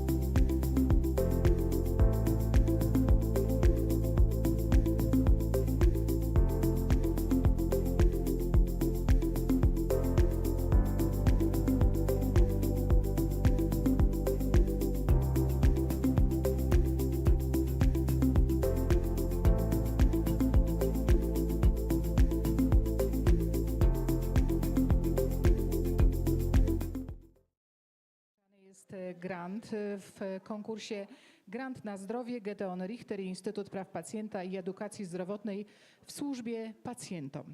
Spotykamy się już po raz 4 i ja mam też przyjemność być z Państwem po raz kolejny. To jest taka wspaniała okazja, aby nagrodzić projekty, realizatorów projektów, które wpływają na poprawę jakości życia, na komfort kobiet, które zwracają uwagę na problemy zdrowotne kobiet, ale przynoszą też konkretne rozwiązania. Firma Gedeon Richter jest inicjatorem tego konkursu. Patronem merytorycznym jest Instytut Praw Pacjenta i Edukacji Zdrowotnej. Przypomnę Państwu, że mogą zgłaszać się do konkursu te projekty, organizacje, które realizują projekty odpowiadające właśnie na te najpilniejsze potrzeby zdrowotne kobiet. Przypomnę też Państwu, że mamy nagrodę główną. Te 2 nagrody główne to są 2 granty w wysokości 20 000 złotych przeznaczone na realizację zwycięskich projektów. W tegorocznej edycji, bo co roku jest to troszeczkę inaczej, zwracamy uwagę na inne aspekty zdrowia kobiet. W tym roku, w czasie tegorocznej edycji, szczególny nacisk położony został na te projekty, które pojawiły się w dziedzinie ginekologii, endokrynologii, ale też chorób układu krążenia i centralnego układu nerwowego. Serdecznie dziękujemy organizacjom, które zgłosiły się do konkursu. Pewnie o tym powiedzą Państwo organizacje. So we are now holding the ceremony for the awards, and we would like to thank everyone who has been part of this important Grant for Health competition. I just want to say that the projects were evaluated from the chapter by Professor Violetta Skrzypulec, chair of the faculty. We probably don't have to introduce the professor. She is a gynecologist, sexuologist, working for many years, and she has been giving her endorsement. Professor Violetta Majszak, she is also part of this scene. We have many other jury members who are there. Igor Grzesiak and Professor Violetta Aneta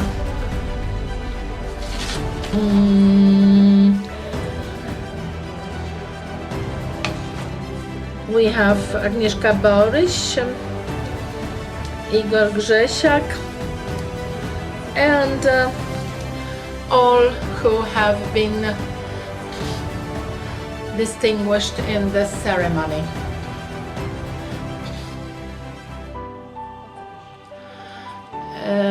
Good afternoon, ladies and gentlemen. We are very pleased to be here in the award ceremony, which is very important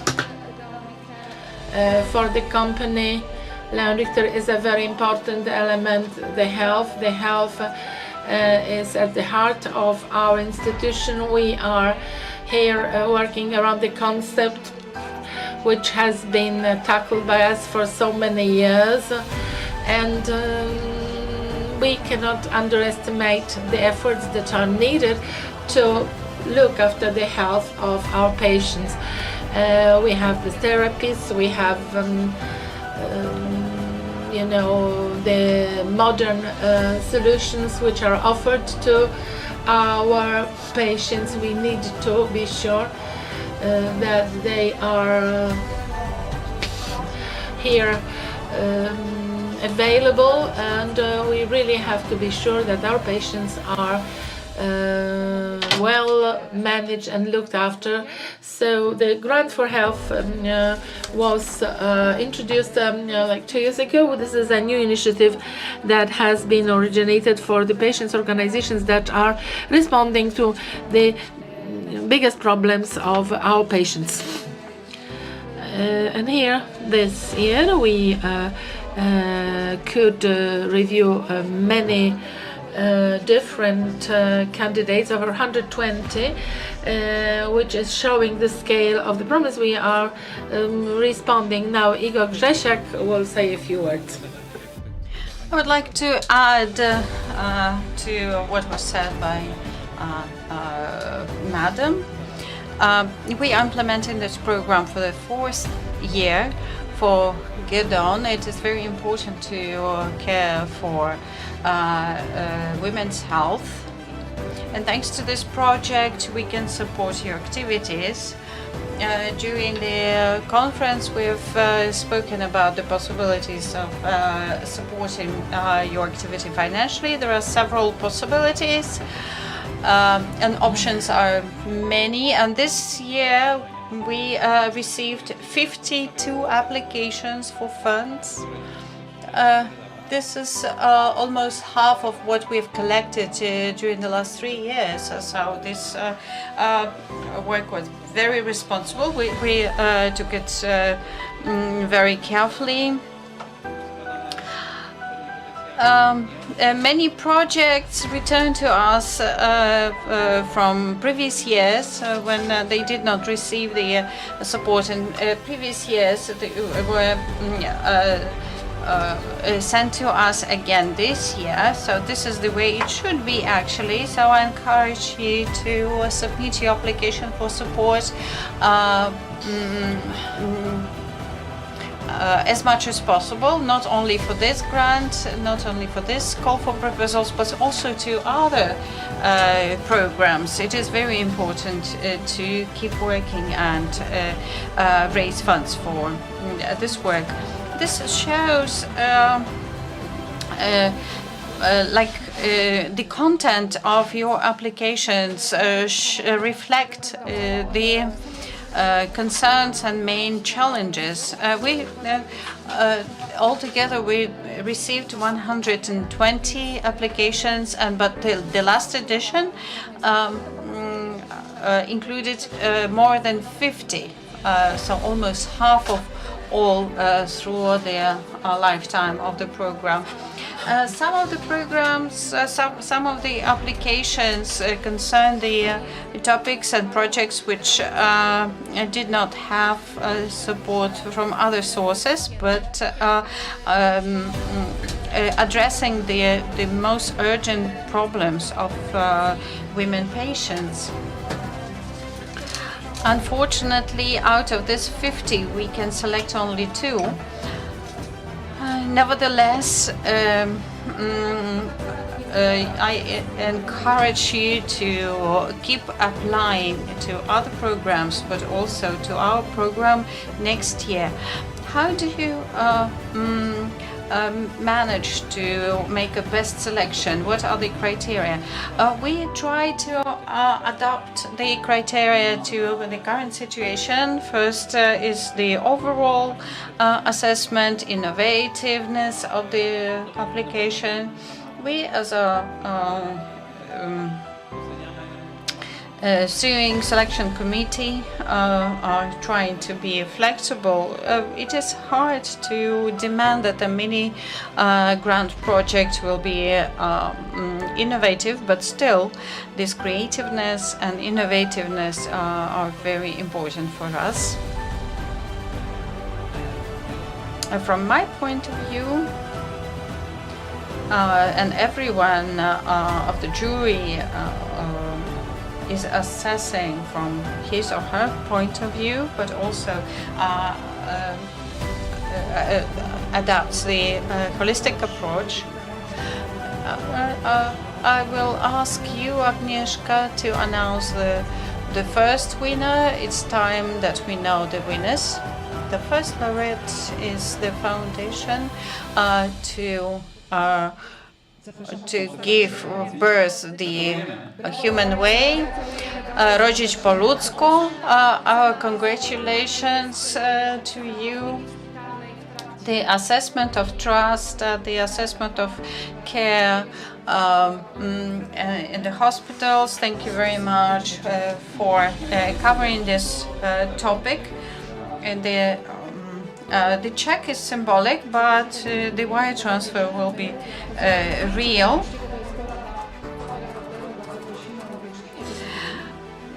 this is very important topic that the foundation touched upon, the care after miscarriage in the hospital.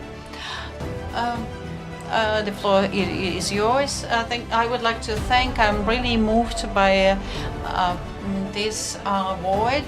This award is a very important step forward to support women who miscarry or give birth to a dead child. Our foundation has worked quite a lot in this topic. We know more about the situation also based on our own experience. Miscarriage is a very difficult experience for women, for a woman and for a couple. This sometimes what is happening here is the violation of rights and violation of dignity. And what is very important in our work is taking care of dignity of women.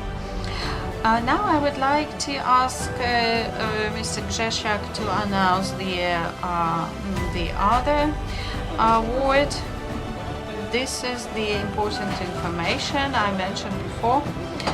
The award in this competition, Grant for Health, goes to the Foundation Health of a Heart of a Child.